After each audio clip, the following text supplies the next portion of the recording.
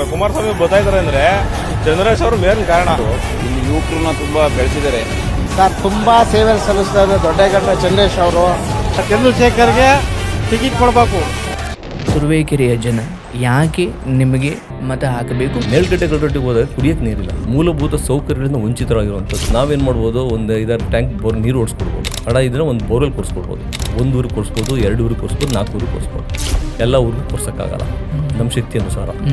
ಅದಕ್ಕೆ ಅಧಿಕಾರ ಬೇಕು. ನಾನು ಸೊರವನಹಳ್ಳಿಗೆ ಹೋಗಿ ಒಂದು ಕೂತ್ಕೊಂಡ್ರೆ ಒಂದು ಕಾಫಿ ಅಂಗಡಿನಲ್ಲಿ 120-150 ಕಾಫಿ ಮೇಲೆ ಆಗ್ತವೆ. ಕುಡಿಬಿಟ್ಟು ಹಿಂಗೆ ಹೊರಟ್ರೆ ಅಣ್ಣ ನಮ್ಮೂರಿಗೆ ಬನ್ನಿ, ಅಲ್ಲಿಂದ ಹೋಯ್ತು ಮಲ್ಲಿಗೆರೆ ಪಾಳ್ಯದವ್ರು ಕರೀತಾರೆ, ಚಿಕ್ಕ ಮಲ್ಲಿಗೆರೆ ಕರೀತಾರೆ, ದೊಡ್ಡ ಮಲ್ಲಿಗೆರೆ ಕರೀತಾರೆ, ತೂಬಿನ ಗಿಡ ನಮ್ಮ ಊಟಕ್ಕೆ ಬನ್ನಿ ಅಂತಾರೆ. ಅದೊಂಥರ ಸ್ವರ್ಗ. ಅದು ಆ ಸ್ವರ್ಗನ ನಾನು ಅನುಭವಿಸಿದ್ದೀನಿ. ನಾನು ತುರುವೇಕೆರೆ ತಾಲೂಕಿನಲ್ಲಿ ಕುಮಾರಸ್ವಾಮಿ ದೇವೇಗೌಡರು ಅಂದ್ರೆ ಪ್ರಾಣ. ಜನಕಾಗೆ ಕನಸ ಕೋಟೆ ಕಟ್ಟಿದ ಸ್ವಾಮಿನಿಷ್ಠೆ. ನಮ್ಮ ಸ್ವಾರ್ಥಕ್ಕೆ ಏನಾರ ಅಧಿಕಾರ ಉಪಯೋಗಿಸಿದ್ದೆ ಆದರೆ ಅದು ಆತ್ಮಸಾಕ್ಷಿಗೆ ದ್ರೋಹ ಬಗೆದಂಗೆ. ಯಾಕಂಗಾಗುತ್ತೆ ಅಂತ ನಿಮಗೆ ಯುವ ರಾಜಕಾರಣಿಯಾಗಿ ನಿಮಗೆ ಏನು ಅನ್ಸುತ್ತೆ? ಅವನು ಕಸ ಗುಡಿಸ್ತಾ ಇರಲಿ, ಚರಂಡಿ ಬಚ್ತಾ ಇರಲಿ, ಅಂಥವ್ರನ್ನು ನಾವು ಗುಡಿಸ್ಬಿಟ್ಟು ಅವ್ನು ಹೆಸರಿಟ್ಟು ಕರೆದಾಗಲೇ ಅವ್ನು ರಾಜಕಾರಣಕ್ಕೆ ಅರ್ಹ ಅಂತ ನಾನು ಭಾವಿಸ್ತೀನಿ.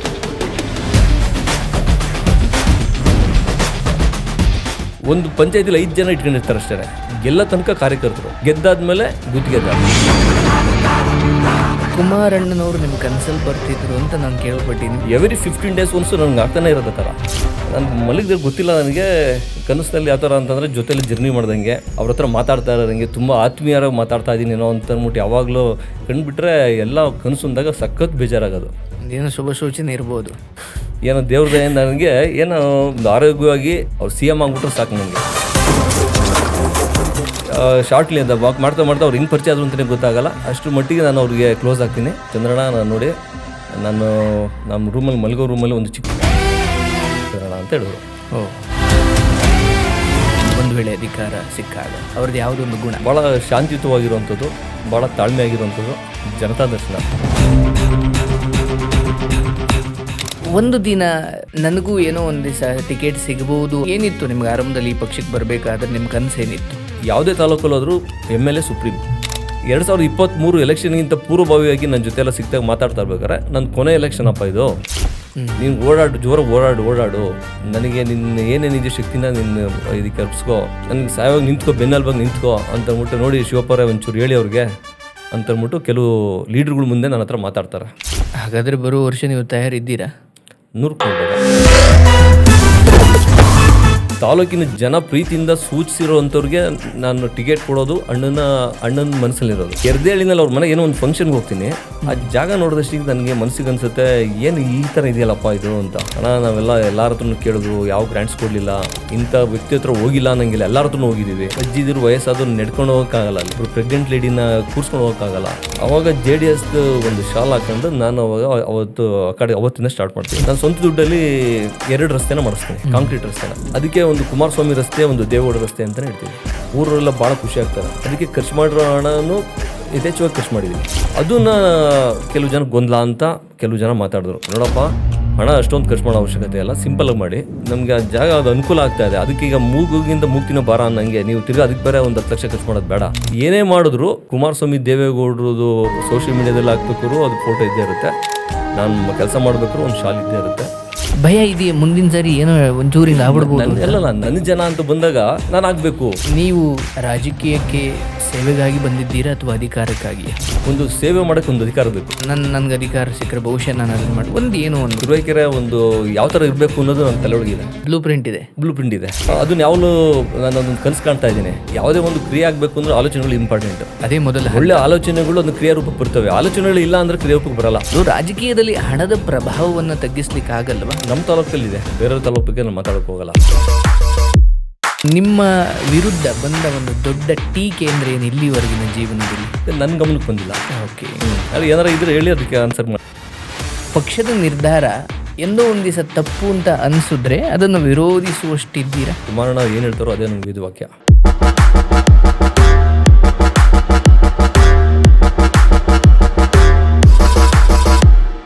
ಯುವ ನಾಯಕರಿಗೆ ಅವಕಾಶವನ್ನು ಕೊಡ್ತಾ ಇಲ್ಲ. ಈ ಬಾರಿ ಕೊಡ್ತಾರೆ ಅಂತ ಅನ್ಕೊಂಡಿದ್ದೀನಿ. ತುಂಬ ಕೋಟಿ ಉಳ್ಳವರು ಅನ್ನೋದು ಸತ್ಯವ ಸುಳ್ಳ? ಏನಿರುತ್ತೆ ನಿಮ್ಮ ದಾನ ಅಥವಾ ಉಪಕಾರದ ಸಮಯದಲ್ಲಿ ನಿಮ್ಮ ಮನಸ್ಥಿತಿ ಏನಿರುತ್ತೆ? ನಂದು ನಿರ್ಲಿಪ್ತದ ಸ್ಥಿತಿ ಅಂತ. ಒಂದು ಕಿಡ್ನಿ ಕತೆ ಬಂತು, ಅದು ಆ್ಯಕ್ಚುಲಿ ಏನಾಯ್ತು ಅಲ್ಲಿ ಕಿಡ್ನಿ ಕಿಡ್ನಿ ಒಂದು 2 ಮಿನಿಟ್ಸ್ ಕೆಂತ ಹೋದೆ. ನಾನು ಜಗ್ಗೇಶ್ ಅವ್ರನ್ನ ಭೇಟಿ ಮಾಡಿ, ನೋಡಿ ಈ ಥರ ನೀವು ಹೋದ್ಮೇಲೆ ನನಗೆ ಈ ಥರ ಎಲ್ಲ ಆಯಿತು ನನ್ನ ಪರಿಸ್ಥಿತಿಗೆ ಅಂದಾಗ, ಇಲ್ಲ ಚಿಂತೆ ಮಾಡಬೇಡ, ಸಾಯಿಬಾಬಾ ಇದ್ದಾರೆ, ಸಾಯಿಬಾಬಾ ಅಂದ್ರೆ ಕರ್ಕೊಂಡು ಹೋಗ್ತೀನಿ ಅಂತ ಹೇಳ್ಬಿಟ್ಟು ಶಿರಡಿ ಕರ್ಕೊಂಡು ಹೋಗ್ತಾರೆ. ಹೋಗಿ ಬಾಬುನ ದರ್ಶನ ಮಾಡ್ತೀನಿ. ಬಾಬುನ ದರ್ಶನ ಮಾಡೋದಷ್ಟಿಗೆ ನನಗೆ ಗೊತ್ತಿಲ್ಲ, ಮುಟ್ಟಿದ್ದೆಲ್ಲ ಚಿನ್ನ. ಮುಖ್ಯಮಂತ್ರಿ ಆದರೆ ಆ ಮೊದಲನೇ ದಿನ ಏನು ನಿರ್ಧಾರ ತಗೊಳ್ತೀರಿ ನೀವು? ಏನು ಮಾಡ್ತೀರಿ? ಏನು ಬದಲಾವಣೆ ತರಕ್ಕೆ ಇಷ್ಟಪಡ್ತೀರಿ? ಒಬ್ಬ MLA ಮಿನಿಸ್ಟರ್ ಆದರೂ ಒಂದೇ ಹಾಸ್ಪಿಟ್ಲು, ಕಾರ್ಪೊರೇಟ್ ಹಾಸ್ಪಿಟ್ಲು, ಒಬ್ಬ ಕೂಲಿ ಮಾಡ್ತೀನೋ ಅದೇ ಹಾಸ್ಪಿಟ್ಲು ಸಿಗಬೇಕು. ಅಂಥ ವ್ಯವಸ್ಥೆನ ನಾನು CM ಆದರೆ ಮಾಡ್ತೀನಿ. ಮುಖ್ಯಮಂತ್ರಿ ಅಥವಾ ಸಂಸದ? ಈ ಸಂಸದ ಆದರೆ ಏನಾಗುತ್ತೆ ಅಂದರೆ ಒಂದು ಜಿಲ್ಲೆಗೆ ಮಾತ್ರ ಸೀಮಿತ ಆಗ್ತೀವಿ. ರಾಜಕೀಯದಲ್ಲಿ ನಿಮ್ಮ ಬೆಸ್ಟ್ ಫ್ರೆಂಡ್? ಅಧಿಕಾರ, ಜನರ ಪ್ರೀತಿ. ಲಾಸ್ಟಿಗೆ ನಿಮಗೆ ಅಧಿಕಾರ ಇಟ್ಕೊಂಡು ಪ್ರೀತಿನೇ ಇಲ್ದಾನೆ ಏನು ಮಾಡ್ತೀವಿ? ಸ್ನೇಹಿತರ ಹೆಚ್ಚ, ಶತ್ರುಗಳ ಹೆಚ್ಚ? ನಮಗೆ ಸ್ನೇಹಿತರು. ನಿಮ್ಮ ದೌರ್ಬಲ್ಯ? ನಾವು ಹುಡುಕೊಳ್ಳೋದು ಕ್ವಶನೇ ತಪ್ಪು ಅನ್ಸುತ್ತೆ ನನಗೆ. ಕೃಷ್ಣ ಹೇಳುವಂಥದ್ದು, ಆ ಧರ್ಮಿಗಳಿಂದ ಈ ಸಮಾಜಕ್ಕೆ ಏನು ಅನ್ಯಾಯವಾಗುತ್ತೋ, ಧರ್ಮ ತಿಳಿದವರ ನಿಷ್ಕ್ರಿಯತೆಯಿಂದಲೂ ಅಷ್ಟೇ ಅನ್ಯಾಯ ಆಗುತ್ತೆ ಈ ಸಮಾಜಕ್ಕೆ. ಬ್ಯಾನರ್ ನೋಡ್ಬಿಟ್ಟು ಹೋಗೋದೋಗೋ ಮಟ್ಟಿಗೆ ನಾವು ಬದುಕೋದು ಬೇಡ. ಅಂದರೆ ಹೀಗೆ ಯೋಚನೆ ಮಾಡುವ ಒಂದು ಶ್ರೀಮತಿಯನ್ನು ಪಡೆಯುವುದು ಎಂಥ ಭಾಗ್ಯ ಅಲ್ವಾ ಸರ್? ನಿಮ್ಮ ಕನಸು? ಕಲ್ಯಾಣ ತುರುವೇಕೆರೆ, ಮೈಂಡಿನ ತುರುವೇಕೆರೆ ಇನ್ ಮೈಂಡ್. ತುರುವೇಕೆರೆ ಜನಗಳಿಗೋಸ್ಕರ ಸೇವಾ ಕ್ಷೇತ್ರದಲ್ಲಿ ಒಂದು ಹೆಜ್ಜೆ ಗುರುತನ್ನು ಬಿಟ್ಟು ಹೋಗಬೇಕು ಅನ್ನೋದು ಒಂದು ನನಗೆ ಆಸೆ ಇದೆ.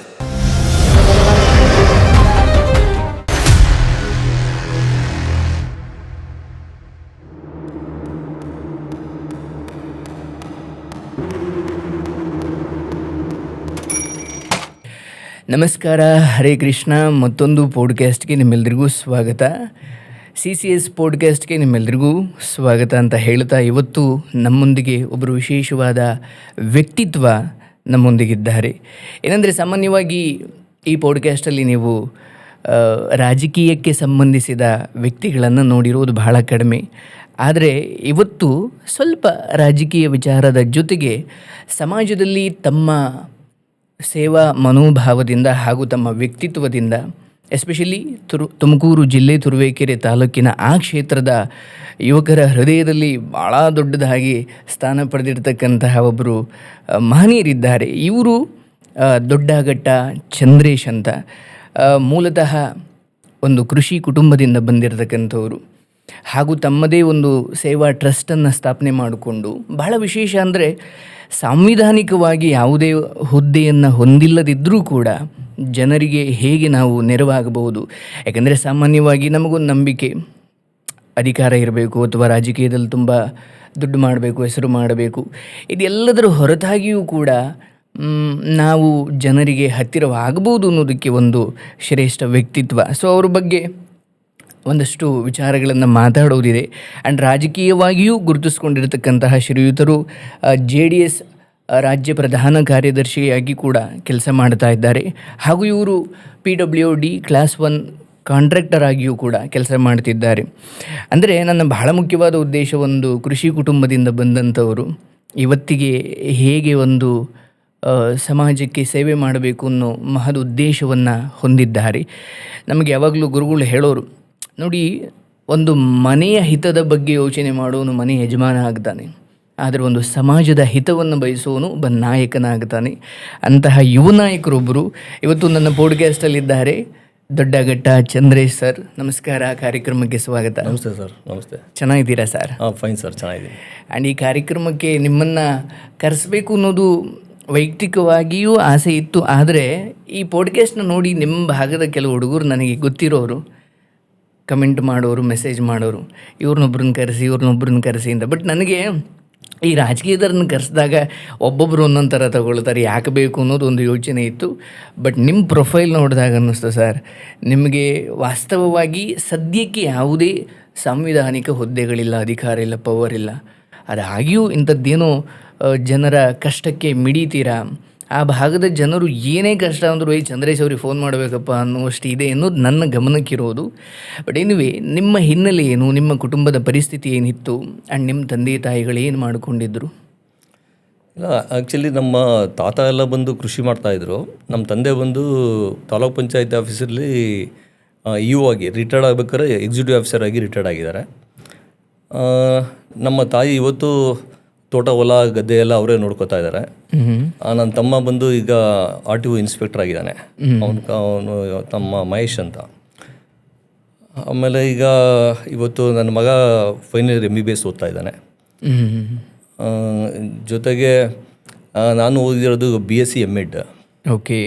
ನಾನು ಓದಿದ್ದೆಲ್ಲ ಈಗ ಫಸ್ಟು ತುರುವೇಕೆರೆನಲ್ಲಿ ದೀಪು ಕಾನ್ವೆಂಟಲ್ಲಿ 1 to 6th ಓದಿದೆ.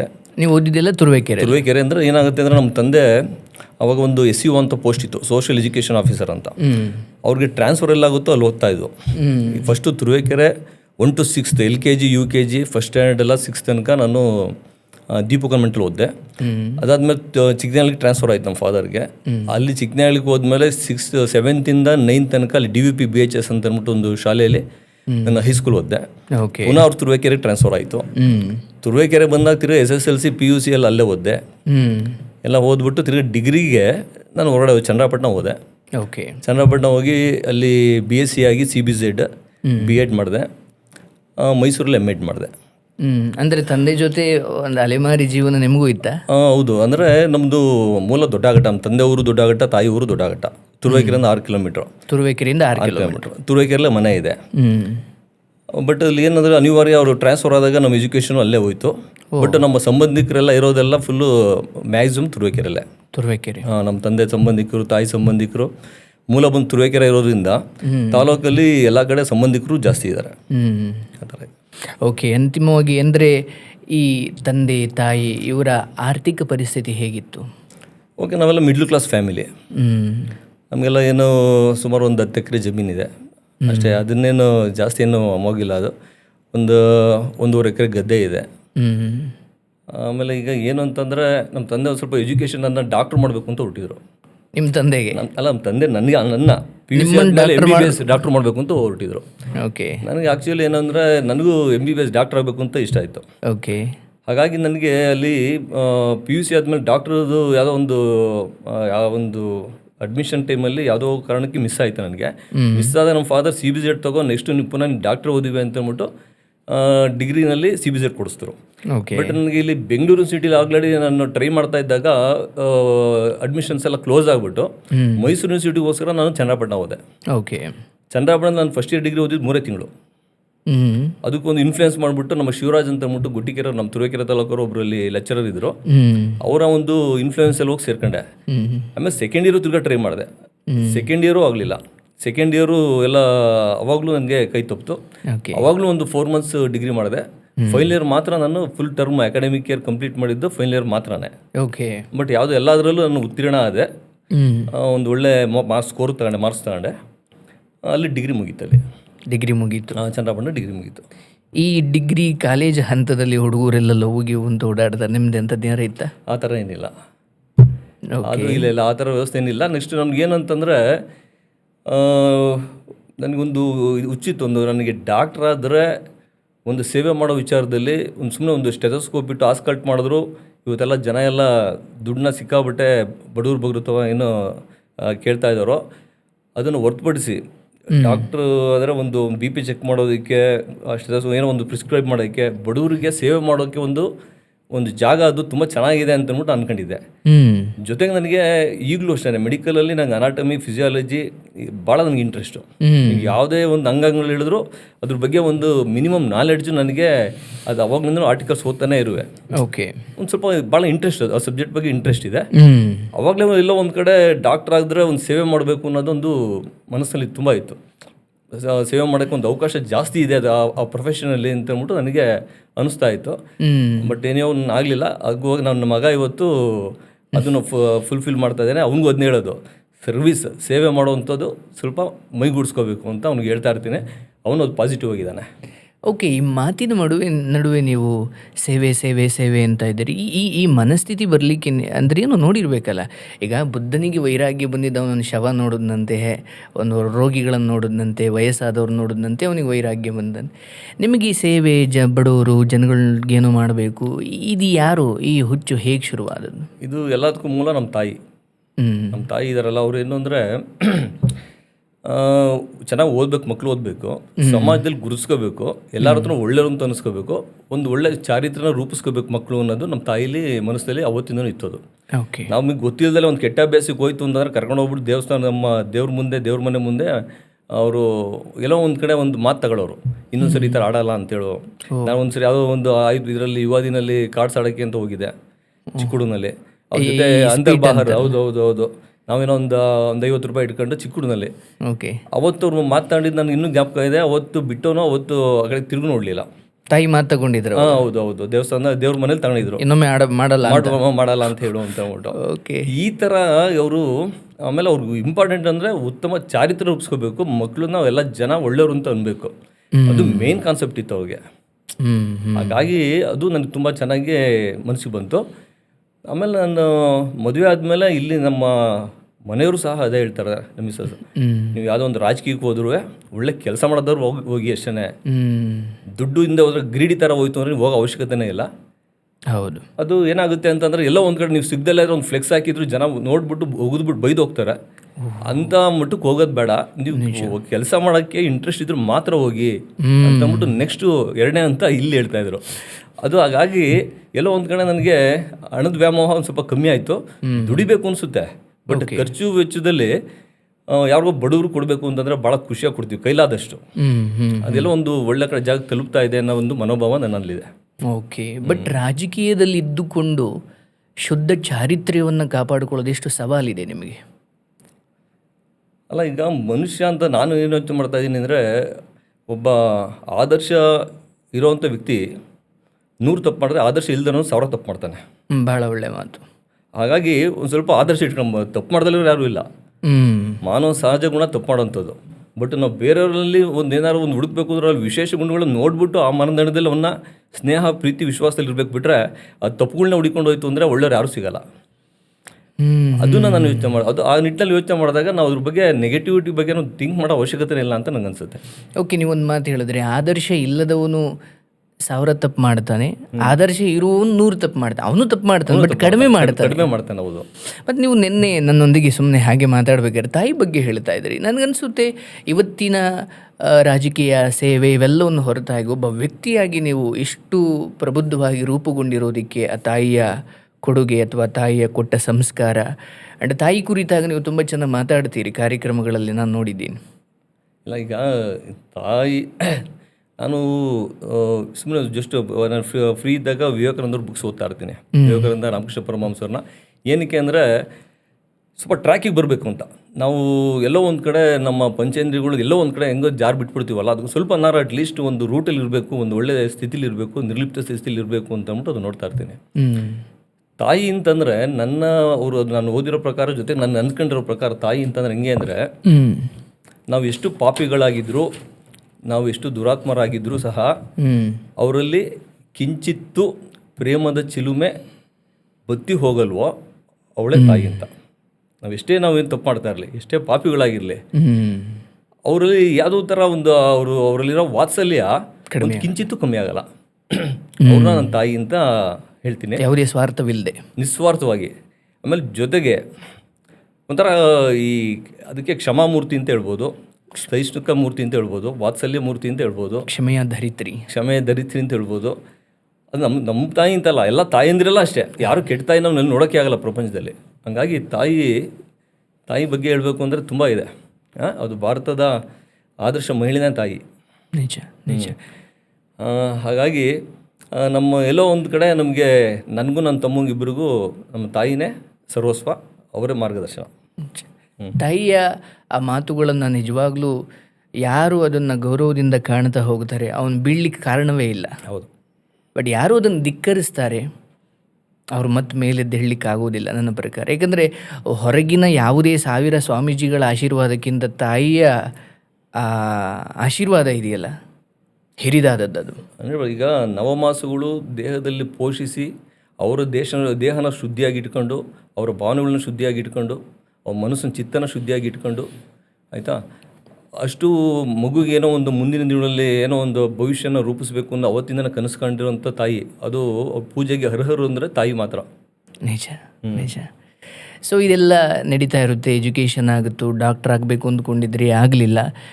ನಂತರ ನೀವು ಕಾಂಟ್ರಾಕ್ಟ್ರು ಅಥವಾ ಈ ಹಂತಕ್ಕೆ ಬಂದಿದೆ, ಹೇಗೆ ಆ ಬದಲಾವಣೆ ಎಲ್ಲ ಆಯ್ತು? ಅದು ನಮಗೆ 1999 ನಾನು ಮದುವೆ ಆದೆ. 1999ರಲ್ಲಿ ಮದುವೆ ಆದಾಗಲೂ ನನ್ನ ಕೆಲಸ ಇರಲಿಲ್ಲ. ಕೆಲಸ ಇಲ್ದಾಗ ನಮ್ಮ ತಂದೆ ಒಬ್ಬರು ಇಲ್ಲಿ ನಮ್ಮ ಕಲ್ಪತರು ಆಶ್ರಮ ಅಂತ ಮೈಸೂರಿನಲ್ಲಿ ಆಶ್ರಮ ಇದೆ, ಅಲ್ಲಿ ಶಿವಕುಮಾರ ಸ್ವಾಮೀಜಿಯವರು ಅಂತಿದ್ದಾರೆ. ಅವ್ರ ಹತ್ರ ಕರ್ಕೊಂಡು ಹೋದ್ರು. ನನ್ನ ಮಗನಿಗೆ ಕೆಲಸ ಇಲ್ಲ, ಏನಾರು ಒಂದು ಕೆಲಸ ಕೊಡಿ, ಟೀಚರ್ ನಾನು BEd ಆಗಿದೆ, ಇದರಲ್ಲಿ ನಿಮ್ಮ ಶಾಲೆಗಳಲ್ಲಿ ಶಿಕ್ಷಣ ಸಂಸ್ಥೆಯಲ್ಲಿ ಒಂದು ಫ್ಯಾಕಲ್ಟಿ ಒಂದು ಟೀಚಿಂಗ್ ಪ್ರೊಫೆಷನ್ ಕೊಡಿ ಅಂತ ಹೇಳಿದ್ರು. ಸ್ವಾಮೀಜಿಯವರು ಅದಕ್ಕೆ ಅವತ್ತು ನಮ್ಮ ತಂದೆ ಒಪ್ಕೊಂಡ್ಬಿಟ್ಟು ಒಂದು ಮಣಿಚಂಡೂರು ಅಂತ ಒಂದು ಊರಿದೆ, ಅಲ್ಲಿ ನೀನು ಯಾವ ಪಾಠ ಮಾಡ್ತೀಯಪ್ಪ ಅಂದರು. ಬಯಾಲಜಿ ಇಂಟ್ರೆಸ್ಟ್ ಇದೆ ಸರ್, ಬಯಾಲಜಿ ಮಾಡ್ತೀನಿ ಅಂದೆ ಸ್ವಾಮಿಯಿಂದ. ಆಯಿತು, ಬಯಾಲಜಿ ಪಾಠ ಮಾಡೋಗು, ನಾನು ಹೇಳ್ತೀನಿ, ಹೆಡ್ ಮಾಸ್ಟ್ರಿಗೆ ಫೋನ್ ಮಾಡಿ ಅಂತ ಹೇಳ್ತಾರೆ. ನಾನು ಸೀದಾ ಒಂದು ವೆಹಿಕಲಲ್ಲಿ ನಮ್ಮ ತಂದೆ ಒಂದು ಬುಲೆಟ್ ಕೊಡಿಸಿದ್ರು, ಅದರಲ್ಲಿ ಹೋಗ್ತೀನಿ. ನಾನು ಹೋಗ್ಬಿಟ್ಟು ಮಣಿಚಂಡೂರಲ್ಲಿ ಪ್ರೇಯರ್ ನಡೀತಾ ಇರುತ್ತೆ. ಆ ಟೈಮ್ಗೆ ಹೋದಾಗ ಪ್ರೇಯರ್ ಮುಗ್ದಾದ್ಮೇಲೆ ಪ್ರಿನ್ಸಿಪಾಲ್ನ ಪರಿಚಯ ಮಾಡ್ಕೊತೀನಿ, ಚಂದ್ರಶೇಖರ್ ಅಂತ. ಪರಿಚಯ ಮಾಡಿದಷ್ಟಿಗೆ ಕ್ಲಾಸಸ್ ತಗೋಬೇಕು, ಹಿಂಗೆ ಸ್ವಾಮೀಜಿಯವರು ಹೇಳಿದ್ದಾರೆ ಅಂತ ಹೇಳ್ತೀನಿ. ಆಯಿತು ಸರ್ ಮಾಡಿ ಅಂತ ಹೇಳ್ತಾರೆ. ನನಗೊಂದು ಕುತೂಹಲ ಇರುತ್ತೆ, ಉತ್ಸಾಹ. ಇದೇನು ಅಂತಂದರೆ ನನಗೆ ಸಂಬಳ ಎಷ್ಟು ಕೊಡ್ತಾರೆ, ನನಗೆ ಒಂದು ಮುಂಚೆಯಿಂದನೂ ನನಗೆ ಹಣ ಸಂಪಾದನೆ ಮಾಡಬೇಕು ಅನ್ನೋದು ತುಂಬ ಇದೆ. ಅದನ್ನು ಒಂದು ಚೌಕಟ್ಟಲ್ಲಿ ಖರ್ಚು ಮಾಡಬೇಕು ಅನ್ನೋದು ತುಂಬ ಇದೆ ಅವತ್ತಿಂದನೂ. ಆ ನಿಟ್ಟಿನಲ್ಲಿ ನಾನು ಸಂಬಳ ಕೇಳ್ತೀನಿ. ಅವ್ರೇನು ಹೇಳ್ತಾರೆ, 1,500 ರೂಪಾಯಿ ಕೊಡ್ತಾರೆ ಅಂತ ಹೇಳ್ತಾರೆ ತಿಂಗಳಿಗೆ 99ನಲ್ಲಿ 2000 ಐ ಥಿಂಕ್ 2000 ಮದುವೆಯಾಗಿ 1 ವರ್ಷ ಆಗಿದೆ. ಅರ್ಥಾತ್ ಒಂದು 26 ವರ್ಷದ ಹಿಂದಿನ ಕತೆ. 1,500 ಅಂತ. ಅದಕ್ಕೆ ನಾನು ಏನು ಸರ್ ಇಷ್ಟೊಂದು ಕಮ್ಮಿ ಅಂತ ಅಂದೆ. ನನಗೆ 3,000 ಕೊಡ್ತಾ ಇದ್ದಾರೆ ಅಂತ ಹೇಳ್ತಾರೆ ಪ್ರಿನ್ಸಿಪಾಲು. ಅಂದರೆ ಅದು ಏನಂದರೆ ಅದು ಎಡಿಟ್ ಆಗಿರಲ್ಲ ಅನ್ಸುತ್ತೆ ಮೋಸ್ಟ್ಲಿ ಅವಾಗ. ಅವ್ರಿಗೆ ಟೆಂಪ್ರರಿ ಅವರು ಮಾಡ್ತಾರೆ, ನಾನು ತುಂಬ ವರ್ಷದಿಂದ ಕೆಲಸ ಮಾಡ್ತಾ ಇದ್ದೀನಿ, ನನಗೆ 3,000 ಕೊಡ್ತಾ ಇದ್ದಾರೆ ಅಂತ ಹೇಳಿದ್ರು. ನನಗೆ ನಾನು ಹೇಳಿದೆ, ಮಕ್ಕಳಿಗೆ ನಾನು ಫಸ್ಟ್ ಒಂದು ಕ್ಲಾಸ್ ತಗೊಂಬಿಟ್ಟು ಅವ್ರು ಬೇರೆ ರೀತಿ ಯೋಚನೆ ಮಾಡಿ ತಿರ್ಗಾ ನಾನು ಬರ್ದಲ್ಲ ಇರೋ ತಪ್ಪಾಗುತ್ತೆ, ದಯಮಾಡಿ ಕ್ಷಮಿಸಿ ಸರ್, ನಾನು ತಿರ್ಗಾ ಸ್ವಾಮೀಜಿ ಹತ್ರ ಹೋಗಿ ಮಾತಾಡಬೇಕು, ನಾನು ಹೋಗ್ತೀನಿ ಅಂತಂದ್ಬಿಟ್ಟು ಪುನಃ ಬುಲೆಟ್ ನಾನು ವೆಹಿಕಲ್ ತಗೊಂಡು ನಾನು ಸೀದಾ ನಾನು ಸ್ವಾಮೀಜಿಯವ್ರು ನೋಡೋಕೆ ಹೋಗ್ತೀನಿ. ಕ್ಲಾಸ್ ತಗೊಳ್ಳಿಲ್ಲ. ಅಲ್ಲಿ ಹೋದಾಗ ಸ್ವಾಮೀಜಿಯವರು ಇರ್ತಾರೆ, ಅವ್ರಿಗೆ ನಮಸ್ಕಾರ ಮಾಡಿಬಿಟ್ಟು, ಬುದ್ಧಿ ನನಗೆ ಇಲ್ಲ ಕೇಳಿದೆ, ಇಲ್ಲಿ ಈ ಥರ ಸಂಬಳದ್ದು ಹೇಳಿದ್ರು, ನನಗೆಲ್ಲೋ ಒಂದು ಕಡೆ ಅನ್ನಿಸ್ತಾ ಇದೆ, ನನಗೆ ಸ್ವಲ್ಪ ಜಾಸ್ತಿ ಸಂಪಾದನೆ ಮಾಡಬೇಕು ಅನ್ನೋದೊಂದು ಒಳ್ಳೆ ಒಂದು ಕಿಚ್ಚಿದೆ. ಇವತ್ತಿನ ಕಾಲಕ್ಕೆ ದುಡ್ಬೇಕು, ಹಣ ಬೇಕು, ಹಣನ ಎಲ್ಲೋ ಒಂದು ಒಳ್ಳೆ ರೀತಿ ವ್ಯರ್ಥ ಮಾಡಿ ಇದು ಮಾಡಬೇಕು ಅಂತ ಅಂದ್ಬಿಟ್ಟಿದೆ, ಖರ್ಚು ಮಾಡಬೇಕು ಅಂತ. ಅವ್ರನ್ನ ನೋಡ್ಕೊಂಡು ನಗ್ತಾನೆ ಇದ್ರು ಅವರು. ಹಿಂಗೆ ಹೇಳಿದ್ರೆ ನೀವು? ಹಿಂಗೆ ಹೇಳಿದ್ವಿ, ನೇರವಾಗಿ ಹೇಳಿದ್ದೀನಿ ಸ್ವಾಮೀಜಿಗೆ. ಅವ್ರು ಓಪನ್ ಆಗಿ ಮಾತಾಡ್ದಕ್ಕೆ ಸ್ವಾಮೀಜಿಯವ್ರು ಏನು ಹೇಳಿದ್ರು, ನಗ್ತಾ ಇದ್ರು, ಚಂದ್ರೇಶ್ ಎಲ್ಲಪ್ಪ ಈಗ ಆಯಿತು, ಏನು ಮಾಡ್ತೀಯ ಆಗ ಅಂತ ಹೇಳಿದ್ರು. ನಿಮ್ಮ ಮಠದಲ್ಲಿ ನಿಮ್ಗೆ ಅಸ್ಟೆಂಟಾಗಿ ತಗೊಂಬಿಡಿ, ನನಗೆ ಮಠದ ಬಗ್ಗೆ ಏನಾರು ಏನಾರು ಪ್ಲ್ಯಾನ್ ಇತ್ತು ಅಂದರೆ ಅಭಿವೃದ್ಧಿ ಕಾರ್ಯದಲ್ಲಿ ನಾನು ಕೈ ಜೋಡಿಸ್ತೀನಿ, ಏನೋ ಒಂದು ದೊಡ್ಡ ಮಟ್ಟಕ್ಕೆ ಮಾಡಬೇಕು ಬುದ್ಧಿ, ಆ ಥರ ಇದೆ ನನಗೆ ತುಂಬ ಅಂತ ಹೇಳಿದೆ. ಅವ್ರು ನಗ್ಬಿಟ್ಟು, ಇಲ್ಲ ಆ ಥರ ಎಲ್ಲ ಬೇಡ, ನೀನು ಸಮಯ ಸಂದರ್ಭ ನಾನೇ ಹೇಳ್ತೀನಿ ನಾನು ಅಂತ ಇದ್ದಾಗ ನೀನು ಹೇಳ್ತೀನಿ ಬಿಡಪ್ಪ ಅಂತ ಹೇಳ್ತಾರೆ. ನಾನು ವಾಪಸ್ ಮನೆಗೆ ಬಂದು ಹೇಳ್ತೀನಪ್ಪ ಹಂಗಾಯ್ತು ಅಂತಂದ್ಬಿಟ್ಟು ಹೇಳ್ತೀನಿ ನಾನು. ಆಮೇಲೆ ನನ್ನ ಬ್ರದರ್ ಕಡೆಯಿಂದ ನಮ್ಮ ಮಿಸಸ್ ಅಕ್ಕನ ಯಜಮಾನ್ರು ಇದ್ದಾರೆ, ಒಬ್ಬರು ಪುರುಷಸ್ವಾಮಿಗೌಡರು ಅಂತ, ಅವರು ಒಂದು ಕೆಲಸ ಮಾಡ್ತಾ ಇರ್ತಾರೆ, ಟೆಂಡರ್ ಅವ್ರಿಗೂ ಒಂದು ಬ್ರಿಡ್ಜ್ ಕೆಲಸ. ಅವ್ರ ಜೊತೆ ನಾನೇ ಕೇಳ್ಕೊಂಡಾಗ ಅವರು ನನ್ನ ಪಾರ್ಟ್ನರ್ಶಿಪ್ಗೆ ಹಾಕೋತಾರೆ. ಆ ಪಾರ್ಟ್ನರ್ಶಿಪ್ಪಲ್ಲಿ ನಾನು ಕೆಲಸ ಮಾಡೋಕ್ಕೆ ಮೊದಲನೇ ವರ್ಕ್ ಅದು ಕಾಂಟ್ರಾಕ್ಟರ್ ಆಗಿ. ನಿಮ್ಮ ಎಷ್ಟನೇ ವಯಸ್ಸದು? ನಾನು ಬೇರೆ ಚಿಕ್ಕ ವಯಸ್ಸಲ್ಲಿ ಮದುವೆ ಆಗಿದೆ, 25ಕ್ಕೆ ಮದುವೆ ಆಗಿದ್ದೆ, 27 ಅನ್ಸುತ್ತೆ ನನಗೆ. ಓಕೆ, ಅಲ್ಲಿಂದ ನಿಮ್ಮ ಆ ಕಾಂಟ್ರಾಕ್ಟರ್ ಜರ್ನಿ ಸ್ಟಾರ್ಟ್ ಆಯಿತು. ಅದೇ ಟೈಮಲ್ಲಿ ಸ್ವಾಮೀಜಿಯವರು ಹೋಗ್ತಾ ಬರ್ಬೇಕಾದ್ರೆ ನಾನು ನೋಡ್ತಾ ಇರ್ತಾರೆ, ಶಿವಕುಮಾರ ಸ್ವಾಮೀಜಿಯವರು ಏನು ಚಂದ್ರೇಶ್ ಇಲ್ಲಿ ಕೆಲಸ ಮಾಡ್ತಾನಲ್ಲ ಅಂತಂದ್ಬಿಟ್ಟು. ಆಮೇಲೆ ನಾನು ಕಾರ್ ನಿಲ್ಲಿಸ್ಬಿಟ್ಟು ಪಾದಕ್ಕೆ ನಮಸ್ಕಾರ ಮಾಡಿಬಿಟ್ಟು, ನಿಮ್ಮ ಆಶೀರ್ವಾದ ಮಾಡಿ ಬುದ್ಧಿ ಅಂತ. ಇಲ್ಲ ನೀನು ಬೆಳಿತೀಯಾ, ನೀನು ದೊಡ್ಡ ಮಟ್ಟಿಗೆ ಬೆಳಿತೀಯ, ಅದರಲ್ಲಿ ಎರಡನೇ ಮಾತಿಲ್ಲ, ನಿನಗೆ ಕಿಚ್ಚಿದೆ, ನಾನು ಅವಕಾಶ ಬಂದು ಹೋಗ್ತಾರೆ ನಮ್ಮ ಮಠಕ್ಕೆ ಅಂತ ಹೇಳ್ತಾರೆ. ಸ್ವಾಮೀಜಿಯವರು ಅಟ್ಯಾಚ್ಮೆಂಟ್ ನಂಗೆ ಜಾಸ್ತಿ ಆಗ್ಬಿಡುತ್ತೆ ಹೋಗ್ತಾ. ಒಂದಿನ ಹಂಗೆ ನಾನು ಎಲ್ಲೋ ಒಂದು ಕಡೆ ನಂದು ಸ್ವಾವಲಂಬಿಯಾಗಿ ಬದುಕೋದು ಕಲ್ತಾದ್ಮೇಲೆ ಒಂದು ಅರ್ನಿಂಗ್ ಸ್ಟಾರ್ಟ್ ಆದಾಗ ಆ ಮಠಕ್ಕೆ ಅವ್ರು ಕೇಳಿದಾಗ ನಾನೇ ವಾಲಂಟ್ರಿಗೆ 30,000 50,000 ಕೊಡೋಕ್ಕೆ ಸ್ಟಾರ್ಟ್ ಮಾಡ್ತೀನಿ. ಅವಾಗ ಬೆಂಗಳೂರಲ್ಲಿ ಮನೆ ಮಾಡಿದಾಗ ಬೆಂಗಳೂರು ಮನೆಗೆ ಬರ್ತಾರೆ. ನನ್ನ ಮಗನ ಬರ್ಡೇ ಎಲ್ಲ ಅಲ್ಲೇ ಸ್ಕೂಲಲ್ಲೆಲ್ಲ ಅನಾಥಾಶ್ರಮದಲ್ಲಿ ಇರೋವಂಥ ವಿದ್ಯಾರ್ಥಿಗಳನ್ನೆಲ್ಲ ಕರೆಸ್ಬಿಟ್ಟು ಅವ್ರಿಗೇನೋ ಕೈಲಾಯ್ದು ದಾನ ಮಾಡಿ ಅನಾಥಾಶ್ರಮ ಮಕ್ಕಳು ಮುಂದೆ ಎಲ್ಲ ಒಂದು ಬರ್ಡೇ ಎಲ್ಲ ಮಾಡಿಸ್ತಾ ಇರ್ತೀನಿ.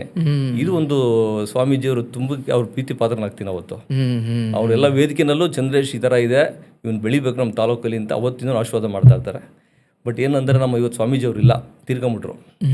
ತುಂಬ ಒಳ್ಳೆ ಸ್ವಾಮೀಜಿಯವರು, ಶಿವಕುಮಾರ್ ಸ್ವಾಮೀಜಿ ಅಂತ. ಈ ಥರ ಆಯಿತು ನೋಡಿ. ಅಂದರೆ ಒಂದು ಮೇಷ್ಟ್ರಾಗಬೇಕು ಅನ್ನೋ ಒಂದು ಯೋಚನೆ, ಅಲ್ಲೆಲ್ಲ ಒಂದು ಕಡೆ ಸಂಬಳ ಕಡಿಮೆ ಅಂತ ಗೊತ್ತಾದಾಗ ನಿಮ್ಮ ಕನಸುಗಳನ್ನು ನೀವು ಬಲಿ ಕೊಡಲಿಲ್ಲ ನೋಡಿ. ಬಹಳ ಮುಖ್ಯವಾಗಿ ಇಲ್ಲಿ ನಾವು ಕಲಿಬೇಕಾಗಿರುವಂತಹ ದೊಡ್ಡ ಪಾಠ, ಕೆಲವೊಮ್ಮೆ ಏನಾಗ್ಬಿಡುತ್ತೆ, ಪರಿಸ್ಥಿತಿಗೆ ಸಿಗಾಕೊಂಡು ನಮ್ಮ ದೊಡ್ಡ ದೊಡ್ಡ ಕನಸುಗಳನ್ನು ನಾವು ಬಿಟ್ಟುಕೊಟ್ಬಿಡ್ತೀವಿ. ಬಟ್ ನೀವು ಅದನ್ನು ಮಾಡಲಿಲ್ಲ, ದಟ್ಸ್ ಗ್ರೇಟ್. ಅದಾದ ನಂತರ ನಿಮಗೆ ಎಲ್ಲ ಈ ಕಾಂಟ್ರಾಕ್ಟ್ ಸಮಯದಲ್ಲೇ ಆ ಜನರ ಒಂದು ಪ್ರೀತಿ ದರ್ಶನವಾಗುವ ಒಂದು ಸಮಯ ಬರುತ್ತೆ. ಅಲ್ಲೇನು ನಡೀತೆ ಆ್ಯಕ್ಚುಲಿ ಅವತ್ತು ನೀವು ಜನರ ಸೇವೆ ಮಾಡಬೇಕು ಅಂತ ಅಂದುಕೊಳ್ಳೋ ಮಟ್ಟಿಗೆ ಜನ ನಿಮಗೆ ಬೆಂಬಲವಾಗಿ ನಿಲ್ತಾರೆ. ಅಲ್ಲೇನೋ ಒಂದಷ್ಟು ಘಟನೆಗಳು ನಡೀತವೆ, ದುಡ್ಡಿನ ವಿಚಾರವಾಗಿ, ರಾಜಕೀಯವಾಗಿ ನಿಮ್ಮ ಮೇಲೆ ಏನೋ ಒತ್ತಡ ಹಾಕ್ತಾರೆ ಅಂತ ಕೆಲವು ಸಂಗತಿಗಳು ನೀವು ಹೇಳ್ತಾ ಇದ್ರಿ. ಹೌದು. ಏನು ನಡೀತಲ್ಲ ಆ್ಯಕ್ಚುಲಿ?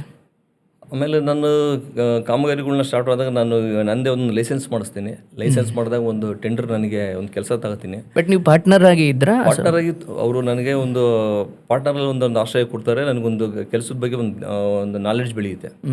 ಅದಾದಮೇಲೆ ನಂತರ ನಾನು ಇಂಡಿವಿಜುವಲ್ ಮಾಡ್ಕೊಳ್ಳೋಕೆ ಸ್ಟಾರ್ಟ್ ಮಾಡ್ತೀನಿ. ಓಕೆ. ಇಂಡಿವಿಜುವಲ್ ಸ್ಟಾರ್ಟ್ ಮಾಡಿದಾಗ ಒಂದು ಸೂಳೆಕೆರೆ ಕೆರೆಯಲ್ಲಿ ಹೂಳೆತ್ತುವ ಕಾಮಗಾರಿ ಅಂತ ಬರುತ್ತೆ. ಕೆರೆ ಹೂಳೆತ್ತುವ ಕಾಮಗಾರಿ ಸೂಳೆಕೆರೆ.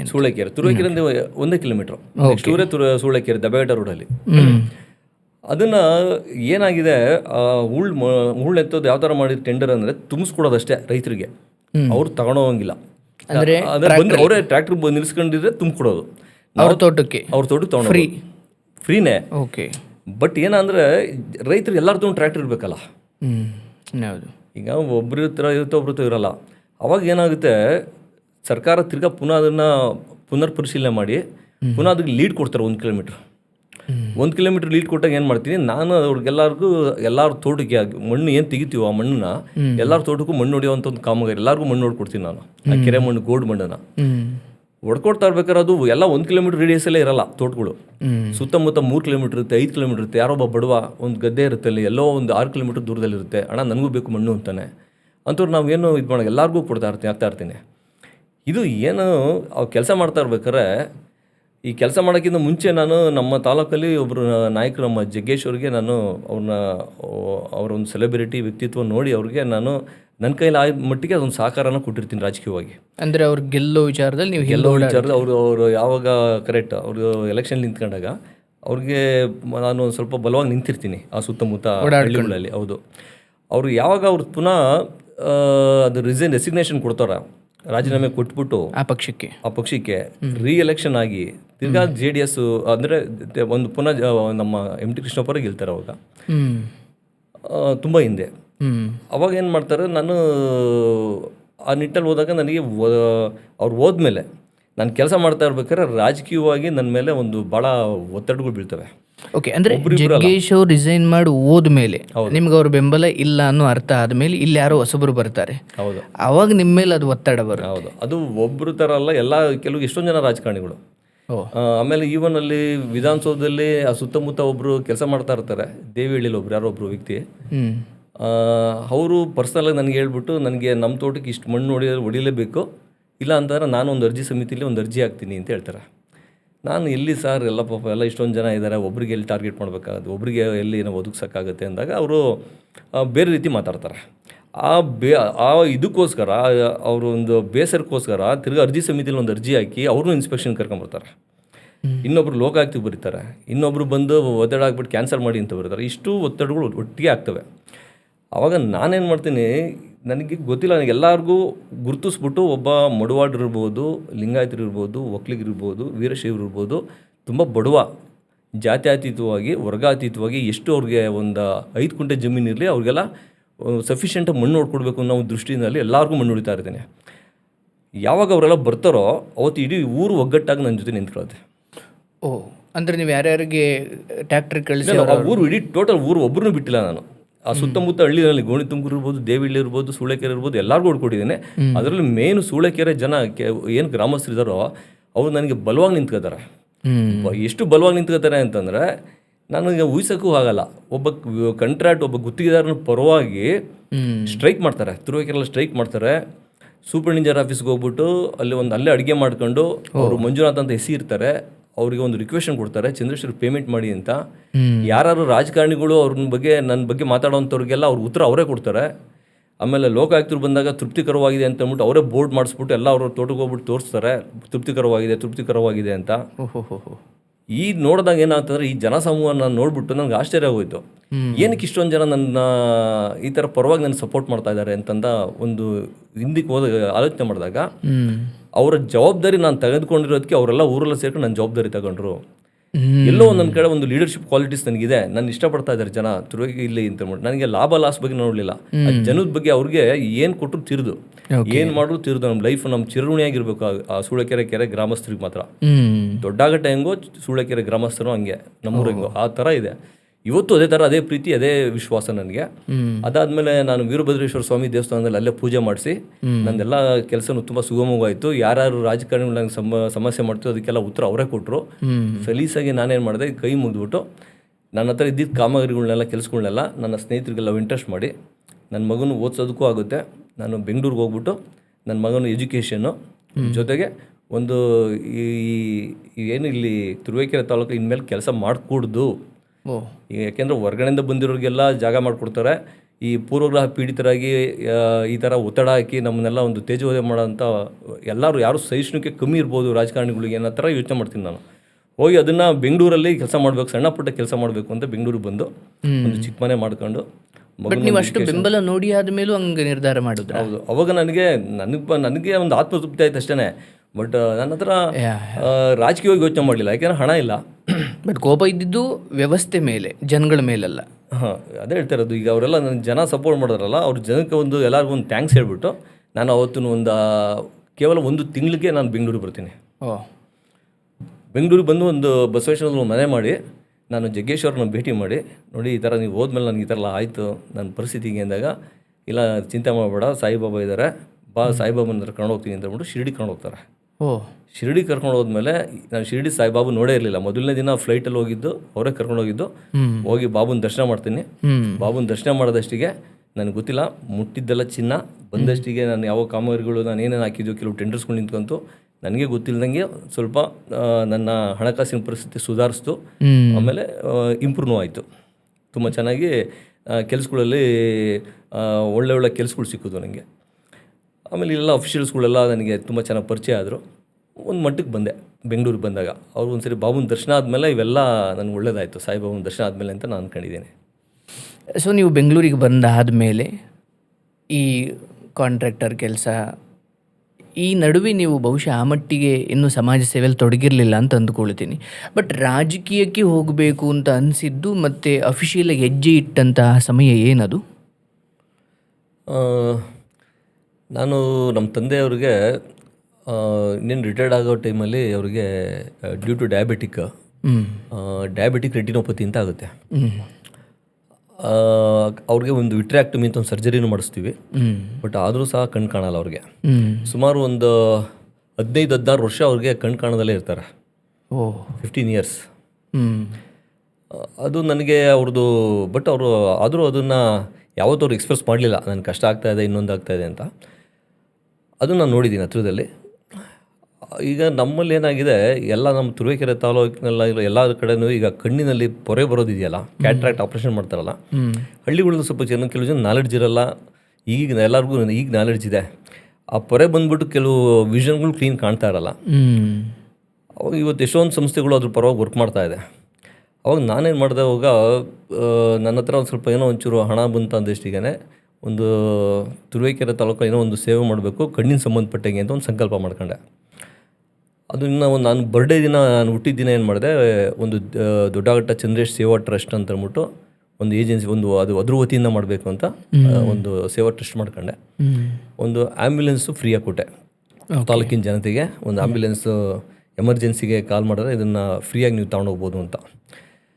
ಅವತ್ತು ಐ ಕ್ಯಾಂಪ್ ಮಾಡೋದಕ್ಕೆ ಮೋದಿ ಹಾಸ್ಪಿಟಲ್ಸ್ಗಳು, ಶ್ರದ್ಧಾ ಐ ಕೇರ್, ಈ ಥರ ತುಂಬ ಅನೇಕ ಶಾಪಲ್ಲೆಲ್ಲ ನಾನು ಹೋಗಿ ಮಾತಾಡ್ಕೊಂಬಂದು ದಬ್ಬೆಘಟ್ಟ ಹೋಬಳಿ, ಶೆಟ್ಕೊಂಡಹಳ್ಳಿ, ಬಾಣಸಂದ್ರ, ಈ ಕಡೆ ಪ್ರತಿ ವಾರ ಪ್ರತಿ ತಿಂಗಳಲ್ಲಿ ಎಲ್ಲ ಕಡೆನೂ ಐ ಕ್ಯಾಂಪ್ ಮಾಡೋ ರೀತಿ ಒಂದು ವ್ಯವಸ್ಥೆ ಮಾಡಿದೆ. ಅಲ್ಲಿ ಅವರು ಬಂದು ವೆಹಿಕಲಲ್ಲಿ ಬರೋರು, ನಾನೆಲ್ಲ ಕಡೆ ಪ್ರಚಾರ, ಊಟ ತಿಂಡಿ ವ್ಯವಸ್ಥೆ, ಅವ್ರನ್ನ ಕರ್ಕೊಂಬರೋವಂಥದ್ದು, ಅವರು ಎಲ್ಲ ಆಪ್ರೇಷನ್ಸ್ ಆದಮೇಲೆ ಅವ್ರ ಮನೆಗೆ ಬಿಟ್ಟು ಬರೋ ಒಂದು ವ್ಯವಸ್ಥೆ, ಒಂದು ಆಟೋಗಳನ್ನ ಆ ಥರನೂ ವ್ಯವಸ್ಥೆ ಮಾಡಿದ್ದೆ. ಅವ್ರನ್ನ ಮಾತಾಡ್ಸೋಂಥ ವ್ಯವಸ್ಥೆ. ಆಮೇಲೆ ಏನಾರು ಅಲ್ಲಿ ಅವಶ್ಯಕತೆ, ಅಲ್ಲಿ ಲೈನ್ಸ್ ಐ ಕೇರ್ ಹಾಸ್ಪಿಟ್ಲ್ ಹತ್ರನಲ್ಲಿ ಹೋದಾಗಲೂ ಅಷ್ಟೇ ಪ್ರತಿ ಸರಿ ಅವ್ರ ಆಪ್ರೇಷನ್ ಆದಮೇಲೆ ಅವ್ರಿಗೆಲ್ಲ ಒಂದು ಸಭೆ ಮಾಡಿ ನಮ್ಮ ಕೈಲಿ ಆಗಿದ್ದು ಅವ್ರಿಗೆಲ್ಲ ಹಣ್ಣು ಹಂಪಲೆಲ್ಲ ಕೊಟ್ಟು ಅವ್ರನ್ನೆಲ್ಲ ಮಾತಾಡ್ಸ್ಕೊಂಬರೋಂಥ ವ್ಯವಸ್ಥೆ ಪ್ರತಿ ಸರಿ ನಡ್ಕೊಂಡು ಹೋಗ್ತಾನೆ ಇತ್ತು. ನಾನು ಅದ್ರಲ್ಲಿ ಭಾಳ ಸಂತೃಪ್ತಿಯಾಗಿದ್ದೆ. ಆಯಿತಾ. ಈಗ ಇದ್ದಾಗ ಏನಾಯಿತು, ಹಿಂಗೆ ನಾನು 2000 ಎಲ್ಲೋ ಒಂದು ಕಡೆ ಗುರ್ಸ್ಕೋಬೇಕು ಪಕ್ಷದಲ್ಲಿ ಅಂತ ಯೋಚನೆ ಮಾಡ್ತಾ ಇದ್ದೆ. ಆ ನಿಟ್ಟಿನಲ್ಲಿ ಹೋದಾಗ ನಾನು ಕುಮಾರಸ್ವಾಮಿ ಅವರು ನನಗೆ ಭಾಳ ಇಷ್ಟ ಆಗ್ತಾರೆ. ಕುಮಾರಸ್ವಾಮಿ ಅವ್ರು ಇಷ್ಟ ಆದಾಗ ಅದು ರಾಜಕೀಯವಾಗಿ ನೇರವಾಗಿ ಗುರ್ಸ್ಕೊಳ್ಳೋವಂಥ ವ್ಯವಸ್ಥೆ ಮಾಡ್ಕೋಬೇಕು ಅಂತ ಅಂದ್ಕೊಂಡೆ. ಅವಾಗ ನಮ್ಮಲ್ಲಿ JDS ನಾಯಕರು ಬಂದು ಅವಾಗ MT ಕೃಷ್ಣಪ್ಪ ಅವರು ಇದ್ದಾರೆ. 2013 ಎಲೆಕ್ಷನ್ಗಿಂತ ಹಿಂದೆ ನಾವು ಹೋಗಿ ಒಂದು ಸೇರ್ಪಡೆ ಸಭೆ ಅಂತ ಅಂದ್ಬಿಟ್ಟು ನಾವೆಲ್ಲ ಸ್ನೇಹಿತರುಗಳೆಲ್ಲ ಸೇರ್ಕೊಂಡು ಒಂದು ಸೇರ್ಪಡೆ ಆಗ್ತೀವಿ JDSಗೆ. ಅರ್ಥಾತ್ ಪ್ರಾಥಮಿಕ ಸದಸ್ಯತ್ವ ಅಂತಾರಲ್ಲ ಅದು. ಹೌದು, ಓಕೆ, ಹೌದು. ಅದಕ್ಕಿಂತ ಮುಂಚೆ ನನ್ನ ಹತ್ರ ನನಗೆ ಬಂದು ಹೇಳಿರ್ತಾರೆ, ಬಂದು ನಮ್ಮ ಪಕ್ಷ ಸೇರ್ಕೊಳ್ಳಿ ಅಂತ ಅಂದ್ಬಿಟ್ಟು ಕೃಷ್ಣಪ್ಪ ಅವ್ರು ತುಂಬ ಸರಿ ಹೇಳಿರ್ತಾರೆ. ಅವಾಗ ನನಗಿನ್ನೂ ರಾಜಕೀಯವಾಗಿ ಅಷ್ಟು ಇಂಟ್ರೆಸ್ಟ್ ಇರಲ್ಲ. ಜಗ್ಗೇಶ್ಗೆ ವ್ಯಕ್ತಿಗತವಾಗಿ ನಾನು ಅವ್ರನ್ನ ನೋಡಿದಾಗ ನಾನು ಕೇವಲ ಒಂದು 5-6 ಊರಿಗೆ ಮಾತ್ರ ನಾನು ಪ್ರಚಾರ ಏನೋ ಒಂದು ಟಚ್ಚಲ್ಲಿದ್ದೆ, ಒಂದು ಸ್ವಾಮಿ ನಿಷ್ಠೆಯಾಗಿ ಅವ್ರ ಜೊತೆ ಟಚ್ಚಲ್ಲಿದ್ದೆ. ಈ ರಾಜಕೀಯ ಗುರ್ಸ್ಕೋಬೇಕು ಅಂತ ವ್ಯವಸ್ಥೆ ಬಂದಾಗ ಎಲ್ಲಿ ಗುರ್ಸ್ಕೋಬೇಕು ಅಂತಂದಾಗ ನನಗೆ ಕುಮಾರಣ್ಣವರ ಇಷ್ಟ ಆದಾಗ ಅವರು ಪ್ರತಿನಿಧಿಯಾಗಿ ನಮ್ಮ ತುರುವೇಕೆರೆಯಲ್ಲಿ ಯಾರು ವರ್ಕ್ ಮಾಡ್ತಾ ಇದ್ದಾರೆ ಅಂತ ಕೃಷ್ಣಪ್ಪ ವರ್ಕ್ ಮಾಡ್ತಾ ಇರ್ತಾರೆ. ಅವ್ರನ್ನ ಭೇಟಿಯಾಗಿ ನಾನು ಅವ್ರನ್ನ ಸೇರ್ಪಡೆ ಕಾರ್ಯಕ್ರಮ ಮಾಡಿ ಸರ್ ನಾನು ಸೇರ್ಕೋತೀನಿ ಅಂತ ಸೇರ್ಕೋತೀನಿ. ಸೇರಾದ್ಮೇಲೆ ಇದೊಂದು ಫಂಕ್ಷನ್ ಮಾಡಿ ಅವ್ರ ಜೊತೆ ಅವರು ಸ್ವಾಮೀಜಿಗಳು ಪ್ಲಸ್ ಇವರು ಸೇರಿ ಆಂಬ್ಯುಲೆನ್ಸ್ನ ಬಿಡುಗಡೆಗೆಲ್ಲ ಇವ್ರನ್ನೇ ಕರೆದು ಆಂಬ್ಯುಲೆನ್ಸ್ ಬಿಡುಗಡೆ ಆಮೇಲೆ ಐ ಕ್ಯಾಂಪ್ಸ್ಗಳೆಲ್ಲ ಸ್ಟಾರ್ಟ್ ಮಾಡಿದ್ದೆ. ಅವ್ರ ಸಮ್ಮುಖದಲ್ಲೇ ನಾನು ಮಾಡ್ತೀನಿ ಅದನ್ನ. MT ಕೃಷ್ಣಪ್ಪ ಅವರು ಇದ್ದರು. ಹೌದೌದು, ಅವ್ರ ಸಮ್ಮುಖದಲ್ಲೇ ಮಾಡ್ತೀನಿ. ಅದಾದ ನಂತರ 13ರಲ್ಲಿ ಅವ್ರಿಗೆ ನನಗೆ ಗೊತ್ತಿರುವಂಥ ಪಂಚಾಯತಿಗಳೆಲ್ಲ ಹೋರಾಟ ಮಾಡಿ ಕೃಷ್ಣಪ್ಪರಿಗೆ ಬಲವಾಗಿ ನಿಂತ್ಕೊಂಡು, ಯಾಕೆಂದರೆ ಒಂದು ಎಂಟ್ರಿ ಆದಷ್ಟಿಗೆ ಸುಮ್ಮನೆ ಕೂತ್ಕೊಳ್ಳೋದಕ್ಕಿಂತ ಅದಕ್ಕೊಂದು ಅರ್ಥ ಇರಬೇಕು ಅಂತ ನೈಜವಾಗಿ ಕೆಲಸ ಮಾಡ್ತೀನಿ.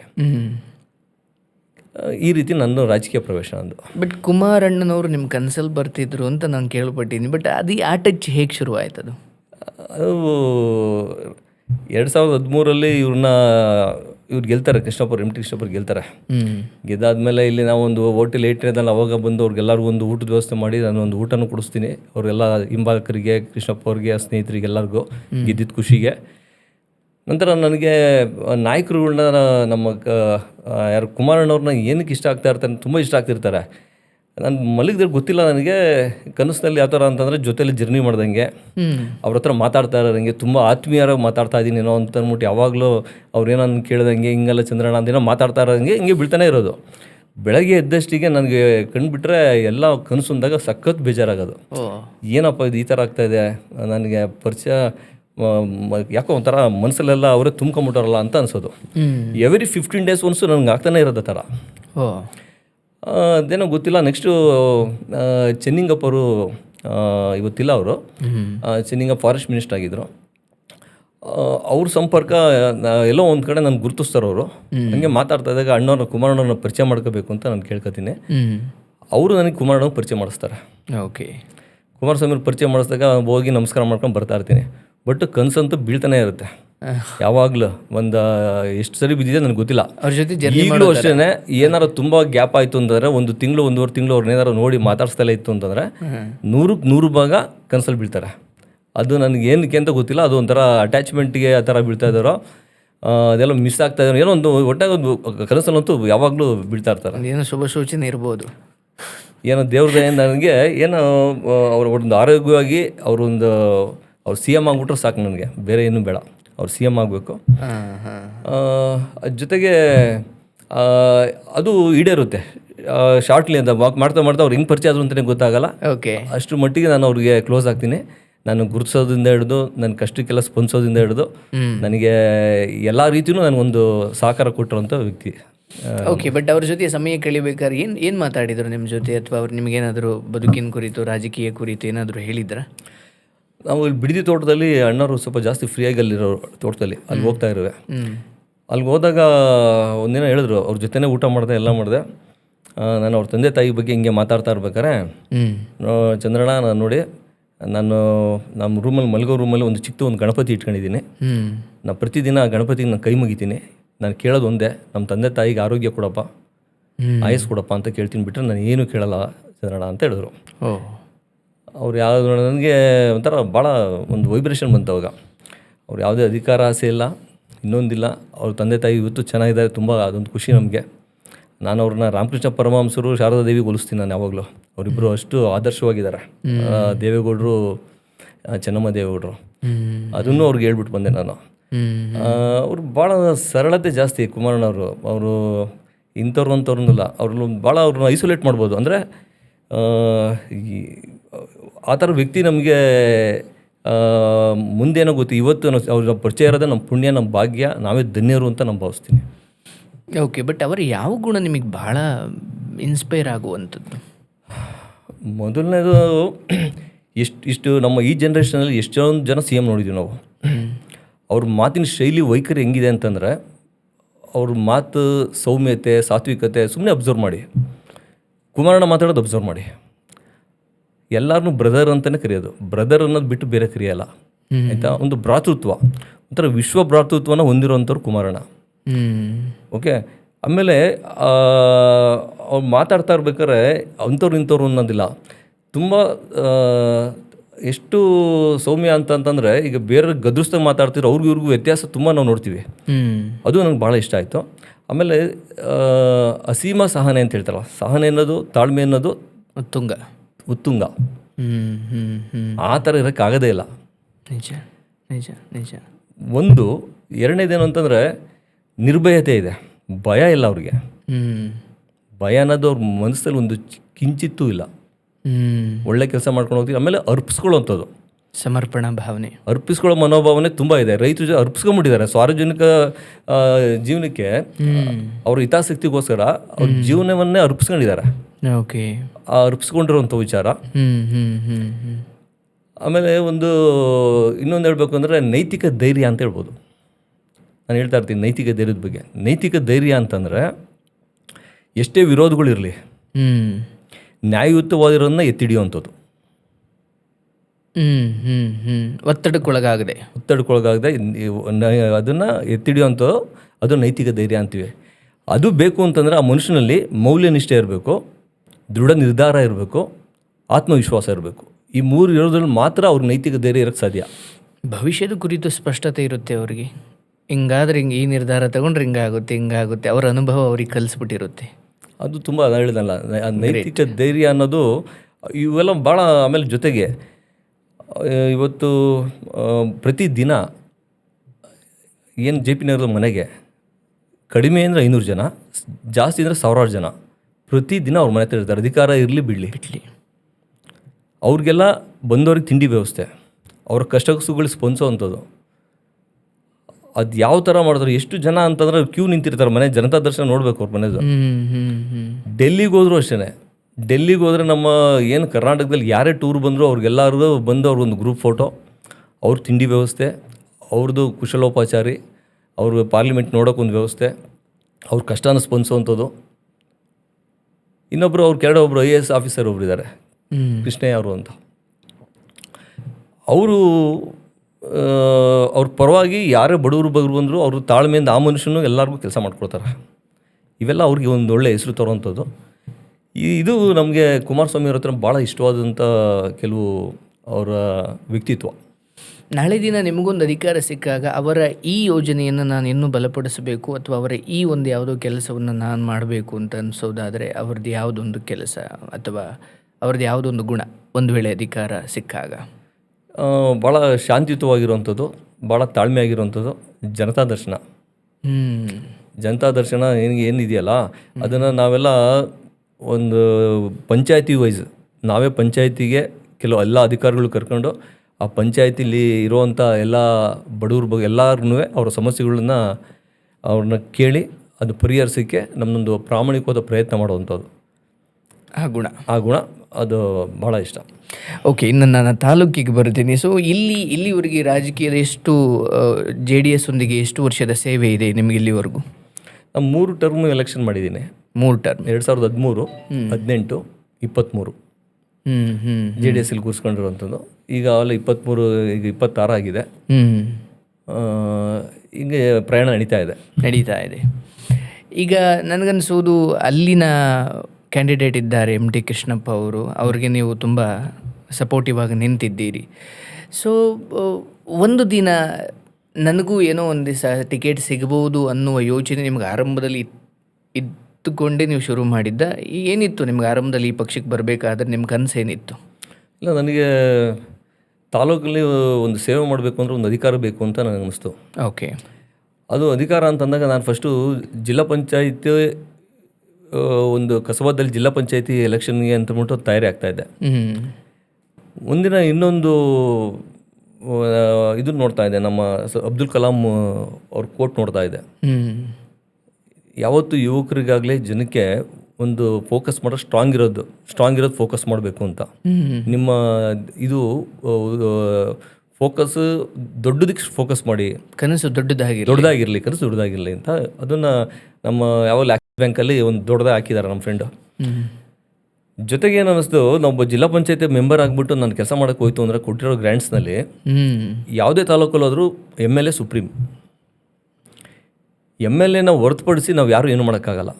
ಜಿಲ್ಲಾ ಪಂಚಾಯತ್ ಮೆಂಬರ್ ಇರ್ಬೋದು, ತಾಲೂಕ್ ಪಂಚಾಯತ್ ಮೆಂಬರ್ ಇರ್ಬೋದು, ಗ್ರಾಮ ಪಂಚಾಯತಿ ಮೆಂಬರ್ ಇರ್ಬೋದು. ನನಗನ್ಸಿದ್ದು ಹೇಳ್ತಾ ಇರೋದು, ಅವ್ರಿಗೆ ಬಂದಿರೋ ಗ್ರ್ಯಾಂಟ್ಸ್ನ ಈವನ್ ಶಾಸಕರು ಅದನ್ನು ಬೇರೆ ಕಡೆಗೆ ನಾವೇನು ಹೇಳ್ತೀವೋ ಅದನ್ನು ಬಿಟ್ಟು ಬೇರೆ ಕಡೆಗೆ ಅದನ್ನು ಡೈವರ್ಟ್ ಮಾಡ್ಬೋದು. ಅವ್ರಿಗೆ ಪವರ್ಸ್ ಇದೆ. ತಾಲೂಕಿನಲ್ಲಿ MLA ಮಾತ್ರ ಒಂದು ತಾಲೂಕಿಗೆ ಒಂದು ಸೇವೆ ಮಾಡೋಕ್ಕೆ ಏನಾರ ಅವಕಾಶ ಇದೆ ಅಂದರೆ ಒಂದು ಮುಂಚೂಣಿನಲ್ಲಿ ಶಾಸಕರಿಗೆ, ಆಯಿತಾ. ಹಾಗಾಗಿ ದೊಡ್ಡ ರಾಜ್ಯ ಸರ್ಕಾರಕ್ಕೂ ತಾಲೂಕಿಗೂ ಒಂದು ಕೊಂಡಿ ಅಂತಂದರೆ MLAನೇ. ಅವರ ನಾಲೆಡ್ಜು, ಅವರ ಅಡ್ಮಿನಿಸ್ಟ್ರೇಷನು, ಅವರ ಒಂದು ತಾಂತ್ರಿಕತೆ, ಅದು ಅಲ್ಲಿಂದ ಎಷ್ಟು ಸಂಪನ್ಮೂಲ ತರ್ಬೋದು ಅನ್ನೋದು ಆ ವ್ಯಕ್ತಿ ಮೇಲೆ ಡಿಪೆಂಡ್ ಆಗುತ್ತೆ. ಅಲ್ಲಿಂದ ತಂದಿರೋಂಥ ಸಂಪನ್ಮೂಲನ ಇಲ್ಲಿ ಹಂಚೋದಕ್ಕೆ, ಪ್ರಾಮಾಣಿಕವಾಗಿ ಕೆಲಸ ಮಾಡೋದಕ್ಕೆ ಅವಕಾಶ ಸಿಗೋದು ಯಾವಾಗ ಅಂತಂದರೆ MLA ಆದರೂ ಮಾತ್ರನೇ. ಸೊ ಸೇರಬೇಕಾದ್ರೆ MLAನೇ ಆಗಬೇಕು ಅನ್ನೋದು ಯೋಚನೆ ಇತ್ತ ನಿಮಗೆ? ನನಗೆ 2015-16 ಆಯ್ತು. ನನಗೆ 16ರಲ್ಲಿ ನಾನು ತಾಲೂಕಿನ ಶಾಸಕರ ಇಲ್ಲಿ ನಮ್ಮ JDS ಪಕ್ಷದಲ್ಲಿ ಗುರುತಿಸ್ಕೊಂಡು ಸೇವೆ ಮಾಡ್ತಾಯಿದ್ರೆ, ಕುಮಾರಣ್ಣವ್ರು ನನ್ನೆಲ್ಲ ಗುರುತಿಸ್ತಾರೆ. ಗುರುತಿಸಿದಾಗ ನಾನು ಪ್ರಾಮಾಣಿಕವಾಗಿ ಒಂದು ಸೇವೆ ಮಾಡಿರೋದು ಎಲ್ಲೋ ಒಂದು ಪ್ರೀತಿಯಿಂದ ಜನ ಯಾರು ಹೇಳ್ತಾರೋ ಅದು ಅವ್ರು ಮುಟ್ಟುತ್ತೆ. ಶ್ರದ್ಧೆ ನಿಷ್ಠೆ ಕೆಲಸ ಭಾಳ ಮುಖ್ಯ. ನಾವು ಅದನ್ನ ಮಾಡ್ಕೊಂಡು ಹೋಯ್ತು ಅಂತಂದ್ರೆ ಫಲ ದೇವ್ರು ಕೊಡ್ತಾನೆ ಅನ್ನೋ ನಂಬಿಕೆ ಮೇಲೆ ನಾನು ಕೆಲಸ ಮಾಡ್ತಾ ಇದ್ದೆ. 2018ಕ್ಕೆ ನಾನು ಸ್ವಲ್ಪ ನನಗೆ ಒಂಚೂರು ಮಾತಾಡ್ತಾ ಇದ್ದೆ. ನಮ್ಮ ಶಾಸಕರು ಅವರು ಭಾಳ ಇನ್ನೂ ಚೆನ್ನಾಗಿ ಕೆಲಸ ಮಾಡೋವಂಥ ಉತ್ಸಾಹದಲ್ಲಿದ್ದರು. ಆಯಿತು, ಬೇಡ ಕೃಷ್ಣಪ್ಪರೇ ಆಗಲಿ, ಕಂಟಿನ್ಯೂ ಆಗಲಿ, ನಾವು ಅವ್ರಿಗೆ ಬೆನ್ನೆಲುಬಾಗಿ ನಿಂತ್ಕೊಳ್ಳೋಣ ಅಂತ ಅಂದ್ಬಿಟ್ಟು 2018 ಎಲೆಕ್ಷನ್ ಮಾಡಿದೆ. ನಾನು ಯಾರ ಹತ್ರನೂ ಮಾತಾಡೋಕೆ ಹೋಗಲಿಲ್ಲ. ನಾನು ಕ್ಯಾಂಡಿಡೇಟ್ ಆಗಬೇಕು ಅಂತ ಇದ್ದೀನಿ, ಅದ್ರ ಬಗ್ಗೆ ಎಲ್ಲೂ ಪ್ರಸ್ತಾಪನೆ ಮಾಡೋಕೆ ಹೋಗಲಿಲ್ಲ. 18 ಆದಮೇಲೆ, ಎಲೆಕ್ಷನ್ ಆದಮೇಲೆ 18ರಲ್ಲಿ ಸೋಲ್ತಾರೆ ಕೃಷ್ಣಪ್ಪ ಅವರು. ನೆಕ್ಸ್ಟು 2023 ಆ ಜರ್ನಿಲಿ ಏನಾಗುತ್ತೆ, ಪಾಪ ಅವರು ಸೋತಿರ್ತಾರಲ್ಲ, ನೆಕ್ಸ್ಟ್ ಅವರು ಕ್ಯಾಂಡಿಡೇಟ್ ಆಗಲಿ ಅನ್ನೋದು ನನಗೆ ಮನಸ್ಸಲ್ಲಿರುತ್ತೆ. ನಿಮ್ಮ ಮನಸ್ಸಲ್ಲೂ ಅದೇ ಇರುತ್ತೆ, ಅವರೇ ಕ್ಯಾಂಡಿಡೇಟ್ ಆಗಲಿ ಅಂತಲೇ ಇರುತ್ತೆ. ಬಟ್ ಅವ್ರ ಹತ್ರ ನನ್ನ ಇಚ್ಛೆ ಅವ್ರಿಗೆ ಎಲ್ಲೋ ಒಂದು ಕಡೆ ಅವ್ರಿಗೆ ವೇವ್ ಲೆಂತ್ ಎಲ್ಲ ಅರ್ಥ ಆಗ್ತಾ ಇರುತ್ತೆ, ಇವನು ಮುಂದೆ ಆಸ್ಪಿರೆಂಟ್ ಇದ್ದಾನೆ ಅಂತ. 2023 ಎಲೆಕ್ಷನ್ಗಿಂತ ಪೂರ್ವಭಾವಿಯಾಗಿ ನನ್ನ ಜೊತೆ ಎಲ್ಲ ಸಿಕ್ಕಿದಾಗ ಮಾತಾಡ್ತಾ ಇರ್ಬೇಕಾರೆ, ನನ್ನ ಕೊನೆ ಎಲೆಕ್ಷನ್ ಅಪ್ಪ ಇದು, ನೀನು ಜೋರಾಗಿ ಓಡಾಡು, ನನಗೆ ನಿನ್ನ ಏನೇನಿದೆ ಶಕ್ತಿನ ನಿನ್ನ ಇದಕ್ಕೆ ಅರ್ಪಿಸ್ಕೋ, ನನಗೆ ಸಾಯವಾಗಿ ನಿಂತ್ಕೋ, ಬೆನ್ನೆಲುಬಾಗಿ ನಿಂತ್ಕೋ ಅಂತಂದ್ಬಿಟ್ಟು, ನೋಡಿ ಶಿವಪ್ಪರೇ ಒಂಚೂರು ಹೇಳಿ ಅವ್ರಿಗೆ ಅಂತಂದ್ಬಿಟ್ಟು ಕೆಲವು ಲೀಡ್ರುಗಳ ಮುಂದೆ ನನ್ನ ಹತ್ರ ಮಾತಾಡ್ತಾರೆ. ಕೊನೆ ಈ ವರ್ಷ ಕೊನೆ ನಂದು ಯಾವುದೇ ಕಾರಣಕ್ಕೂ ನನ್ನ ಮುಂದೆ ನಿಂತ್ಕೊಳ್ಳಲ್ಲ ಅಂತ. ಹಾಗಾಗಿ ನಾನೇನು ಮಾಡ್ತೀನಿ, ಮಾನಸಿಕವಾಗಿ ನನಗೆ ಎಲ್ಲೋ ಒಂದು ಕಡೆ ಅದ್ರ ಕಡೆ ಗಮನ ಇಲ್ದವನಿಗೂ ಗಮನ ಜಾಸ್ತಿ ಆಗುತ್ತೆ.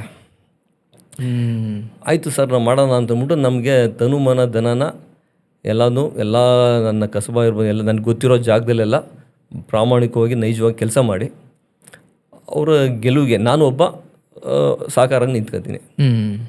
ಅವ್ರ ಬಾಯಿಲೆ ಬಂದಿದೆ, ಎಲ್ಲ ಮಾಡಿರೋದು ಸತ್ಯ. ಅದು ನಾನು ಒಬ್ಬನೇ ಅಂತ ಹೇಳಲ್ಲ, ಟೀಮ್ ವರ್ಕ್ ಎಲ್ಲ ಸೇರ್ ಮಾಡಿದ್ದಾರೆ. ನಮ್ಮದು ಅದಕ್ಕೆ ಒಂದು ಅಳಿಲ್ ಸೇವೆ ಮಾಡಿದ್ದೀನಿ. ಅದ ನಂತರ ನಾನು ಅವ್ರು ಕೊನೆ ಎಲೆಕ್ಷನ್ ಅಂತ ಅಂದಮೇಲೆ, ಗೆದ್ದಾದ್ಮೇಲೂ ಸಹ ಅವರು ಕೊನೆ ಎಲೆಕ್ಷನ್ ಅಂತ ಎಲ್ಲರ ಹತ್ರನೂ ಒಂದು ಕೈ ಮುಗಿದು ಸಾರ್ವಜನಿಕ ಸಭೆಯಲ್ಲಿ ಪ್ರೊಕ್ಲೈಮ್ ಮಾಡಿದೆ, ಹೇಳ್ತಾರೆ ಗೆದ್ದಾದ್ಮೇಲೂ. ಓಕೆ, ಅವಾಗ ನನಗೆ ಮಾನಸಿಕವಾಗಿ ಸಿದ್ಧತೆನ ನಾನು ನಡೆಸ್ಕೊತೀನಿ. ಮುಂದಿನ ದಿನಗಳಲ್ಲಿ ನಾನು ಕೆಲಸ ಮಾಡ್ಕೊಂಡು ಹೋಗೋಣ, ಮುಂದಿನ ಟರ್ಮಲ್ಲಿ ಈ ಒಂದು ರಾಜಕೀಯ ಅನ್ನೋದು ಒಂದು ಪವರ್ ಇತ್ತು ಅಂತಂದರೆ ಸೇವೆ ಮಾಡೋಕ್ಕೆ ಭಾಳ ಅನುಕೂಲ ಆಗುತ್ತೆ ಅನ್ನೋ ದೃಷ್ಟಿಗೆ ಮಾನಸಿಕವಾಗಿ ಸಿದ್ಧತೆನ ನಾನು ನಡೆಸ್ಕೊತೀನಿ. ಹಾಗಾದರೆ ಬರೋ ವರ್ಷ ನೀವು ತಯಾರಿದ್ದೀರಾ? 100% ಭಾಗ ಅಣ್ಣ. ಅಂದರೆ ಏನು ಅಂತಂದರೆ, ನನಗೆ ಅವ್ರಿಗೆ ಒತ್ತಾಯ ಮಾಡ್ಕೊಂಡು ನಾನು ತಗೊಳ್ಳೋಂಥದ್ದು ನನಗೇನು ಇಷ್ಟ ಆಗ್ತಾಯಿಲ್ಲ. ಓಕೆ, ತಾಲೂಕಿನ ಜನ ಪ್ರೀತಿಯಿಂದ ಸೂಚಿಸಿರೋ ಅಂಥವ್ರಿಗೆ ನಾನು ಟಿಕೆಟ್ ಕೊಡೋದು ಅಣ್ಣನ ಮನಸ್ಸಲ್ಲಿರೋದು, ಕುಮಾರಣ್ಣವ್ರ ಮನಸ್ಸಲ್ಲಿರೋದು. ತಾಲೂಕಿನಲ್ಲಿ ಜನತೆ ಅವ್ರಿಗೇನು ಪ್ರಬುದ್ಧತೆ ಇದೆ, ಎಲ್ಲ ಹೋಬಳಿನಲ್ಲಿ ಜನ ಏನು ಸೂಚಿಸ್ತಾರೋ, ಯಾರನ್ನು ಸೂಚಿಸ್ತಾರೋ ಅವ್ರ ಪರವಾಗಿ ಅವ್ರು ಇರ್ತಾರೆ. ನೈತಿಕ ಧೈರ್ಯ. ಆ ನೈತಿಕ ಧೈರ್ಯ ಎಷ್ಟು ಹೇಳಿದ್ರಲ್ಲ ಅದನ್ನು ಅವ್ರು ಎತ್ತಿಡಿತಾರೆ ಅನ್ನೋದ್ರ ಬಗ್ಗೆ ನನ್ನ ನಂಬಿಕೆ ಇದೆ. ಮತ್ತು ನಿಮ್ಮ ಕಾರಣಕ್ಕೆ ಅಲ್ಲೊಂದು ಗೊಂದಲ ಅಥವಾ ಇದ್ದ ಒಗ್ಗಟ್ಟು ಒಡೀತು ಅನ್ನೋ ಮಾತನ್ನು ನೀವು ನಂಬ್ತೀರಾ? ಖಂಡಿತ ಇಲ್ಲ. ಏನು ಗೊತ್ತಾ, ಈಗ ಏನಾಗುತ್ತೆ, ನಾನು ತಾಲೂಕಿನಲ್ಲಿ ಎಲ್ಲ ಹೋಬಳಿನಲ್ಲೂ ಸುತ್ತಾ ಇದ್ದೀನಿ. ಕೆಲವು ಜಾಗದಲ್ಲಿ ಹೋದಾಗ ಒಂದು ರಸ್ತೆ 75 ವರ್ಷ ನಮ್ಮ ಸ್ವತಂತ್ರ ಬಂದ ಆದರೂ ಸಹ ರಸ್ತೆಗಳು ತುಂಬ ಹಾಳಾಗಿರೋಂಥ ನಾನು ನೋಡಿದ್ದೀನಿ. ಆದರೆ ಒಂದೆರಡು ರೋಡು ಕೊಚ್ಚೆಗುಂಡಿ ಥರ ಆಗೋಯಿತು. ಎರ್ದೇಳಿ ಅಂತ ಒಂದು ಜಾಗ, ಎರ್ದೇಳಿ ಅಂತ ಊರು. ಆ ಎರ್ದೇಳಿನಲ್ಲಿ ಅವ್ರ ಮನೆಗೆ ಏನೋ ಒಂದು ಫಂಕ್ಷನ್ಗೆ ಹೋಗ್ತೀನಿ. ಆ ಜಾಗ ನೋಡಿದಷ್ಟಿಗೆ ನನಗೆ ಮನಸ್ಸಿಗೆ ಅನಿಸುತ್ತೆ, ಏನು ಈ ಥರ ಇದೆಯಲ್ಲಪ್ಪ ಇದು ಅಂತ. ಅಣ್ಣ ನಾವೆಲ್ಲ ಎಲ್ಲರ ಹತ್ರನೂ ಕೇಳೋದು, ಯಾವ ಗ್ರ್ಯಾಂಟ್ಸ್ ಕೊಡಲಿಲ್ಲ, ಇಂಥ ವ್ಯಕ್ತಿ ಹತ್ರ ಹೋಗಿಲ್ಲ ಅನ್ನಂಗಿಲ್ಲ, ಎಲ್ಲರ ಹತ್ರನೂ ಹೋಗಿದ್ದೀವಿ, ಏನು ಮಾಡೋದಣ್ಣ ಅಂತ. ಅವರು ಅಜ್ಜಿದಿರು ವಯಸ್ಸಾದ್ರು ನಡ್ಕೊಂಡು ಹೋಗೋಕ್ಕಾಗಲ್ಲ ಅಲ್ಲಿ. ಆಮೇಲೆ ಒಂದು ಬೈಕ್ ಬರೋಕ್ಕಾಗಲ್ಲ, ಒಬ್ಬರು ಪ್ರೆಗ್ನೆಂಟ್ ಲೇಡಿನ ಕೂರ್ಸ್ಕೊಂಡು ಹೋಗೋಕ್ಕಾಗಲ್ಲ, ಆ ಥರ ಇರೋ ಜಾಗ ಅವೆಲ್ಲ. ನಾನು ಅವಾಗ ಏನು ಮಾಡ್ತೀನಿ, ಈ JDS ಬ್ಯಾನರ್ ಅಡಿನಲ್ಲಿ ಕೆಲಸ ಮಾಡೋದನ್ನ ರೂಢಿಸ್ಕೋಬೇಕು ಅಂತ ಮನಸ್ಸಿಗೆ ಬರುತ್ತೆ. ಓಕೆ. ಅವಾಗ JDSದು ಒಂದು ಶಾಲ್ ಹಾಕೊಂಡು ನಾನು ಅವಾಗ ಅವತ್ತಿಂದ ಸ್ಟಾರ್ಟ್ ಮಾಡ್ತೀನಿ. ನನ್ನ ಸ್ವಂತ ದುಡ್ಡಲ್ಲಿ 2 ರಸ್ತೆನ ಮಾಡಿಸ್ತೀನಿ, ಕಾಂಕ್ರೀಟ್ ರಸ್ತೆನ JDS ಬ್ಯಾನರ್ ಅಡಿನಲ್ಲೇ ಮಾಡಿಸ್ತೀನಿ. ಓಕೆ. ಅದಕ್ಕೆ ಒಂದು ಕುಮಾರಸ್ವಾಮಿ ರಸ್ತೆ, ಒಂದು ದೇವೇಗೌಡ ರಸ್ತೆ ಅಂತಲೇ ಇಡ್ತೀನಿ, ಹೆಸರಿಡ್ತೀವಿ. ಊರೆಲ್ಲ ಭಾಳ ಖುಷಿ ಆಗ್ತಾರೆ. ಅದಕ್ಕೆ ಖರ್ಚು ಮಾಡಿರೋ ಹಣನೂ ಯಥೇಚ್ಛವಾಗಿ ಖರ್ಚು ಮಾಡಿದ್ದೀನಿ. ರಸ್ತೆ ಒಂದು ಕಾಂಕ್ರೀಟ್ ರಸ್ತೆ ಆಗಬೇಕು ಅಂತಂದರೆ ಹೆಚ್ಚು ಕಮ್ಮಿ 350-400 ಮೀಟ್ರ್ ಇದೆ ರೋಡ್. ನನಗೆ ಶಕ್ತಿಗಿಂತ ಮೀರಿ ಮಾಡಿದ್ದೀನಿ. ಅದನ್ನು ಕೆಲವು ಜನ ಗೊಂದಲ ಅಂತ ಕೆಲವು ಜನ ಮಾತಾಡಿದ್ರು. ನನಗೆ ಅದು ಪೂರ್ವ ಪೀಡಿತರಾಗಿ ಮಾತಾಡೋರು ಗೊತ್ತಿಲ್ಲ. ನಾನು JDS ಮೇಲೆ ಮಾಡಿದ್ದೀನಿ ಕೆಲಸ. ಅಲ್ಲಿನ ಜನ, ಊರಿನ ಜನ ಅವತ್ತು ನಾವು ಅದು ಕುಮಾರಸ್ವಾಮಿ ರಸ್ತೆ, ದೇವೇಗೌಡ ರಸ್ತೆನ ಉದ್ಘಾಟನೆ ಮಾಡೋದಕ್ಕೆ ಅಂತಂದ್ಬಿಟ್ಟು ಒಂದು ಕಾರ್ಯಕ್ರಮ ಮಾಡೋಕ್ಕೆ ಹೋಗ್ತಾರೆ. ಯಥೇಚ್ಛವಾಗಿ ಹಣ ಖರ್ಚು ಮಾಡೋಕ್ಕೆ ಹೋಗ್ತಾರೆ. ನಾನು ಅವಾಯ್ಡ್ ಮಾಡ್ತೀನಿ. ನೋಡಪ್ಪ, ಹಣ ಅಷ್ಟೊಂದು ಖರ್ಚು ಮಾಡೋ ಅವಶ್ಯಕತೆ ಇಲ್ಲ, ಸಿಂಪಲಾಗಿ ಮಾಡಿ ನಮಗೆ ಆ ಜಾಗ ಅದು ಅನುಕೂಲ ಆಗ್ತಾ ಇದೆ. ಅದಕ್ಕೀಗ ಮೂಗಿಂದ ಮೂಗ್ತಿನ ಭಾರ ಅನ್ನಂಗೆ ನೀವು ತಿರ್ಗಿ ಅದಕ್ಕೆ ಬೇರೆ ಒಂದು 10 ಲಕ್ಷ ಖರ್ಚು ಮಾಡೋದು ಬೇಡ, ಆಯಿತಾ? ಅದ್ರ ಬದಲು ನಾವು ಇನ್ನೊಂದು ಸಮುದಾಯ ಭವನ ಮಾಡೋಣ, ಏನೋ ಇನ್ನೊಂದು ಮಾಡೋಣ ಊರಲ್ಲಿ ಅಂತಂದ್ಬಿಟ್ಟು ನಾವು ಹೊಡ್ತೀನಿ, ಆಯಿತಾ? ಇದನ್ನೆಲ್ಲ ಮುಗಿಸ್ಕೊಂಡು ಇನ್ನೊಂದು ತೊರ್ಮಾವಳಿಲಿ ಒಂದು ರೋಡು, ಈ ಥರ ರಸ್ತೆಗಳು ಮಾಡಿಸೋವಂಥದ್ದು. ರೈತರಿಗೆ ಏನು ಸಮಸ್ಯೆ ಇದ್ದದಕ್ಕೆ ಸ್ಪಂದಿಸ್ಕೊಂಡು ಕೈಲಾಗಿದ್ದು ಮಾಡ್ಕೊಂಡು ಹೋಗ್ತೀನಿ ಅಷ್ಟೇ. ಏನೇ ಮಾಡಿದ್ರು ಕುಮಾರಸ್ವಾಮಿ ದೇವೇಗೌಡರದು ಸೋಷಿಯಲ್ ಮೀಡಿಯಾದಲ್ಲಿ ಹಾಕ್ಬೇಕಾದ್ರು ಅದು ಫೋಟೋ ಇದ್ದೇ ಇರುತ್ತೆ. ನಾನು ಕೆಲಸ ಮಾಡಬೇಕಾದ್ರು ಒಂದು ಶಾಲ್ ಇದ್ದೇ ಇರುತ್ತೆ. ನಾನು ಆ ಥರ ನಾನು ಕೆಲಸ ಮಾಡ್ತಾ ಇರೋದು. ಗೊಂದಲ ಅನ್ನೋ ಪ್ರಶ್ನೆ ಇಲ್ಲವೇ ಇಲ್ಲ, ಝೀರೋ ಅಂತ ನಾನು ಅನ್ಕೊಂಡಿದ್ದೀನಿ. ಹಾಗಾಗಿ ನೀವು ಈ ಮೂಲಕ ಪ್ರತಿಕ್ರಿಯೆ ಕೊಡ್ತಾ ಇದ್ದೀರಿ, ಅಲ್ಲಿ ಯಾವ ಗೊಂದಲವೂ ಇಲ್ಲ. ಅಂತಿಮವಾಗಿ ಅವ್ರಿಗೆ ಬಿಟ್ಟಿದ್ದು ಅನ್ನೋ ಅರ್ಥ. ಅಣ್ಣವ್ರಿಗೆ ಬಿಟ್ಟಿದ್ದು, ಕುಮಾರ ಅಣ್ಣವ್ರಿಗೆ ಬಿಟ್ಟಿದ್ದು. ಅದು ನಮಗೆ ಕೆಲಸ ಮಾಡ್ಕೊಂಡು ಹೋಗ್ತಾ ಇದ್ದೀನಿ ಅಷ್ಟೇ. ಓಕೆ. ಈಗ ಒಂದಷ್ಟು ನೇರವಾದ ಪ್ರಶ್ನೆಗಳಿದ್ದಾವೆ. ಜನ ಈ ಪ್ರಶ್ನೆಗಳನ್ನು ನಿಮ್ಮಿಂದ ಈ ಪ್ರಶ್ನೆಗಳಿಗೆ ಉತ್ತರ ಬಯಸ್ತಿದ್ದಾರೆ. ನಾನು ಸೋಷಿಯಲ್ ಮೀಡಿಯಾ ಅಥವಾ ಆ ಎಲ್ಲವನ್ನು ಸ್ವಲ್ಪ ರಿಸರ್ಚ್ ಮಾಡಿನೇ ಒಂದಷ್ಟು ಪ್ರಶ್ನೆಗಳು ಮಾಡ್ಕೊಂಡಿದ್ದೀನಿ. ನಾನು ನಿಮಗೆ ಅದನ್ನು ಕೇಳ್ತಾ ಹೋಗ್ತೀನಿ. ಸೊ ಪ್ರಥಮವಾಗಿ, ಈಗ ನೀವು ರಾಜಕೀಯದಲ್ಲಿ ನಿಮ್ಮದೇ ಸ್ವಂತ ಹಣದಿಂದ ಅಥವಾ JDS ಅನ್ನುವ ಅಥವಾ ದೇವೇಗೌಡರು ಕುಮಾರಸ್ವಾಮಿ ಎನ್ನುವ ಅವರ ಸ್ವಾಮಿ ನಿಷ್ಠೆಯಲ್ಲಿ ಇಷ್ಟೊಂದೆಲ್ಲ ಮಾಡಿಕೊಂಡು ಬರ್ತಾ ಇದ್ದೀರಿ. ನೀವು ಹೇಳಿ, ನೀವೊಬ್ಬರು ಆಕಾಂಕ್ಷಿಗಳಾಗಿರೋದ್ರಿಂದ ತುರುವೇಕೆರೆಯ ಜನ ಯಾಕೆ ನಿಮಗೆ ಮತ ಹಾಕಬೇಕು ಮತ್ತು ಬೇರೆಯವರಿಗಿಂತ ನೀವು ಹೇಗೆ ವಿಭಿನ್ನ? ಈಗ ತುರುವೇಕೆರೆ ಜನನ ನಾನು ನನ್ನ ಜನ ಅಂತ ಭಾವಿಸ್ತೀನಿ. ಈಗ ತಾಲೂಕಿನಲ್ಲಿ ಒಕ್ಕಲಿಗರು, ವೀರಶೈವರು, ಗೊಲ್ಲರು, ತಿಗುಳರು, ಮಡಿವಾಳರು, ಉಪ್ಪಾರರು, ಆಚಾರರು, ಕುಂಬಾರರು, ಕುರುಬರು, ಮುಸ್ಲಿಮ್ಸು, ಬ್ರಾಹ್ಮಣರು, ಹಳ್ಳಿಕಾರ ಒಕ್ಕಲಿಗರು, ಎಲ್ಲ ರೀತಿ ಸಮುದಾಯಗಳು ತುರುವೇಕೆರೆ ತಾಲೂಕಲ್ಲಿದೆ. ಸುಮಾರು ಗೊಲ್ಲರಟ್ಟಿನ 54 ಗೊಲ್ಲರಟ್ಟಿ ಇದ್ದಾವೆ. ಗೊಲ್ಲರಟ್ಟಿಗಳು. ಈ ಗೊಲ್ಲರಟ್ಟಿ ಅಂತಂದರೆ ನಿಮಗೆ ಸೋಮಳ್ಳಿ ಗೊಲ್ಲರಟ್ಟಿ, ಲೋಕಮಳ್ಳಿ ಗೊಲ್ಲರಟ್ಟಿ, ದೇವರಟ್ಟಿ, ಪಂತ್ರಿಕನಹಳ್ಳಿ ಗೊಲ್ಲರಟ್ಟಿ, ದೊಡ್ಡಟ್ಟಿ, ನಮ್ಮ ದಶರಥಪುರ ಹಟ್ಟಿ, ಆಮೇಲೆ ಬ್ಯಾಲಳ್ಳಿ ಗೊಲ್ಲರಟ್ಟಿ, ನೆಳ್ಕಟ್ಟೆ ಗೊಲ್ಲರಟ್ಟಿ, ಆಯರಳ್ಳಿ ಗೊಲ್ಲರಟ್ಟಿ, ಸಿದ್ದಹಟ್ಟಿ, ಈ ಥರ ಅನೇಕ ಗೊಲ್ಲರಟ್ಟಿ, ಎರರಟ್ಟಿ ತುಂಬ ಇದ್ದಾವೆ. ಅದೇ ರೀತಿ ತಿಗುಳ್ರುಗಳಿದ್ದಾರೆ. ತಿಗುಳ್ರುಗಳು ನಿಮ್ಮ ನಾಯಗಡೂರು ಪಾಳ್ಯದಲ್ಲಿದ್ದಾರೆ, ಅಜ್ಜಿನಹಳ್ಳಿಲಿದ್ದಾರೆ, ಆಮೇಲೆ ದಾಸಹಳ್ಳಿ ಪಾಳ್ಯದಲ್ಲಿದ್ದಾರೆ, ಆಮೇಲೆ ಈ ಕಡೆ ಮುದ್ಗೆರೆ ಪಾಳ್ಯದಲ್ಲಿದ್ದಾರೆ, ಬೋನಹಳ್ಳಿ ಪಾಳ್ಯದಲ್ಲಿದ್ದಾರೆ. ಆಮೇಲೆ ತುಂಬ ಈ ಥರ ಟೀಪಾಳ್ಯದಲ್ಲಿದ್ದಾರೆ, ಬೊಮ್ಮೆನಹಳ್ಳಿಲಿದ್ದಾರೆ, ಬೊಮ್ಮೆನಹಳ್ಳಿಲಿದ್ದಾರೆ, ಸಂಪಿಗೆಯಲ್ಲಿದ್ದಾರೆ. ಅವ್ರದ್ದೆಲ್ಲ ಒಂದು ದೊಡ್ಡ ಸಮುದಾಯ. ಇನ್ನು ಮಡವಾಳರುಗಳು, ಇವರೆಲ್ಲ ಮಾಮೂಲಿ ಸಂಪಿಗೆ ಲಕ್ಷ್ಮೀ ದೇವರು ಪೂಜೆ ಮಾಡೋವಂಥವ್ರು. ನಮ್ಮ ಮಣಿಚಂಡೂರಲ್ಲಿದ್ದಾರೆ, ಸಂಪಿಗೆಯಲ್ಲಿದ್ದಾರೆ, ಮಾಯಸಂದ್ರದಲ್ಲಿದ್ದಾರೆ, ಅನೇಕ ಕಡೆ ಇದ್ದಾರೆ. ಈ ಥರ ಎಲ್ಲ ಸಮುದಾಯ ಎಲ್ಲ ಕಡೆ ಇದೆ. ನನಗೆ ಕೆಲವು ಸಮುದಾಯ, ಈ ಗೊಲ್ರಟ್ಟಿ ಸಮುದಾಯ, ಈಗ ನಾನು ಮೊನ್ನೆ ಲೋಕಮಳ್ಳಿ ಗೊಲ್ರಟ್ಟಿಗೆ ಹೋದರೆ ಎಲ್ಲ ಒಂದು ಚರಂಡಿ ಕ್ಲೀನಾಗಿ ಚರಂಡಿ ಇಲ್ಲ, ರಸ್ತೆಯಲ್ಲಿ ಹೋಗೋಕ್ಕೆ ಒಂದು ಅಪ್ರೋಚ್ ಆ್ಯಕ್ಸಿಸೇ ಇಲ್ಲ. ಓಕೆ, ನೆಕ್ಸ್ಟು ನೇಳ್ಕಟ್ಟೆ ಗೊಲ್ರಟ್ಟಿಗೆ ಹೋಗಿದೆ.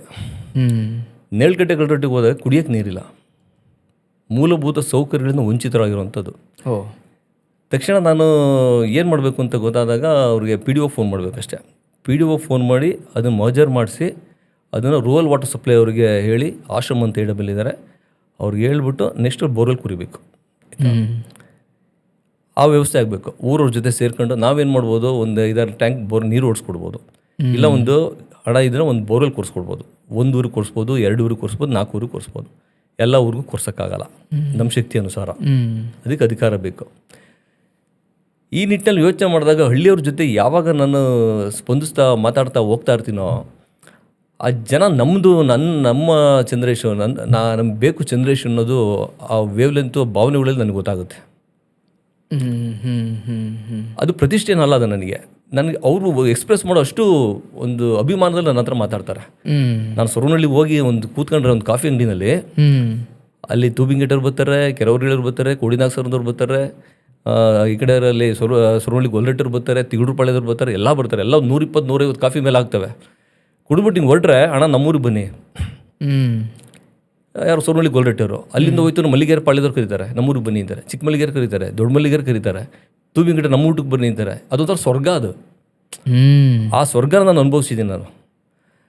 ಅಣ್ಣ ನಿಮ್ಮಂಥವ್ರು ಬರಬೇಕು, ಅವ್ರ ಬಾಯಲ್ಲಿ ಬರ್ತಾ ಇರುತ್ತೆ, ಅಣ್ಣ ನೀವು ಆಗ್ಬೇಕಣ್ಣ, ಅಣ್ಣ ಕುಮಾರಣ್ಣ ಏನಂದ್ರಣ್ಣ, ಹೋಗಿದ್ರಣ್ಣ ಕುಮಾರಣ್ಣಂತಕ್ಕೆ, ಇವೆಲ್ಲ ಕೇಳ್ತಾರೆ. ಭಯ ಇದೆಯಾ ಮುಂದಿನ ಸಾರಿ ಏನೋ ಒಂಚೂರಿಂದ ಆಗ್ಬಿಡ್ಬೋದು? ಎಲ್ಲ ನನಗೆ ಏನಂತಂದ್ರೆ ಜನಕ್ಕೆ ಇಲ್ಲ, ಜನಕ್ಕೆ ಒಂಥರ ಕೂತೋಳು. ಇವತ್ತು ರೂಲಿಂಗ್ MLA ಇದ್ದಾರೆ ಅಲ್ವಾ, ಅವರು ಈಗ 76ನೇ ವರ್ಷದ ಬರ್ಡೇ ಇವತ್ತು ನೆನ್ನೆ ಆಯ್ತು ಅವ್ರಿಗೆ. ಇವತ್ತು ರೂಲಿಂಗ್ MLA ಇದ್ದಾಗ ನಾವು ಒಂದು ಓಡಾಡ್ತಾ ಇರ್ಬೇಕಾರೆ ಅದು ಸಾಮಾನ್ಯವಾಗಿ ಜನಗಳಲ್ಲಿ ಯಾವ ಥರ ತಗೋತಾರೋ ಆ ಥರ ಇರುತ್ತೆ. ಬಟ್ ನನಗೆ ಸಿಗ್ತಿರೋ ಪ್ರೀತಿ ನೀವು ಯಾಕೆ ಆಗಬೇಕು ಅಂತ ಹೇಳಿದ್ರಲ್ಲ, ಅದಕ್ಕೆ ಹೇಳ್ತಾ ಇರೋದು. ಇದು ಎಲ್ಲ ಕಮ್ಯುನಿಟಿ, ನಾನು ಅಲ್ಲೇ ಹುಟ್ಟಿ ಬೆಳೆದಿರೋದ್ರಿಂದ ತುರುವೇಕೆರೆ ನಾನು ಮೇನ್ ರೋಡಿಂದ ನಾನು ಸರ್ಕಲ್ಗೆ ಹೋಯ್ತು ಅಂದರೆ ಪ್ರತಿ ಅಂಗಡಿಯವರು ಪರಿಚಯ ನನಗೆ. ಎಲ್ಲ ಮುಸ್ಲಿಮ್ಸ್ ಪರಿಚಯ, ಎಲ್ಲ ಬ್ರಾಹ್ಮಣರು ಪರಿಚಯ, ಎಲ್ಲ ದಲಿತರು ಪರಿಚಯ ಇದ್ದಾರೆ. ಯಾಕೆಂದ್ರೆ ಜೊತೆಲಿ ಆಟ ಆಡ್ಕೊಂಡು ಬೆಳೆದಿರೋರು ನಾವೆಲ್ಲ.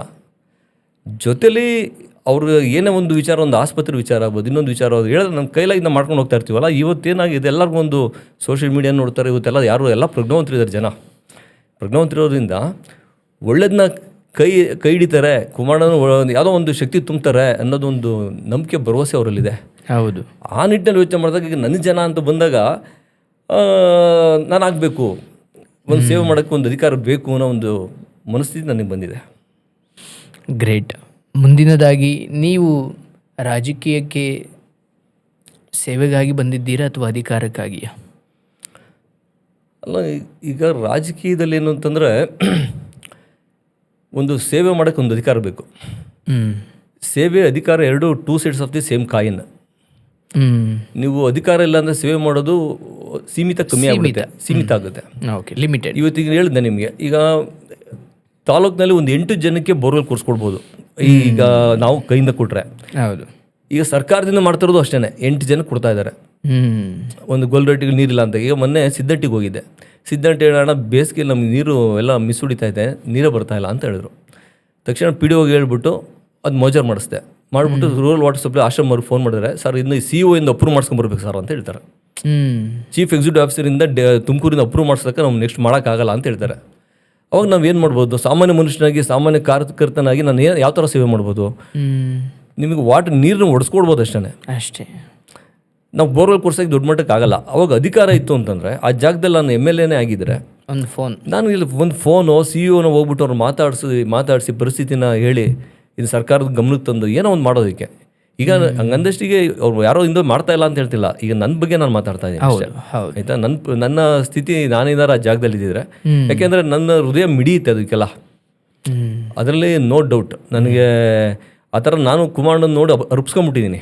ನಮ್ಮ ಹೃದಯ ಕಷ್ಟಕ್ಕೆ ಮಿಡಿಯೋ ವಿಚಾರ. ಅರ್ಪಿಸ್ಕೊಳ್ಳೋಂಥ ವಿಚಾರದಲ್ಲಿ ನೋ ಕಾಂಪ್ರಮೈಸ್. ಎಲ್ಲರಿಗಲೂ ಹೋಗ್ತೀವಿ. ಒಂದು ಆಕ್ಸಿಡೆಂಟ್ ಆಗಿರಲಿ, ಇನ್ನೊಂದಿರಲಿ, ಕಷ್ಟ ಸುಖ ಇರಲಿ, ಒಂದು ಯಾವುದೇ ವಿಚಾರ ಇದ್ದರೂ ಚಂದ್ರೇಶಲ್ಲಿ ಇರ್ತಾರೆ. ನನ್ನ ಕೈಲಾಗಿದೆ ಮಾಡ್ತೀನಿ. ಪ್ರಯತ್ನ ಅಂತೂ ಮುಗ್ದು ಮಾಡ್ತೀವಿ. ಈಗ ನನಗೆ ಎಲ್ಲೋ ಒಂದು ಕಡೆ ನನಗೆ ಮಾನಸಿಕವಾಗಿ ಬಲ, ನನಗೆ ಎಲ್ಲೋ ಮೇಲ್ಗಡೆ ನನಗೊಂದು ಬಲ ತುಂಬಿದ್ದಾರೆ. ದೇವರು ನನಗೆ ಆಶೀರ್ವಾದ ಇದೆ ಅಂತ ನಾನು ಬಯಸ್ತೀನಿ. ನಾನು ಸೊ ಅಧಿಕಾರ ಇದ್ದರೆ ನನ್ನ ಸೇವೆಯ ವಿಸ್ತಾರತೆಯನ್ನು ನಾನು ಜಾಸ್ತಿ ಮಾಡ್ಕೊಳ್ಳೋದು. ಹೌದು, ಖಂಡಿತ.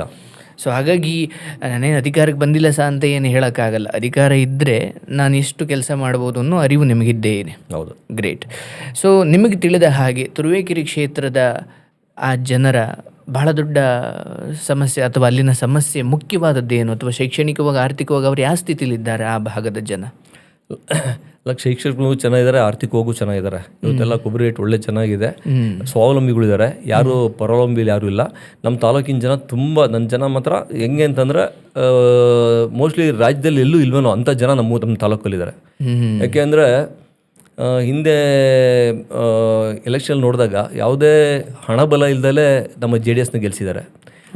ಆಮೇಲೆ ತುರುವೇಕೆರೆ ತಾಲೂಕಿನಲ್ಲಿ ಕುಮಾರಸ್ವಾಮಿ ದೇವೇಗೌಡರು ಅಂದರೆ ಪ್ರಾಣ, ಸ್ವಾಮಿನಿಷ್ಠೆ, ಪ್ರಾಣ, ಅಭಿಮಾನ ಜಾಸ್ತಿ. ರೈತರಿಗೆ ಪರವಾಗಿರೋದ್ರಿಂದ ನಿಮ್ಗೆ ಯಾವ ಹೋಬ್ಳಿಗೆ ಹೋಗಲಿ, ದಬ್ಬ್ಯಾಘಟ್ಟ ಇರ್ಬೋದು, ಮಾಯಸಂದ್ರ ಇರ್ಬೋದು, CS ಪುರ ಇರ್ಬೋದು, ನಮ್ಮ ದಂಡೇಶ್ವರ ಇರ್ಬೋದು, ಯಾವುದೇ ಹೋಬ್ಳಿಗೆ ಹೋಗಲಿ, ಕಸಬಾ ಇರ್ಬೋದು, ಕುಮಾರಸ್ವಾಮಿ ಅಂತಂದರೆ ಪ್ರಾಣ, ದೇವೇಗೌಡರು ಪ್ರಾಣ. ಆಯಿತಾ? ಏನಂದರೆ ನಮಗೆ ಅವ್ರ ಆದರ್ಶಗಳನ್ನ ನಾವು ಯಾರು ಪ್ರತಿನಿಧಿ ಇರ್ತೀವೋ ಅದನ್ನು ಕ್ಲೀನ್ ಕಾಪಾಡ್ಕೊಂಡು ಹೋಗೋದು ನಮ್ಮ ಧರ್ಮ.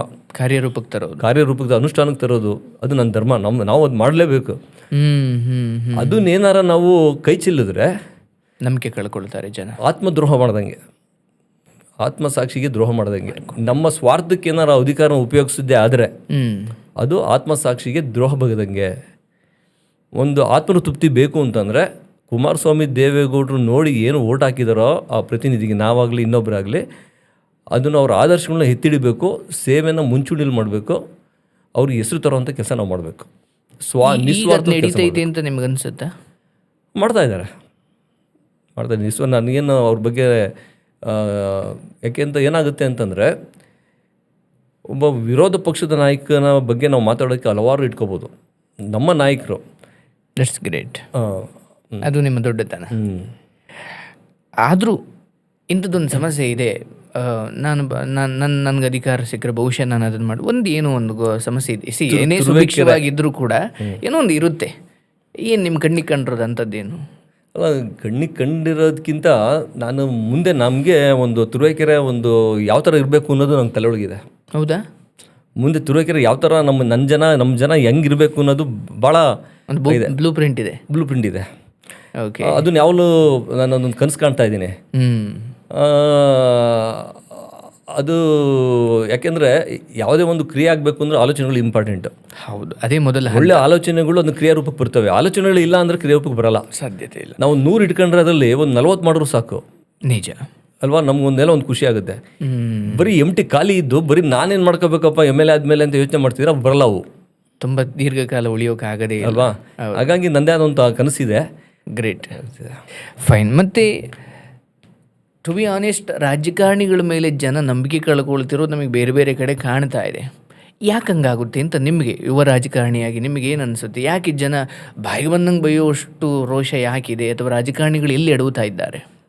ಏನು ಮಾಡ್ತಾರೆ ಅಂದರೆ ಸರ್, ಈಗ ಒಂದು ಪಂಚಾಯತಿಲಿ ಸುಮಾರು ಒಂದು 17-18 ಹಳ್ಳಿ ಬರ್ತವೆ. ಆ ಥರ ಒಂದು ತಾಲೂಕಲ್ಲಿ 36 ಪಂಚಾಯತಿ ಇರ್ತವೆ, ಒಂದು 5 ಹೋಬಳಿ ಇರ್ತವೆ. ನಮ್ಮಲ್ಲಿ ಏನು ಮಾಡ್ತಾರೆ ರಾಜಕಾರಣಿಗಳು, 2 ರೀತಿ ಇದ್ದಾರೆ. ಒಂದು ರೀತಿ ಯಾವಾಗಲೂ ಎಲೆಕ್ಷನ್ ಟೈಮಿಗೆ ಬರ್ತಾರೆ. ಎಲೆಕ್ಷನ್ ಟೈಮ್ ಬಂದುಬಿಟ್ಟು ಎಲ್ಲ ಊರನ್ನೂ ಸುತ್ತಬಿಟ್ಟು ಏನೋ ಒಂದು ಸುತ್ತಬೇಕು, ಮಾಡಬೇಕು, ದುಡ್ಡಲ್ಲಿ ನಾನು ಕೆಲಸ ಮಾಡ್ತೀನಿ, ಎಲೆಕ್ಷನ್ ಗೆದ್ಬಿಡ್ತೀನಿ ಅಂತ ಒಂದು ಭಾವನೆಯಲ್ಲಿ ಬಂದು ಹೋಗ್ತಾರೆ.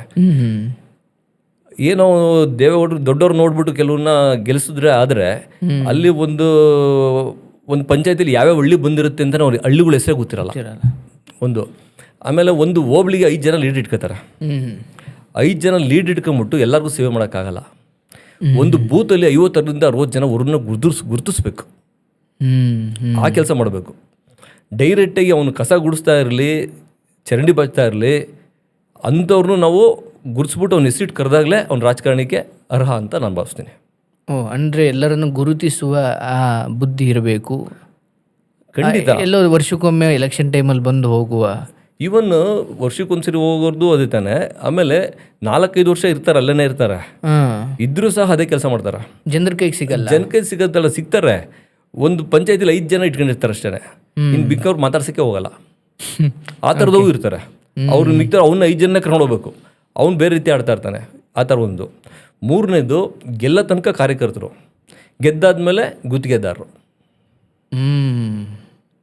ಗೆಲ್ಲ ತನಕ ಕಾರ್ಯಕರ್ತರು. ಯಾಕೆಂದ್ರೆ ಒಬ್ಬ ಸಾಮಾನ್ಯ ಕಾರ್ಯಕರ್ತ ಅವನು ಹಣನ ಖರ್ಚು ಮಾಡಿಬಿಟ್ಟು ಎಲ್ಲರಲ್ಲಿ ಓಟ್ ಹಾಕ್ಸಿರ್ತಾನಲ್ಲ, ನಮ್ಮವ್ರು ಬರ್ತಾರೆ, ಏನೋ ಮಾಡ್ತಾರೆ, ಊರಿಗೆ ಮಾಡ್ತಾರೆ, ಏನೋ ನಮ್ಮನ್ನೆಲ್ಲ ಬೆಳೆಸ್ತಾರೆ ಅಂತ. ಈ ಅವರೆಲ್ಲ ಕಡೆಗಣಿಸಿ ಯಾವ ಗುತ್ತಿಗೆದಾರ, ಯಾರೋ ಒಬ್ಬ, ನಾನು ಗುತ್ತಿಗೆದಾರ ಅಂದರೆ ಗುತ್ತಿಗೆದಾರ ಬಗ್ಗೆ ಕೆಟ್ಟದಾಗಿ ಮಾತಾಡ್ತಾ ಇಲ್ಲ. ಗುತ್ತಿಗೆದಾರದು ಅವ್ನು ಏನು ಅಂತಂದ್ರೆ ಅನಿವಾರ್ಯ, ಅವ್ನಿಗೆ MLA ಹತ್ರ ಹೋಗಲೇಬೇಕು. ಆ ತಾಲೂಕಿನ ಗುತ್ತಿಗೆದಾರಗಳು ಏನು ಮಾಡ್ತಾರೆ, ಅವರು ಬಂಡವಾಳ ಹಾಕ್ಬಿಟ್ಟು ಕೆಲಸ ಮಾಡಿರ್ತಾರೆ, ಅವ್ರ ಪರ ಹೋರಾಟ ಮಾಡಿರ್ತಾರೆ. ಬಟ್ ಅವ್ರನ್ನ ಮಾತ್ರ ಮೀಸಲು ಸೀಮಿತವಾಗಿ ಇಟ್ಕೊಂಡು ಅವ್ರನ್ನೊಬ್ಬರನ್ನ ತಪ್ಕೊಂಡ್ರೆ ಅವ್ರಿಗೆ ಮಾತ್ರ ಕೆಲಸ ಮಾಡಿಕೊಡ್ತಾ ಇದ್ದಾರೆ. ಬೇರೆಯವ್ರ ಕತೆ ಏನಾಗಬೇಕು? ಅವಾಗ ಜನ ಬೇಸರ್ತಿರ್ತಾರೆ, ಜನ ಬೇಜಾರಾಗ್ತಾರೆ. ನಿಜ ನಿಜ ನಿಜ. ಸೊ ನಾನು ಕೇಳ್ಪಟ್ಟಿದ್ದೀನಿ, ಬಹುಶಃ ಈ ದೇಶದಲ್ಲಿ ತುಂಬ ಜನಸಾಮಾನ್ಯರ ಕೈಲಿ ಬಯಸಿಕೊಳ್ಳೋ ಒಂದು ವರ್ಗ ಅಂದರೆ ರಾಜಕಾರಣಿಗಳು. ಯಾಕಂದ್ರೆ ಹಂಗೆ ಆಗ್ಬಿಟ್ಟಿದೆ ಕೆಲವೊಮ್ಮೆ. ಯಾಕಂದರೆ ಅವರ ಮೌಲ್ಯ ಕುಸಿತಾ ಇದೆ. ಆ್ಯಂಡ್ ಭ್ರಷ್ಟಾಚಾರದ ಕಾರಣಕ್ಕೂ ಆ್ಯಂಡ್ ಒಂದಷ್ಟು ಖರ್ಚು ಮಾಡಿ ಅದನ್ನು ರಿಕವರ್ ಮಾಡ್ಕೊಳ್ಳೋದ್ರಲ್ಲಿ ಅವರ 5 ವರ್ಷದ ಅವಧಿ ಮುಗಿದು ಹೋಗುತ್ತೆ ಕೆಲವೊಬ್ಬರು ಕತೆಗಳು ನಾವು ಕೇಳಿರೋ ಪ್ರಕಾರ. ಸೊ ನನಗೆ ಇರುವಂಥದ್ದು, ರಾಜಕೀಯದಲ್ಲಿ ಹಣದ ಪ್ರಭಾವವನ್ನು ತಗ್ಗಿಸ್ಲಿಕ್ಕಾಗಲ್ವಾ, ಅಥವಾ ಹಣ ಇಲ್ಲದೆ ಗೆಲ್ಲುವಂತಹ ಸಾಧ್ಯತೆಗಳು ತೀರಾ ಕಡಿಮೆನಾ? To B practical. ಇಲ್ಲ, ನಮ್ಮ ತಾಲೂಕಲ್ಲಿದೆ. ಹಣ ಏನು ಭಾಳ ಮುಖ್ಯ ಅಲ್ಲ. ಬೇರೆಯವ್ರ ತಾಲೂಕಿಗೆ ನಾನು ಮಾತಾಡೋಕೆ ಹೋಗಲ್ಲ. ನಮ್ಮ ತುರುವೇಕೆರೆ ತಾಲೂಕಲ್ಲಿ ಹಣದಿಂದ ಯಾರು ರಾಜಕೀಯದಲ್ಲಿ ಗೆದ್ದಿದ್ದು ನಾವು ಎಲ್ಲೂ ನೋಡೂ ಇಲ್ಲ, ಗೆಲ್ಲೋಕ್ಕೂ ಆಗಲ್ಲ. ಸುಮ್ಮನೆ ಒಂದು ಲೋಕಾರೂಢಿ ಹಣ ಕೊಡ್ಬೋದು ಅಷ್ಟೇ. ಲೋಕಾರೂಢಿ ಕೊಡ್ಬೋದು, ಅವನ ತೃಪ್ತಿಗೆ. ನಾನು ಸೋಲ್ತೀನಿ ಗೆಲ್ತೀನಿ ಅನ್ನೋ ಬೈಕೆ ಗೆಲ್ಬೋದೇನೋ ಅನ್ನೋದು ಕೊಡ್ಬೋದು. ಬಿಟ್ರೆ ಓಕೆ, ಜನಗಳು ಭಾವನೆಗಳಿಗೆ, ಮೌಲ್ಯಗಳಿಗೆ, ನಿಷ್ಠೆಗೆ ಬೆಲೆ ಕೊಡ್ತಾರೆ.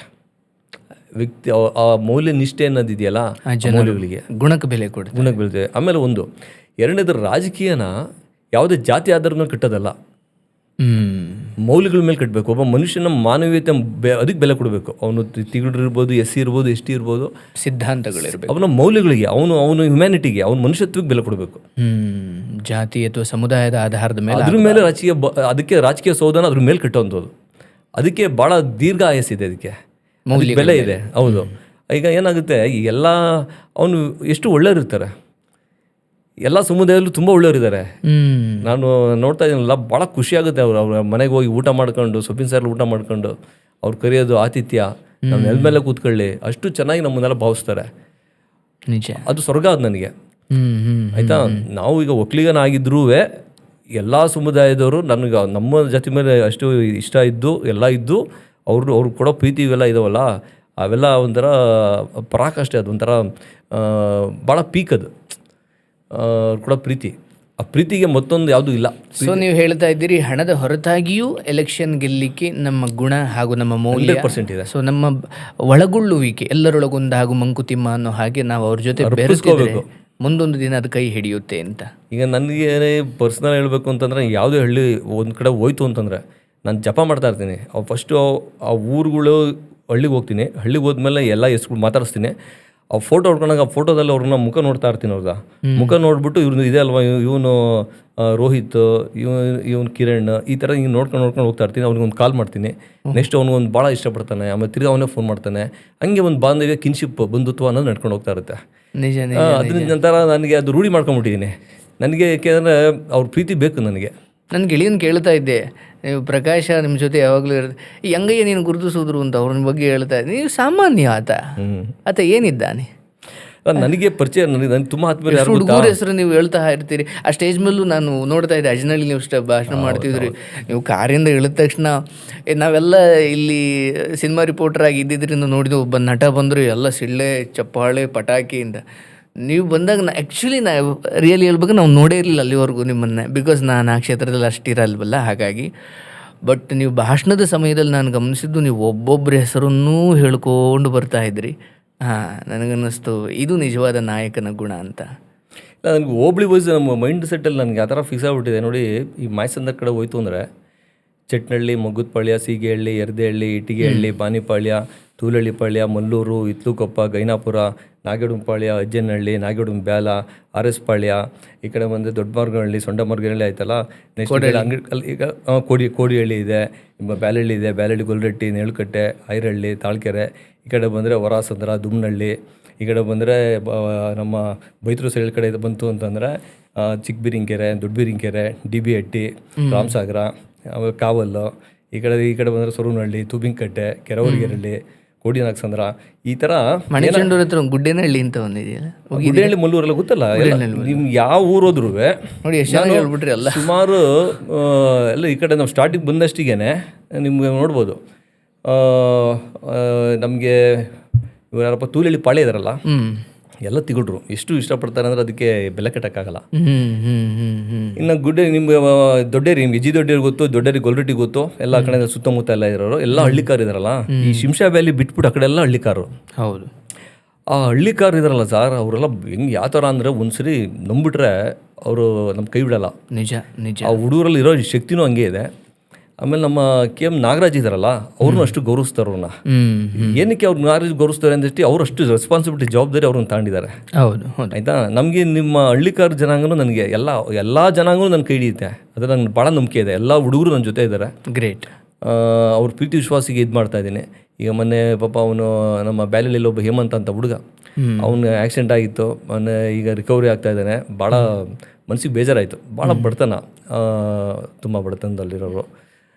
ಈಗ ಹೋಗ್ಬಿಟ್ಟು ಅವ್ರು ನೋಡ್ಕೊಂಡು ಹೋಗ್ಬೇಕು. ಇವೆಲ್ಲ ಜ್ಞಾಪಕ ಬರ್ತಾವೆ, ಇವೆಲ್ಲ ಈಗ ಮಾತಾಡ್ತಾ ಇದ್ದಾಗ ಇವೆಲ್ಲ ಜ್ಞಾಪಕ ಬರ್ತಾ ಇದ್ದಾವೆ ಅಷ್ಟೇ. ನಿಜ.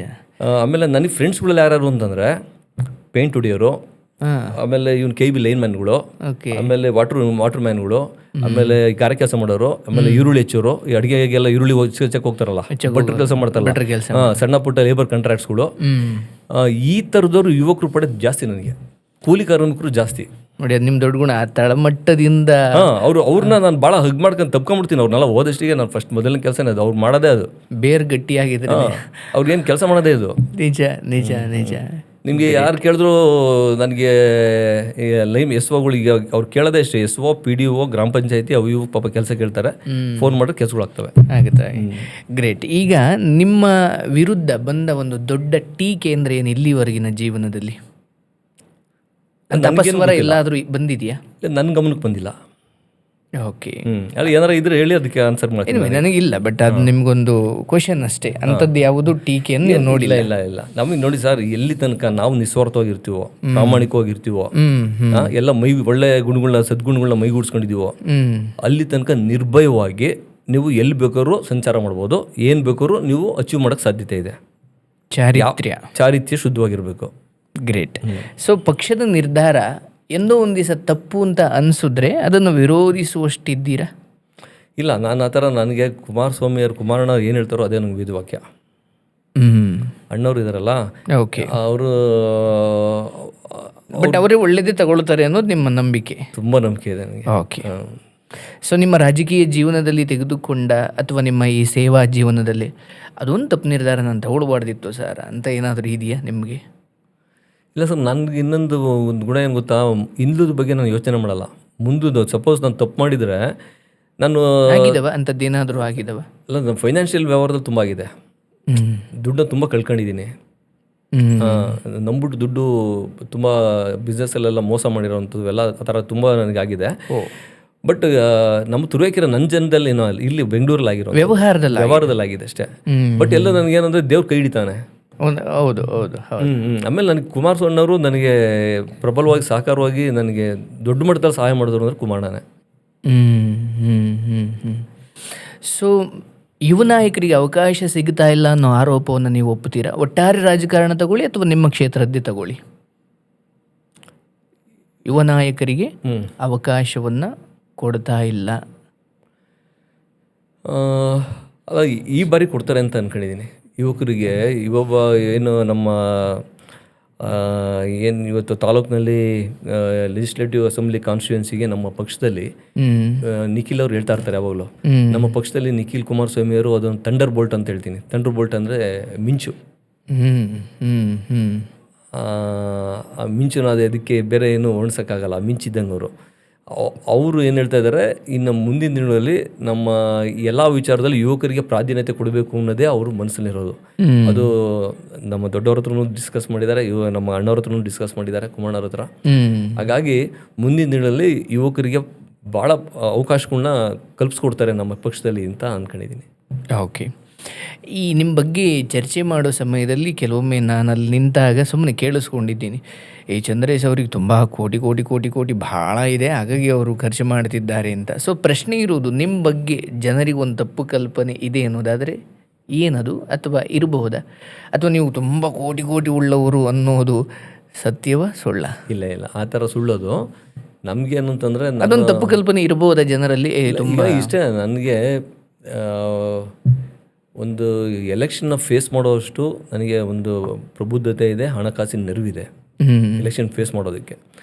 ಜೊತೆಗೆ ನಾನು ಎಲ್ಲೋ ಒಂದು ಕಡೆ ನಾನು ಒಂದು ಎಥಿಕ್ಸ್ ಅನ್ನೋದು, ನಾನು ಈ ಒಂದು ಬಲಗೈಲಿ ಕೊಟ್ಟರೆ ನನ್ನ ಖಜಾನೆ ತುಂಬುತ್ತೆ ಅನ್ನೋದು ಭಾವಿಸಿದ್ದೀನಿ. ಅವಕಾಶಗಳು ಜಾಸ್ತಿ ಸಿಗ್ತವೆ, ನಾನೇನೋ ಒಂದು ದಾನ ಧರ್ಮ ಮಾಡಿದ್ರೆ ಕೊಟ್ಟರೆ ಅವಕಾಶಗಳು ಸಿಗ್ತಾ ಇದೆ, ತುಂಬ ಸಿಗುತ್ತೆ. ಮುಂದಿನ ದಿನಗಳಲ್ಲಿ ಒಂದಿನ ಬರುತ್ತೆ, ಯಾರು ಯೋಚನೆ ಮಾಡಿಬೇಕಾರೆ ದಾನ ಈಸ್ಕೊಳ್ಳೋರು ಸಿಗಲ್ಲ. ದಾನ ಕೊಡೋಕ್ಕೆ ಹುಡುಕೊಂಡು ಕೊಡೋದಕ್ಕೆ ಈಸ್ಕೊಳ್ಳೋದಕ್ಕೆ ಕೊಡೋಕ್ಕೆ ಸಾಧ್ಯ. ಆ ಸ್ವಾಭಿಮಾನ ಪರಾಕಷ್ಟೇ ಮೀರಿಯುವಂಥ ಕಾಲ ಬರುತ್ತೆ. ಯಾರೂ ಇದು ಮಾಡಲ್ಲ.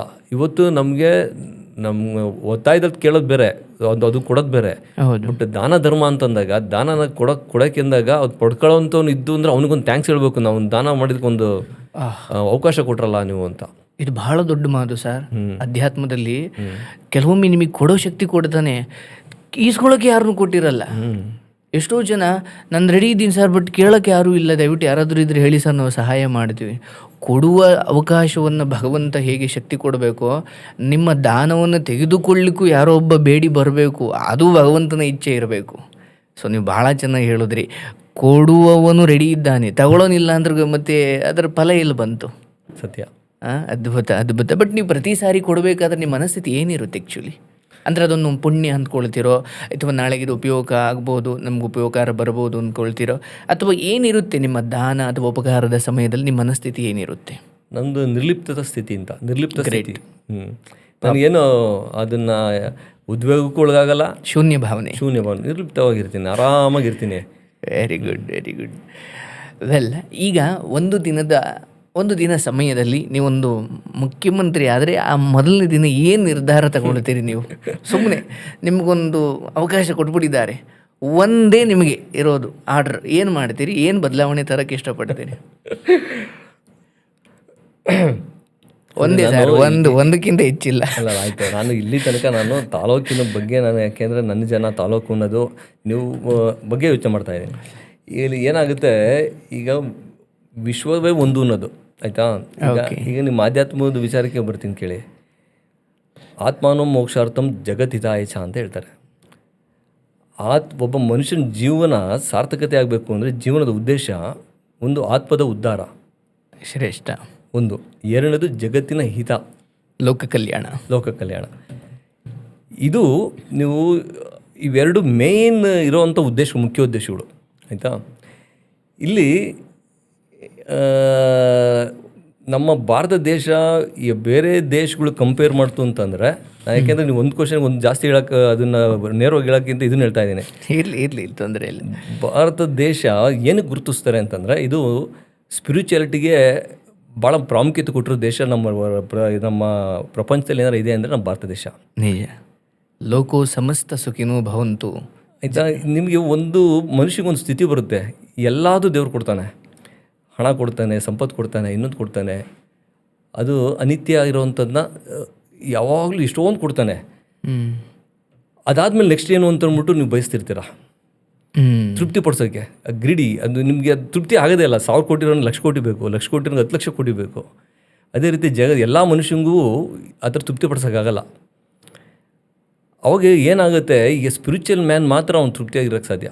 ಆಧ್ಯಾತ್ಮಿಕ ತಳಹದಿ ಒಬ್ಬ ಅವನ ಚಾರಿತ್ರ್ಯದಲ್ಲಿ ಇತ್ತು ಅಂದ್ರೆ ಮಾತ್ರ ಅವನು ಇರೋಕ್ಕೆ ಸಾಧ್ಯ ಆಯಿತಾ.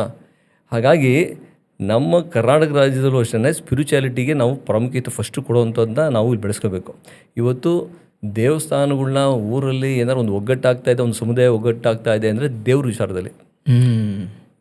ಈ ದೇವ್ರ ವಿಚಾರ ಅಂತಂತಂದ್ರೆ ಜೀರ್ಣೋದ್ಧಾರ ಇಡೀ ಸಮುದಾಯ ತಿಗುಡ್ರೆಲ್ಲ ಒಂದು ಕಡೆ ಸೇರ್ಕೋತಾರೆ, ಗೊಲ್ರೆಲ್ಲ ಒಂದು ಕಡೆ ಸೇರ್ಕೋತಾರೆ, ಮಡವಾಡ್ರೆಲ್ಲ ಒಂದು ಕಡೆ ಸೇರ್ಕೋತಾರೆ, ಒಕ್ಲಿಗರೆಲ್ಲ ಒಂದು ಸೇರ್ಕೋತಾರೆ, ವೀರೇಶ್ವರೆಲ್ಲ ಒಂದು ಸೇರ್ಕೋತಾರೆ. ಯಾವುದೋ ಒಂದು ಸ್ಪಿರಿಚುವಲಿಗೆ ಮಾತ್ರ ಸೇರ್ಕೊಳ್ಳೋದು ಒಗ್ಗಟ್ಟು ಮಾಡೋಕ್ಕೆ ಸಾಧ್ಯ ದೈವದ ಕಾರಣಕ್ಕೆ. ಆ ಸ್ಪಿರಿಚುಯಾಲಿಟಿ ಅನ್ನೋದನ್ನ ಫಸ್ಟು ನಮ್ಮ ರಾಜ್ಯದಲ್ಲಿ ಬೆಳೆಸೋದಕ್ಕೆ ಏನೇನು ರೂಪುರೇಷಣೆ ಮಾಡ್ಕೋಬೇಕು ಅದು ಫಸ್ಟ್ ಮಾಡ್ಕೋಬೇಕು. ಎರಡನೇದು ಎಜುಕೇಷನ್ ಆ್ಯಂಡ್ ಹೆಲ್ತ್. ಅದಕ್ಕೆ ಸಿಂಹಪಾಲು ಬಜೆಟಿನ ಹಣನ ವ್ಯಯ ಮಾಡಬೇಕು. ನಿಜ ನಿಜ. ಹಣ, ಆರೋಗ್ಯ ಮತ್ತು ಅಧ್ಯಾತ್ಮ ಸಂಸ್ಕಾರಕ್ಕೆ ಹಣ, ಬದುಕಿಗೆ ಆರೋಗ್ಯ, ಶಿಕ್ಷಣ ಮತ್ತು ಆರೋಗ್ಯ. ಅದಕ್ಕೆ ನಮ್ಮ ಬಜೆಟಿನ ಸಿಂಹಪಾಲನ ಬಹುಪಾಲನ್ನ ರಾಜ್ಯಕ್ಕೆ ಇಡಬೇಕು. ಆಯಿತಾ? ಅದ್ರ ಜೊತೆಗೆ ಇನ್ನೊಂದು, ನೀವೇನೋ ಒಂದು ಹೇಳಿದ್ರಿ, ಇವತ್ತು ಏನು ಜನ ಓಡಾಡ್ತಾರೋ ಹಾಸ್ಪಿಟ್ಲೆಲ್ಲ ಖರ್ಚಿಗೆ ವೆಚ್ಚಗಳು ಓಡಾಡ್ತಾ ಇದ್ದಾರಲ್ಲ, ಒಬ್ಬ MLA ಮಿನಿಸ್ಟರ್ ಆದರೂ ಒಂದೇ ಹಾಸ್ಪಿಟ್ಲಿಗೆ, ಕಾರ್ಪೊರೇಟ್ ಹಾಸ್ಪಿಟ್ಲು, ಒಬ್ಬ ಕೂಲಿ ಮಾಡ್ತೀನೋ ಅದೇ ಹಾಸ್ಪಿಟ್ಲು ಸಿಗಬೇಕು. ಅಂಥ ವ್ಯವಸ್ಥೆನ ನಾನು CM ಆದ್ರೆ ಮಾಡ್ತೀನಿ. ಇದು ಭಾಳ ಮುಖ್ಯವಾಗಿ. ಸೊ ಒಬ್ಬ MLA ಎಲ್ಲಿಗೆ ಹೋಗ್ತಾನೋ ಒಬ್ಬ ಕಾಮನ್ ಮ್ಯಾನ್ ಕೂಡ ಅಲ್ಲಿಗೆ ಹೋಗಿ ಚಿಕಿತ್ಸೆ ತಗೊಳ್ಬೇಕು. ಗ್ರೇಟ್. ರಾಜಕೀಯದಲ್ಲಿ ಸ್ನೇಹ ಮುಖ್ಯನ, ತತ್ವ ಮುಖ್ಯನ, ಸಿದ್ಧಾಂತ ಮುಖ್ಯನ? ಕೆಲವೊಮ್ಮೆ ಸಿದ್ಧಾಂತಗಳಿಗೋಸ್ಕರ ಸ್ನೇಹಗಳನ್ನು ದೂರ ಮಾಡಿಕೊಳ್ಳಿಕ್ಕೆ ಆಗ್ಬೋದೇನೋ ಗೊತ್ತಿಲ್ಲ. ಬಟ್ ಸ್ನೇಹ ಮುಖ್ಯನ, ಸಿದ್ಧಾಂತಗಳು ಮುಖ್ಯನ? ನಿಮ್ಮ ಉದ್ದೇಶಗಳೇನಿದ್ದಾವಲ್ಲ, ಹಿಂಗೆ ಮಾಡಬೇಕು ಅಂತ, ಬಟ್ ನಿಮ್ಮದೇ ಜೊತೆಯಲ್ಲಿರೋ ಯಾರೋ ಒಬ್ಬನಿಗೆ ಆ ಮಟ್ಟಿನ ಲೋಕ ಕಲ್ಯಾಣ ಇರಲಿಕ್ಕಿಲ್ಲ. ಸೊ ಅವಾಗ ನೀವೇನು ಮಾಡ್ತೀರಿ? ಅಲ್ಲ, ಈಗ ನಮ್ಮ ಸಿದ್ಧಾಂತಗಳಿದೆಯಲ್ಲ, ನಮ್ಮ ಪಕ್ಷದ ಸಿದ್ಧಾಂತಗಳಿದ್ದಾವೆ. ಓಕೆ. ಜಾತ್ಯತೀತ. ಓಕೆ. ಅದು ಜಾತ್ಯತೀತ ಅಂತಂದರೆ ನಮಗೆ ಎಲ್ಲ ವರ್ಗಾತೀತ, ಬಡವರು ಸಾಕೋರು ಯಾವುದೇ ಒಂದು ಭೇದ ಭಾವ ಇಲ್ದಂಗೆ, ಜಾತಿ ಭೇದ ಭಾವ ಇಲ್ದಂಗೆ ಅವ್ರಿಗೊಂದು ಸೇವೆ ಮಾಡುವಂಥದ್ದು, ಅವ್ರನ್ನ ಪರಿಗಣಿಸುವಂಥದ್ದು ಅಂತ ಏನಿದೆಯಲ್ಲ, ಆ ಸಿದ್ಧಾಂತಗಳು ನಮ್ಮ ದೊಡ್ಡವರು ಒಂದು ಒಳ್ಳೆ ಸಿದ್ಧಾಂತಗಳನ್ನ ಹಾಕ್ಕೊಟ್ಟಿದ್ದಾರೆ. ಅದನ್ನು ಮಾಡ್ಕೊಂಡು ಹೋದರೆ ಸ್ನೇಹ, ವಿಶ್ವಾಸ ಅದು ಪ್ರಕೃತಿದತ್ತವಾಗಿ ನಮ್ಮ ಜೊತೆನೇ ಇರುತ್ತೆ, ಬಿಟ್ಟರೆ ಅದೇನು ಹೋಗಲ್ಲ. ಅದು ನಾವು ತತ್ವಕ್ಕೆ ಆಧರಿಸಿ ನಾವು ಕೆಲಸ ಮಾಡುವಂಥದ್ದು. ಜೊತೆಗೆ ಪಕ್ಷ ಮುಖ್ಯ, ವ್ಯಕ್ತಿ ಪ್ರತಿಷ್ಠೆಗಿಂತ ಪಕ್ಷ ಮುಖ್ಯ. ಗ್ರೇಟ್. ನಿಮ್ಮ ಕ್ಷೇತ್ರದ ಜನರು ನಿಮ್ಗೆ 10ರಲ್ಲಿ ಈಗ ಈ ಪರಿಸ್ಥಿತಿಯಲ್ಲಿ 10ರಲ್ಲಿ ಎಷ್ಟು ಮಾರ್ಕ್ಸ್ ಕೊಡ್ತಾರೆ ಅಂತ ನಿಮ್ಮ ಅಂದಾಜು? ಈಗ 10ರಲ್ಲಿ 8 ಮಾರ್ಕ್ಸ್ ಕೊಡ್ತಾರೆ ಅಂತ ಕೊಡ್ತಾರೆ. ಆ್ಯಂಡ್ ನಿಮ್ಮ ಸೇವೆ ಅಥವಾ ನಿಮ್ಮ ತೊಡಗಿಕೊಳ್ಳುವಿಕೆ ಬಗ್ಗೆ ನಿಮಗೆ ಖುಷಿ ಇದೆ? ನನಗೆ, ನಾನು ಸೇವೆ ಮಾಡಿದ್ದೀನಿ, ಇದಕ್ಕೆ ಮಾಡಿದ್ರೆ ಅದು ಕೊಡ್ತಾರೆ ಅಂತ ಅನ್ನೋದಕ್ಕಿಂತ, ಎಲ್ಲೋ ಒಂದು ಕಡೆ ನಾವು ಮಾತಾಡೋ ಮಾತುಗಳು, ನಡೆ ನುಡಿ ಶುದ್ಧವಾಗಿರಬೇಕು. ಚಾರಿತ್ರ್ಯ, ನಡೆ ನುಡಿ, ನಾವು ಮಾತಾಡೋಂಥ ರೀತಿ, ಭಾವನೆಗಳು ಶುದ್ಧವಾಗಿರಬೇಕು. ನಿಜ. ನಾವು ಪರಿಶುದ್ಧರಾಗಿರಬೇಕು. ಆ ಭಾವನೆಗಳು ಪರಿಶುದ್ಧವಾಗಿತ್ತು ಅಂತಂದರೆ ಜನಕ್ಕೆ, ಅವ್ರ ಮನಸ್ಸಿಗೆ ಅವ್ರು ನಾಟುತ್ತವ್ರಿಗೆ ಅದು ರೆಸಿಪ್ರೋಕಲ್ ಆಗಿ ಅವ್ರು ಅದಾಯ್ತು ಕೊಡ್ತಾರೆ. ನಿಜ. ನೀವು 10 ರೂಪಾಯಿ ನೀವು ಅವ್ರು ಕೇಳ್ತಾರೆ. ನಾನು ಎಷ್ಟೋ ಸರಿ ನೋಡಿ, ದೇವಸ್ಥಾನಕ್ಕೆ ಕರ್ಕೊಂಡು ಹೋಗ್ತಾರೆ, ದೇವಸ್ಥಾನ ಹಣ ಇದೇನೋ ಒಂದು ಕೊಡಿ ಅಂತಂತಾರೆ. ಅಕಸ್ಮಾತ್ ನಾವು ಎಷ್ಟು ಕೊಡ್ತೀರಾ ಅನ್ನೋದ್ರ ಬಗ್ಗೆ ಅವ್ರು ಒತ್ತಾಯ ಹಾಕಲ್ಲ. ಅದು ಅವ್ರಿಗೊಂದು ಕರ್ಸೋದಕ್ಕೊಂದು ನೆಪ. ಅವ್ರಿಗೆ ದೇವಸ್ಥಾನ ಕರ್ಸ್ಬಿಟ್ಟು ನಮ್ಮನ್ನು ಮಾತಾಡಿಸ್ಬೇಕು ಅನ್ನೋದು ಎಷ್ಟೊಂದು ಜನಕ್ಕಿದೆ. ನಾನು ಅಬ್ಸರ್ವ್ ಮಾಡಿದೆ. ನೋಡೋಣ ನಿಮ್ಗೆ ಕರ್ಸ್ಬೇಕಾಯಿತು, ಅದಕ್ಕೋಸ್ಕರ ಕರ್ಸಿದ್ದೀವಿ, ದೇವಸ್ಥಾನ ಮುಂದೆ ಕೂತಿದ್ದೀವಿ, ಏನೋ ಮಾಡೋಣ, ಏನು ಇವತ್ತೇ ಮಾಡಬೇಕು ಅಂತ ಯಾವತ್ತೋ ಕೊಡಿ. ಅವ್ರಿಗೆ ಕೊಟ್ಟಿರೋ ಹಣದ ಮೇಲೆ ಅವ್ರೇನು ಡಿಪೆಂಡ್ ಆಗಲ್ಲ. ನಿಮ್ಮ ಹತ್ರ ಬಂದು ಮಾತಾಡಲಿಕ್ಕೆ ಅವ್ರಿಗೊಂದು ಖುಷಿ ಇರುತ್ತೆ. ಆಮೇಲೆ ಎಲ್ಲೋ ಯಾರೋ ಬಡವಂಗೆ ಸೇವೆ ಮಾಡಿದ್ರು ಅವ್ರು ಪರಿಗಣಿಸ್ತಾರೆ. ಅವ್ರಿಗೆ ಆಗಬೇಕು, ವೈಯಕ್ತಿಕ ಇದು ಲಾಭ ನೋಡೋ ಯಾರು ನಮ್ಮ ತಾಲೂಕಲ್ಲಿ. ನಮ್ಮೂರಲ್ಲಿ ಒಬ್ಬರಿಗೆ ಯಾರಿಗೂ ಹಿಂಗೆ ಉಪಕಾರ ಮಾಡಿದ್ರಪ್ಪ ಅನ್ನೋದು ಇಡೀ ಊರಿನವ್ರು ನಿಮ್ಮ ಬಗ್ಗೆ ಖುಷಿ ಪಡ್ತಾರೆ. ಖಂಡಿತ. That's great. ಈಗ ಒಂದು ರ್ಯಾಪಿಡ್ ಫೈರ್ ಇದೆ. ಸೊ ಅದ ಅಂತ ಒಂದೇ ಆಯ್ಕೆ ಮಾಡಬೇಕು ನೀವು. ಓಕೆ. ಮುಖ್ಯಮಂತ್ರಿ ಅಥವಾ ಸಂಸದ? ಮುಖ್ಯಮಂತ್ರಿ. ಕಾರಣ ಸರ್? ರಾಜ್ಯದಲ್ಲಿ ಇರ್ಬೋದು ಅಂತಲ್ಲ? ಹೌದು. ಮುಖ್ಯಮಂತ್ರಿ ಅಂತಂದರೆ ರಾಜ್ಯದ ಹಿತವನ್ನು ಕಾಪಾಡುವಂಥದ್ದು. ಈ ಸಂಸದ ಆದರೆ ಏನಾಗುತ್ತೆ ಅಂದರೆ ಒಂದು ಜಿಲ್ಲೆಗೆ ಮಾತ್ರ ಸೀಮಿತ ಆಗ್ತೀವಿ. ರಾಜಕೀಯದಲ್ಲಿ ನಿಮ್ಮ ಬೆಸ್ಟ್ ಫ್ರೆಂಡ್? ಕುಮಾರಣ್ಣನೇ. ಗ್ರೇಟ್. ಭಾಷಣ ಮಾಡೋದು ಅಥವಾ ಜನರ ಜೊತೆ ನೇರವಾಗಿ ಮಾತಾಡೋದು? ಎಲ್ಲರಲ್ಲಿ ಯಾವುದು? ಭಾಷಣ ಮಾಡೋದು ಅಥವಾ ಜನರ ಜೊತೆ ನೇರವಾಗಿ ಮಾತಾಡೋದು. ಬ್ಯೂಟಿಫುಲ್. ಚುನಾವಣೆಯಲ್ಲಿ ಗೆಲ್ಲೋದು ಅಥವಾ ಜನರ ಪ್ರೀತಿ?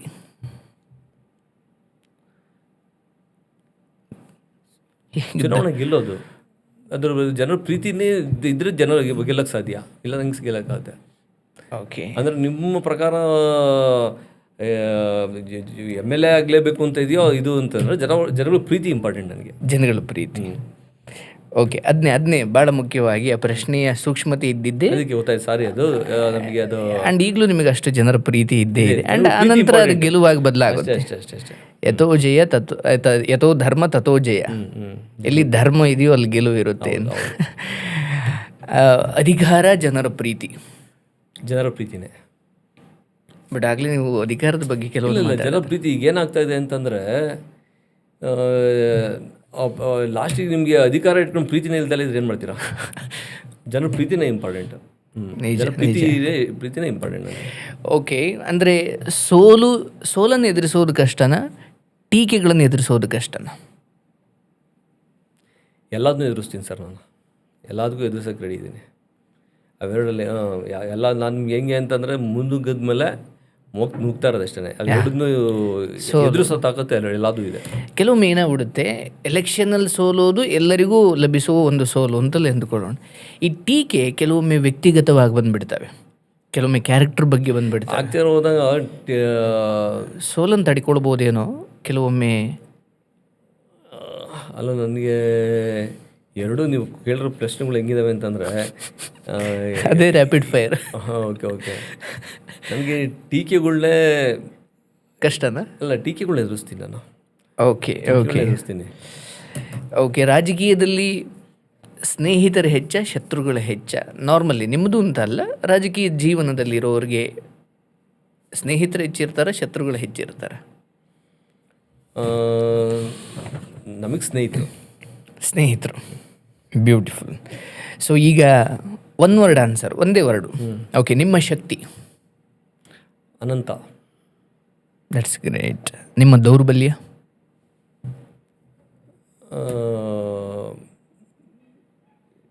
ಶಕ್ತಿಶಾಲಿ ಅಲ್ಲ, ನನ್ನ ದೌರ್ಬಲ್ಯ ಸೆಂಟಿಮೆಂಟಲ್. ನನಗೆಲ್ಲ ಒಂದ್ಸರಿ ಜಾಸ್ತಿ ಮಾತಾಡ್ತೀನಿ ಅಂತ ಅನಿಸ್ಬಿಡುತ್ತೆ. ನಾನು ಒಂದೊಂದ್ಸರಿ ಮಾತಾಡ್ತಾ ಇರ್ಬೇಕಾರೆ ಅದು ಬಿಟ್ಟರೆ ನಾನು ಎಲ್ಲೂ ನಾನು ಬರೀ ಶಕ್ತಿಶಾಲಿ ಚಿಂತನೆಗಳನ್ನ ಚಿಂತೆ ಮಾಡೋದೇ ಜಾಸ್ತಿ. ನಾನು ದೌರ್ಬಲ್ಯ ಅನ್ನೋ ವರ್ಡದಲ್ಲಿ ನಾನು ಹುಡುಕೊಳ್ಳೋದು ಅದು ಕ್ವಶನೇ ತಪ್ಪು ಅನ್ಸುತ್ತೆ ನನಗೆ. ಮನುಷ್ಯ ಅಂದಾಗ ಇದ್ದೇ ಇರುತ್ತೆ, ಬಟ್ ನಾನು ಅದ್ರ ಕಡೆ ಗಮನ ಕೊಡಲ್ಲ ಅಂತ ನೀವು ಹೇಳ್ಬೋದು ಅಷ್ಟೇ. ಅಷ್ಟೇ ಗಮನ ಕೊಡಲ್ಲ. ಎಲ್ಲರಿಗೂ ಇದ್ದೇ ಇರುತ್ತೆ, ಎಲ್ಲರಿಗೂ ಎಲ್ಲರಿಗೂ ಇದೆ. ಬಹುಶಃ ನಮಗೆ ಕಾಣದಿದ್ರು ಬೇರೆಯವ್ರಿಗೆ ಕಾಣುತ್ತೆ. ಬೇರೆಯವ್ರು ಕೇಳಿದ್ರೆ ಹೇಳ್ತಾರೆ ನಮ್ಮ ದೌರ್ಬಲ್ಯಗಳು ಏನೇನು ಅಂತ ಹೇಳ್ತಾರೆ. ನಿಮ್ಮ ದೌರ್ಬಲ್ಯ ಅವ್ರು ಹೇಳ್ತಾ ಇರ್ಬೇಕು. ಹೇಳ್ತಾರೆ. Very good. ನಿಮ್ಮ ಪ್ರೇರಣೆ, ನಿಮ್ಮ ಇನ್ಸ್ಪಿರೇಷನ್ ರಾಜಕೀಯವಾಗಿ? ಪ್ರೇರಣೆ ಜನರ ಪ್ರೀತಿನೇ. ಓಕೆ, ನಾನು ಅಂದ್ಕೊಂಡೆ ಕುಮಾರಣ್ಣ ಅವರು ಹೇಳ್ತೀರಾ ಅಂದ್ಕೊಂಡೆ. ಎನಿವೆ, ನಿಮ್ಮ ಇನ್ಸ್ಪಿರೇಷನ್ ಅಂತ ಕೇಳಿದಾಗ ಸ್ಫೂರ್ತಿ ಅವರು. ಅದೇ ಸ್ಫೂರ್ತಿ, ಪ್ರೇರಣೆ. ಕುಮಾರಣ್ಣನೂ ಸ್ಫೂರ್ತಿನೇ. ಕುಮಾರಣ್ಣ ಎಲ್ಲದಕ್ಕಿಂತ ಇಂಪಾರ್ಟೆಂಟ್. ಪ್ರೇರಣೆ ಸ್ಫೂರ್ತಿ ಅನ್ನೋದಕ್ಕಿಂತನೂ ಅವರು ಮಾರ್ಗದರ್ಶಿ ಅಂತ ಹೇಳ್ಬೋದು. ಆಮೇಲೆ ಸರ್ವಸ್ವ ಅವರೇ ನಮಗೆ ರಾಜಕೀಯದಲ್ಲಿ ಬಂದಾದ್ಮೇಲೆ ಆದರ್ಶ ಎಲ್ಲ ಅವ್ರನ್ನ ನೋಡ್ಬಿಟ್ಟು ನಾನು ಈ ಥರ ರಾಜಕಾರಣದಲ್ಲಿ ಇರಬೇಕಪ್ಪ, ಒಬ್ಬರು ಸಜ್ಜನರಿಗೆ ರಾಜಕೀಯ ಬೇಕು ಅನ್ನೋದನ್ನ ಮಂದಟ್ಟು ಮಾಡಿರೋದು ಅವರೇ. ನಾನು ಎಲ್ಲರನ್ನೂ ಯೂತ್ಸ್ನೆಲ್ಲ ಕರಿತಾ ಇರ್ತೀನಿ. ಯಾಕೆಂದರೆ ಕೆಲವು ಜನ ಏನಾಗ್ಬಿಟ್ಟಿದೆ, ರಾಜಕೀಯ ಅನ್ನೋದು ಬರೀ ಅಲ್ಲಿರೋರೆಲ್ಲ ಸರಿ ಇಲ್ಲ, ಆಮೇಲೆ ಎಂತೆಂದವ್ರು ಹೋಗ್ತಾರೆ ಅನ್ನೋ ಒಂದು ವಿಚಾರ ಬರುತ್ತೆ. ಸಜ್ಜನರು ರಾಜಕೀಯಕ್ಕೆ ಬರಬೇಕು ಒಂದು, ಆಮೇಲೆ ಸಜ್ಜನರು ಮೌನ ಮುರಿಬೇಕು ಅಂತ ಹೇಳ್ತೀನಿ ಯಾವಾಗಲೂ. ಬಹಳ ಮುಖ್ಯವಾದ ವಿಚಾರ. ದುಷ್ಟರ ಅಟ್ಟಹಾಸನ ಮೆಟ್ಟಾಕಬೇಕು ಅಂದರೆ ಸಜ್ಜನರು ಮೌನವನ್ನು ಮುರಿಬೇಕು. ನೀವೆಲ್ಲ ಸುಮ್ಮನೆ ಒಳ್ಳೆಯವರೆಲ್ಲ ಕೂತ್ಕೊಂಡ್ಬಿಟ್ರೆ ಒಂದು ಜಾಗದಲ್ಲಿ ಕ್ವಶನ್ ಮಾಡೋದಲ್ಲ, ಹತ್ತಿಕ್ಕಾಗಲ್ಲ, ಪ್ರತಿಭಟಿಸೋಕ್ಕಾಗಲ್ಲ, ಇನ್ನೊಂದಾಗಲ್ಲ. ನೀವೆಲ್ಲ ಒಳ್ಳೆಯವರೇ ತಗೊಂಡು ಏನು ಮಾಡ್ತೀರಾ ಅಲ್ವಾ? ಹಾಗಾಗಿ ಸಜ್ಜನರು ಮೌನವನ್ನು ಮುರಿಬೇಕು. ಮಹಾಭಾರತ ಹೀಗೆ ನಡೆದಿದಲ್ವ ಸರ್? ಮಾತಾಡಬೇಕಾದ ಭೀಷ್ಮ ಮಾತಾಡಿದರೆ, ಮಾತಾಡಬೇಕಾದ ದ್ರೋಣ ಮಾತಾಡಿದರೆ, ಅಲ್ಲಿ ದ್ರೌಪದಿ ವಸ್ತ್ರಾಪರಣ ಎಲ್ಲ ಆಗ್ತಿತ್ತು. ಅದಕ್ಕೆ ಕೃಷ್ಣ ಹೇಳುವಂಥದ್ದು, ಆ ಧರ್ಮಿಗಳಿಂದ ಈ ಸಮಾಜಕ್ಕೆ ಏನು ಅನ್ಯಾಯವಾಗುತ್ತೋ, ಧರ್ಮ ತಿಳಿದವರ ನಿಷ್ಕ್ರಿಯತೆಯಿಂದಲೂ ಅಷ್ಟೇ ಅನ್ಯಾಯ ಆಗುತ್ತೆ ಈ ಸಮಾಜಕ್ಕೆ. ಸೊ ಯುದ್ಧದ ಸಮಯದಲ್ಲಿ ಬೋಧನೆ ಮಾಡಬೇಕಾದ್ರೆ ಕರ್ಣನಿಗೆ ಹೇಳ್ತಾನೆ, ಈ ಯುದ್ಧಕ್ಕೆ ಕಾರಣ ದುಶ್ಯಾಸನೂ ಅಲ್ಲ, ದುರ್ಯೋಧನೂ ಅಲ್ಲ, ಮಹಾರಥಿಗಳಾದ ಮೂವರು, ಭೀಷ್ಮ, ದ್ರೋಣ ಹಾಗೂ ಕರ್ಣ. ಯಾಕಂದರೆ ಅವ್ರು ಮೂವರು ಧರ್ಮ ತಿಳಿದವರು. ಬಟ್ ದುರ್ಯೋಧನ ಹಾಕಿದ ಅನ್ನ ತಿನ್ಕೊಂಡಿದ್ದೀವಿ ಅಂತ ಆತ ಸುಮ್ಮನಿದ್ಬಿಟ್ಟಿದ್ರು. ಸೊ ನೀವು ಹೇಳಿದ ನಿಜ. ಕೆಲವೊಮ್ಮೆ ಧರ್ಮ ತಿಳಿದವರೆಲ್ಲ ಒಂದು ಕಡೆ ನಮಗೆ ಯಾಕೆ ಬೇಕಪ್ಪ ಅಂತ ಇರೋದಾದರೆ ರಾಕ್ಷಸರ ರಾಜ್ಯ ಆಗ್ಬಿಡುತ್ತಲ್ಲ. ಅದಕ್ಕೆ ಸೊ ನೀವೊಂದು ಕಡೆ ನಿಮ್ಮ ಈ ವಿಚಾರದಲ್ಲಿ ನೀವು ಸ್ವಲ್ಪ ನಮ್ಮ ಶಾಸ್ತ್ರೀಯವಾಗಿ ರಾಮಾಯಣ ಮಹಾಭಾರತಗಳ ಕಥೆಗಳನ್ನೆಲ್ಲ ನೀವು ತುಂಬ ಓದ್ತೀರಾ? ಈಗ ಕಮ್ಮಿ ಸರ್, ನಾನು ಓದ್ತಾ ಇರೋದು. ಮುಂಚೆ ಎಲ್ಲ ಸ್ವಲ್ಪ ಒಂದು ತಕ್ಕ ಮಟ್ಟಿಗೆ ಗೊತ್ತು. ನಾನು ಜಾಸ್ತಿ ವಿವೇಕಾನಂದ ಅವರ ಬುಕ್ಸ್ ಓದ್ತಾ ಇರ್ತೀನಿ. ಅಂದರೆ ಅವರ ವಿಚಾರಗಳು ನಿಮ್ಮ ಆಡಳಿತದಲ್ಲಿ ನೀವು ಅಳವಡಿಸ್ಕೊಳ್ಳೋ ಪ್ರಯತ್ನ ಮಾಡಿ. ಅದೇ ನಾನು ಹೇಳ್ತಾ ಇರೋದು. ಏನಂದರೆ ಎಲ್ಲರೆಲ್ಲ ಒಂದು ಅನಂತ ಶಕ್ತಿನ ಜಾಗೃತಗೊಳಿಸೋದು ಇದೆಯಲ್ಲ, ವಿಚಾರ ಇದೆಯಲ್ಲ, ಅದನ್ನು ಅವ್ರು ಮಂದಟ್ ಮಾಡಬೇಕು. ನಿಮ್ಮಲ್ಲೂ ಇದೆ ಶಕ್ತಿ ಅನ್ನೋದನ್ನ ಯುವಕರಲ್ಲಿ. ಗ್ರೇಟ್ ಅವ್ರ ಶಕ್ತಿನ ಅವ್ರಿಗೆ ತಿಳಿಸ್ಕೊಡೋದೇ ದೊಡ್ಡ ಕೆಲಸ. ಇವಾಗ ಜೇಬಲ್ಲಿ ₹1 ಇರುತ್ತೆ, ಬಟ್ ಇದೆ ಅಂತ ನಮಗೆ ಗೊತ್ತಿಲ್ಲ ಅಂದರೆ ಅವ್ರನ್ನ ಕೇಳ್ಕೊಂಡು ಓಡಾಡ್ತಿರ್ತೀವಿ. ಬಟ್ ನಮ್ಮಲ್ಲಿ ಇದೆ ಅಂತ ನಮಗೆ ಗೊತ್ತಾಗೋದು ಬಹಳ ಮುಖ್ಯವಾದದ್ದು. ಬಟ್ ನೀವು ಭಾಷಣಗಳಲ್ಲಿ ಚೆನ್ನಾಗಿ ಮಾತಾಡ್ತೀರಾ ಸರ್, ನಾನು ಅಲ್ಲಿ ನೋಡಿದೆ. ಆ್ಯಂಡ್ ಕೇವಲ ನೀವು ರಾಜಕೀಯ ನನಗೆ ಓಟ್ ಹಾಕಿ ಅನ್ನೋದು ನೀವು ಪ್ರಸ್ತಾಪನೆ ಮಾಡಲಿಲ್ಲ. ಹೌದು, ಓಕೆ, ಪ್ರತಿ ಹಳ್ಳಿಗೂ ಹಿಂಗೇನೋ ಆಗಬೇಕು, ಒಳ್ಳೇದಾಗಬೇಕು ಅಂತ ನೀವಲ್ಲಿ ಹೇಳ್ತಾ ಇದ್ರಿ. ಎನಿವೆ, ನಿಮ್ಮ ಕನಸು?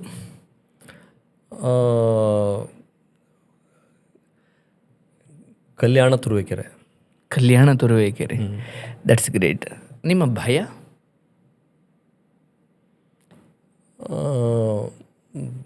ಭಯ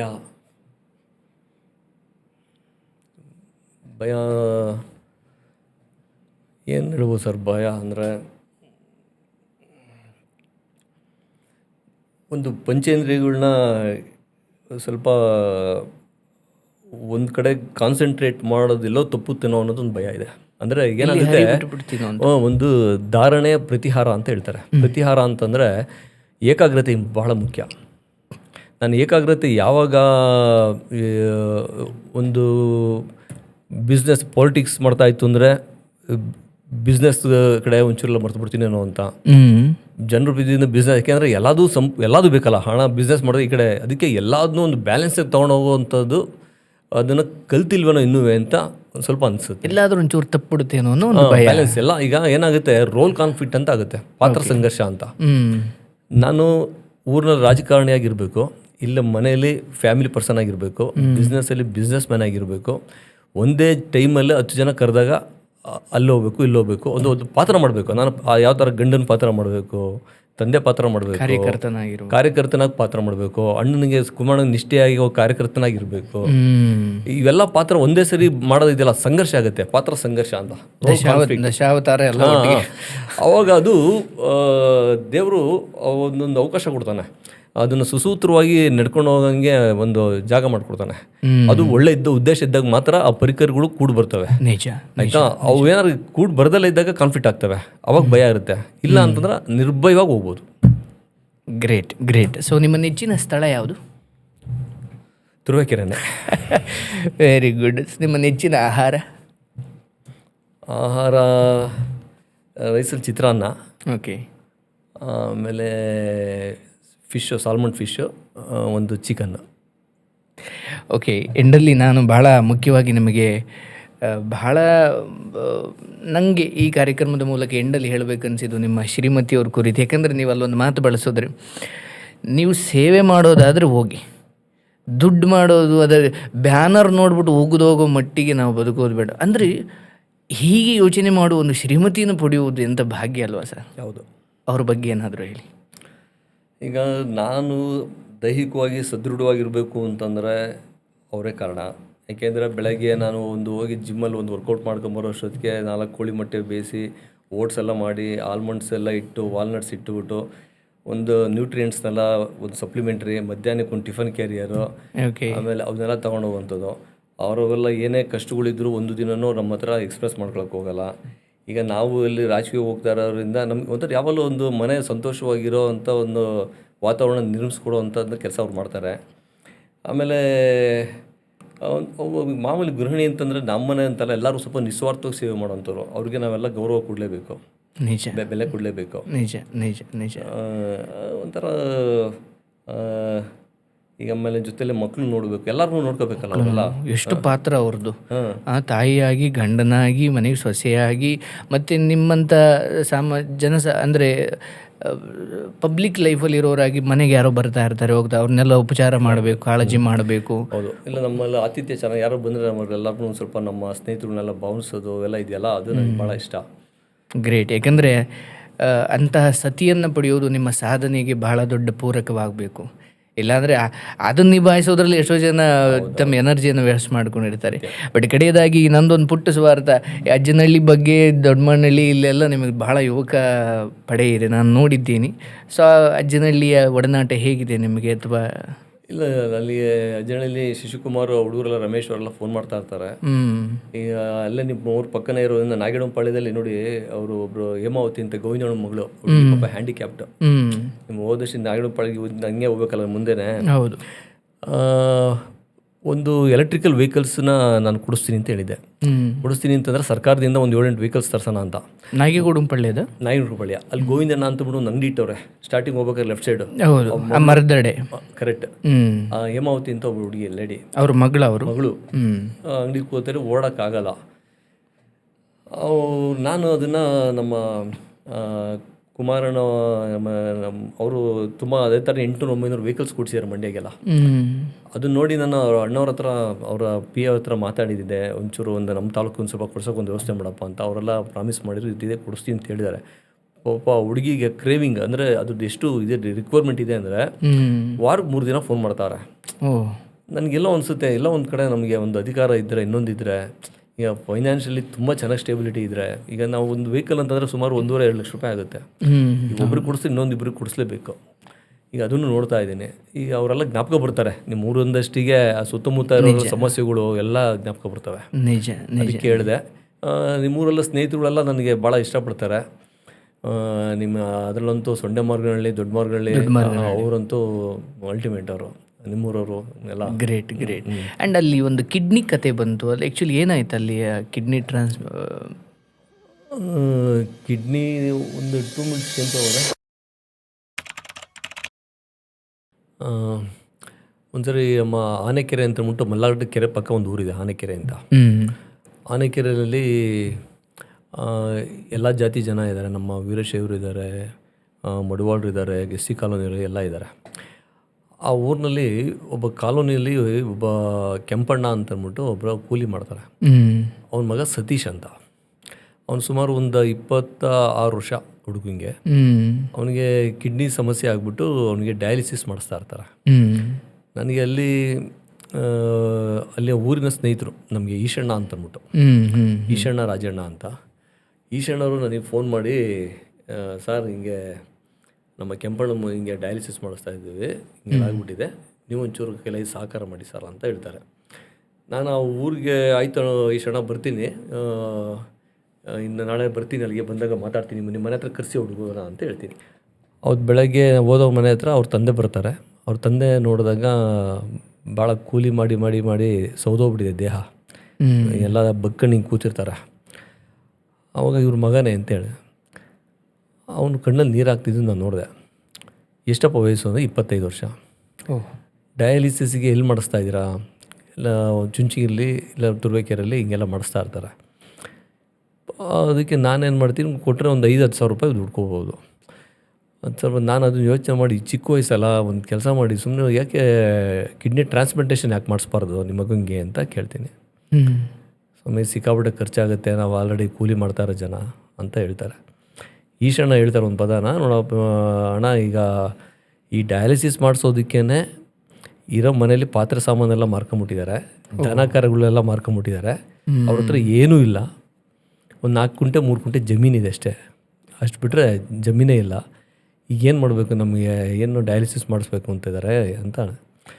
ಅದಕ್ಕೆ ನಾನು ಆಯ್ತಪ್ಪ, ಇನ್ನು ಒಂದು ಕೆಲಸ ಮಾಡು, ತಗೋ ಡಯಾಲಿಸಿಸ್ ಮಾಡಿಸ್ಕೊ, ಜೊತೆಗೆ ನೀನು ಬೆಂಗಳೂರಿಗೆ ಬಂದುಬಿಡು, ನೋಡೋಣ ಡಯಾಲಿಸಿಸ್ ಜೊತೆ ಟ್ರಾನ್ಸ್ಪ್ಲಾಂಟೇಷನ್ ಮಾಡಿಸೋಣ, ನಾನು ಹೋಗಿ ಕೆಲವು ಹಾಸ್ಪಿಟ್ಲಿಗೆ ವಿಚಾರಿಸ್ಕೊಂಬರ್ತೀನಿ ಅಂತ ಅಂದ್ಬಿಟ್ಟು ನಾನು ಡೈರೆಕ್ಟಾಗಿ ವಿಕ್ಟೋರಿಯಾ ಹಾಸ್ಪಿಟ್ಲಿಗೆ ಹೋಗ್ತೀನಿ ಬೆಂಗಳೂರಿಗೆ. ವಿಕ್ಟೋರಿಯಾ ಹಾಸ್ಪಿಟ್ಲಿಗೆ ಹೋದಾಗ ಡಾಕ್ಟರ್ ಶ್ರೀಧರ್ ಅಂತ ಚಿಕ್ಕನಾಯಕಳ್ಳಿಯವರು, ಅವರು HOD ಇದ್ದಾರೆ, ನೆಫ್ರಾಲಜಿಸ್ಟ್ ವಿಕ್ಟೋರಿಯಾದಲ್ಲಿ. ಅವರು ಪರಿಚಯ ಮಾಡ್ಕೊಂಡು, ಸರ್ ಹಿಂಗಿದೆ, ಇದರ ಒಬ್ಬ ವ್ಯಕ್ತಿ 25-26 ವರ್ಷ ಹುಡುಗ ಇದ್ದಾನೆ, ಟ್ರಾನ್ಸ್ಪ್ಲಾಂಟೇಷನ್ ಮಾಡಿಸ್ಬೇಕು, ಎಷ್ಟು ಖರ್ಚು ವೆಚ್ಚಗಳು ಎಷ್ಟಾಗ್ತವೆ, ಏನು ಪ್ರೊಸೀಜರ್ ಏನು ಅಂತೆಲ್ಲ ಕೇಳ್ಕೊಂಡು, ಅವಾಗ ಪ್ರೊಸೀಜರ್ ತಿಳ್ಕೊಂಡಾದ್ಮೇಲೆ ಅವ್ರನ್ನ ಫ್ಯಾಮಿಲಿನಲ್ಲಿ ಬರೋಕ್ಕೆ ಹೇಳಿ, ಡೋನರ್ ಯಾರು ಬೇಕು ಅಂತಂದಾಗ ಅವ್ರ ತಾಯಿ ಡೋನರ್ ಅಂತ ಅವ್ರನ್ನೇ ಕೊಡ್ತೀನಿ ಅಂತ ಒಪ್ಕೊಂಡ್ಮೇಲೆ ಅವರು DNA ಟೆಸ್ಟಿಂದ ಹಿಡಿದು ಎಲ್ಲದು ಥರ ಲ್ಯಾಬ್ ಟೆಸ್ಟ್ಗಳು ಎಲ್ಲದೂ ವ್ಯವಸ್ಥೆ ಮಾಡೋಕ್ಕೆ ಅಂತ ರೆಡಿ ಆಗುತ್ತೆ. ನಾನು ಏನೋ ಮಾಡಿ ಅವ್ನ ಹುಡುಗನ ಉಳಿಸ್ಕೋಬೇಕು ಅನ್ನೋದು ಒಂದು ಛಲ ನನಗೆ. ಆ ನಿಟ್ಟಿನಲ್ಲಿ ಸುಮಾರು ಇವತ್ತಿಗೆ 4 ವರ್ಷ ಆಯಿತು. 3 ಇಯರ್ಸ್ ಆಗೋಗಿದೆ. ಅದು ಪ್ರೊಸೀಜರ್ ಎಷ್ಟು ಕಷ್ಟ ಅಂತಂದರೆ ಅವು ಎಲ್ಲ ಬರೀ ಟೆಸ್ಟು. ಅವ್ರಿಗೆ ಪಾಪ ಬಡವರೆಲ್ಲ ಹೆಂಗೆ ಮಾಡ್ಕೋತಾರೋ ನನಗೆ ಗೊತ್ತಾಗ್ತಾ ಇಲ್ಲ. ಆ ಟೆಸ್ಟು ಅಂದಾಗ ನನಗೆಲ್ಲ ಹೊರಗಡೆ ಲ್ಯಾಬಲ್ಲೇ ಮಾಡಿಸ್ಬೇಕು. ಅಲ್ಲಿ ಏನೋ ಸಣ್ಣ ಪುಟ್ಟ ಮಾತ್ರ ಅಲ್ಲಿ ವಿಕ್ಟೋರಿಯಾದಲ್ಲಿ ಮಾಡ್ತಾರೆ, ಇನ್ನೆಲ್ಲ ಹೊರಗಡೆಗೆ ಬರ್ಕೊಳಿಸ್ತಾರೆ. ಅವನ ಹತ್ರ ಹಣ ಇಲ್ಲ. ಅಂಥ ಟೈಮಲ್ಲಿ ನಮ್ಮ ಕೈಲಾಗಿದ್ದು ಅವ್ರಿಗೆಲ್ಲ ಒಂದು ವ್ಯವಸ್ಥಿತವಾಗಿ ಮಾಡಿ ಲಾಸ್ಟಿಗೆ ಮೊನ್ನೆ ಕಿಡ್ನಿ ಟ್ರಾನ್ಸ್ಪ್ಲಾಂಟೇಷನ್ ಆಯಿತು. ಟ್ರಾನ್ಸ್ಪ್ಲಾಂಟೇಷನ್ ಆಗಿ ಭಾಳ ಆರೋಗ್ಯಕರವೇ. ಈಗ ಇನ್ನೂ ಅಲ್ಲೇ ಪಕ್ಕನೇ ಒಂದು ರೂಮ್ ಮಾಡಿಸಿ ಇಡ್ಸಿದ್ದೀನಿ ಅಲ್ಲೇ. ಅವನು ಪ್ರತಿ ವಾರಕ್ಕೊಂದ್ಸರಿ ತೋರಿಸ್ಕೊತಾ ಇದ್ದೀನಿ ಡಾಕ್ಟ್ರಿಗೆ. ಈಗ ಕ್ರಿಯೇಟಿನ್ ಎಲ್ಲ 1.2 ಬಂದಿದೆ. ಮುಂಚೆ 8-9 ಇತ್ತು ಅವನಿಗೆ ಡಯಾಲಿಸಿಸ್ ಮಾಡ್ಬೇಕಾರಲ್ಲ. ಈಗ ಆಮೇಲೆ ಟ್ರಾನ್ಸ್ಪ್ಲಾಂಟೇಷನ್ ಆದಮೇಲೆ ಅವ್ರ ತಾಯಿನೂ ಚೆನ್ನಾಗಿದ್ದಾರೆ. ಆಮೇಲೆ ಹಿಮೋಗ್ಲೋಬಿನ್ ಅದು ನಾರ್ಮಲ್ ಬಂದಿದೆ. ವೆಚ್ಚ ಸರ್ಕಾರದಲ್ಲಿ ಅದನ್ನು ಫ್ರೀಯಾಗಿ ಮಾಡ್ತಾರೆ ಸರ್ಜರೀಸ್ನ. ಆದರೆ ಅವ್ರು ಕೊಡೋವಂಥ ಔಷಧಿ ಇದೆಯಲ್ಲ, ಆಮೇಲೆ ಬರ್ಕೊಡೋವಂಥ ಪ್ರಿಸ್ಕ್ರಿಪ್ಷನ್ ಕೊಡೋವಂಥ ಔಷಧಿ, ಲ್ಯಾಬ್ ಟೆಸ್ಟ್ಗಳು, ಅದು ತುಂಬ ವೆಚ್ಚ. ನಾನು ಅದೇ ಯೋಚನೆ ಮಾಡಿದೆ, ಸರ್ಕಾರದಿಂದ ಇಷ್ಟೊಂದು ಮಾಡಿ ಹಾಸ್ಪಿಟ್ಲಿಗೆ ಇವು ಔಷಧಿನೂ ಕೊಟ್ಟಿರೋ ಸರಿ ಆಗ್ತಾಯಿತ್ತು. ಅವ್ರು ಕೇರ್ ಟೇಕಿಂಗ್ ಮಾಡೋಕ್ಕೆ ಒಂದು ವ್ಯವಸ್ಥೆ ಬೇಕಾಗಿತ್ತು, ಅದು ಮಾಡ್ತಾ ಇಲ್ವಲ್ಲ ಅಂತ ನನಗೆ ಬೇಜಾರಾಯಿತು. ಅದನ್ನು ನಾನು ಸ್ವಲ್ಪ ಅವ್ರಿಗೆ ಬಲವಾಗಿ ನಿಂತ್ಕೊಂಡೆ.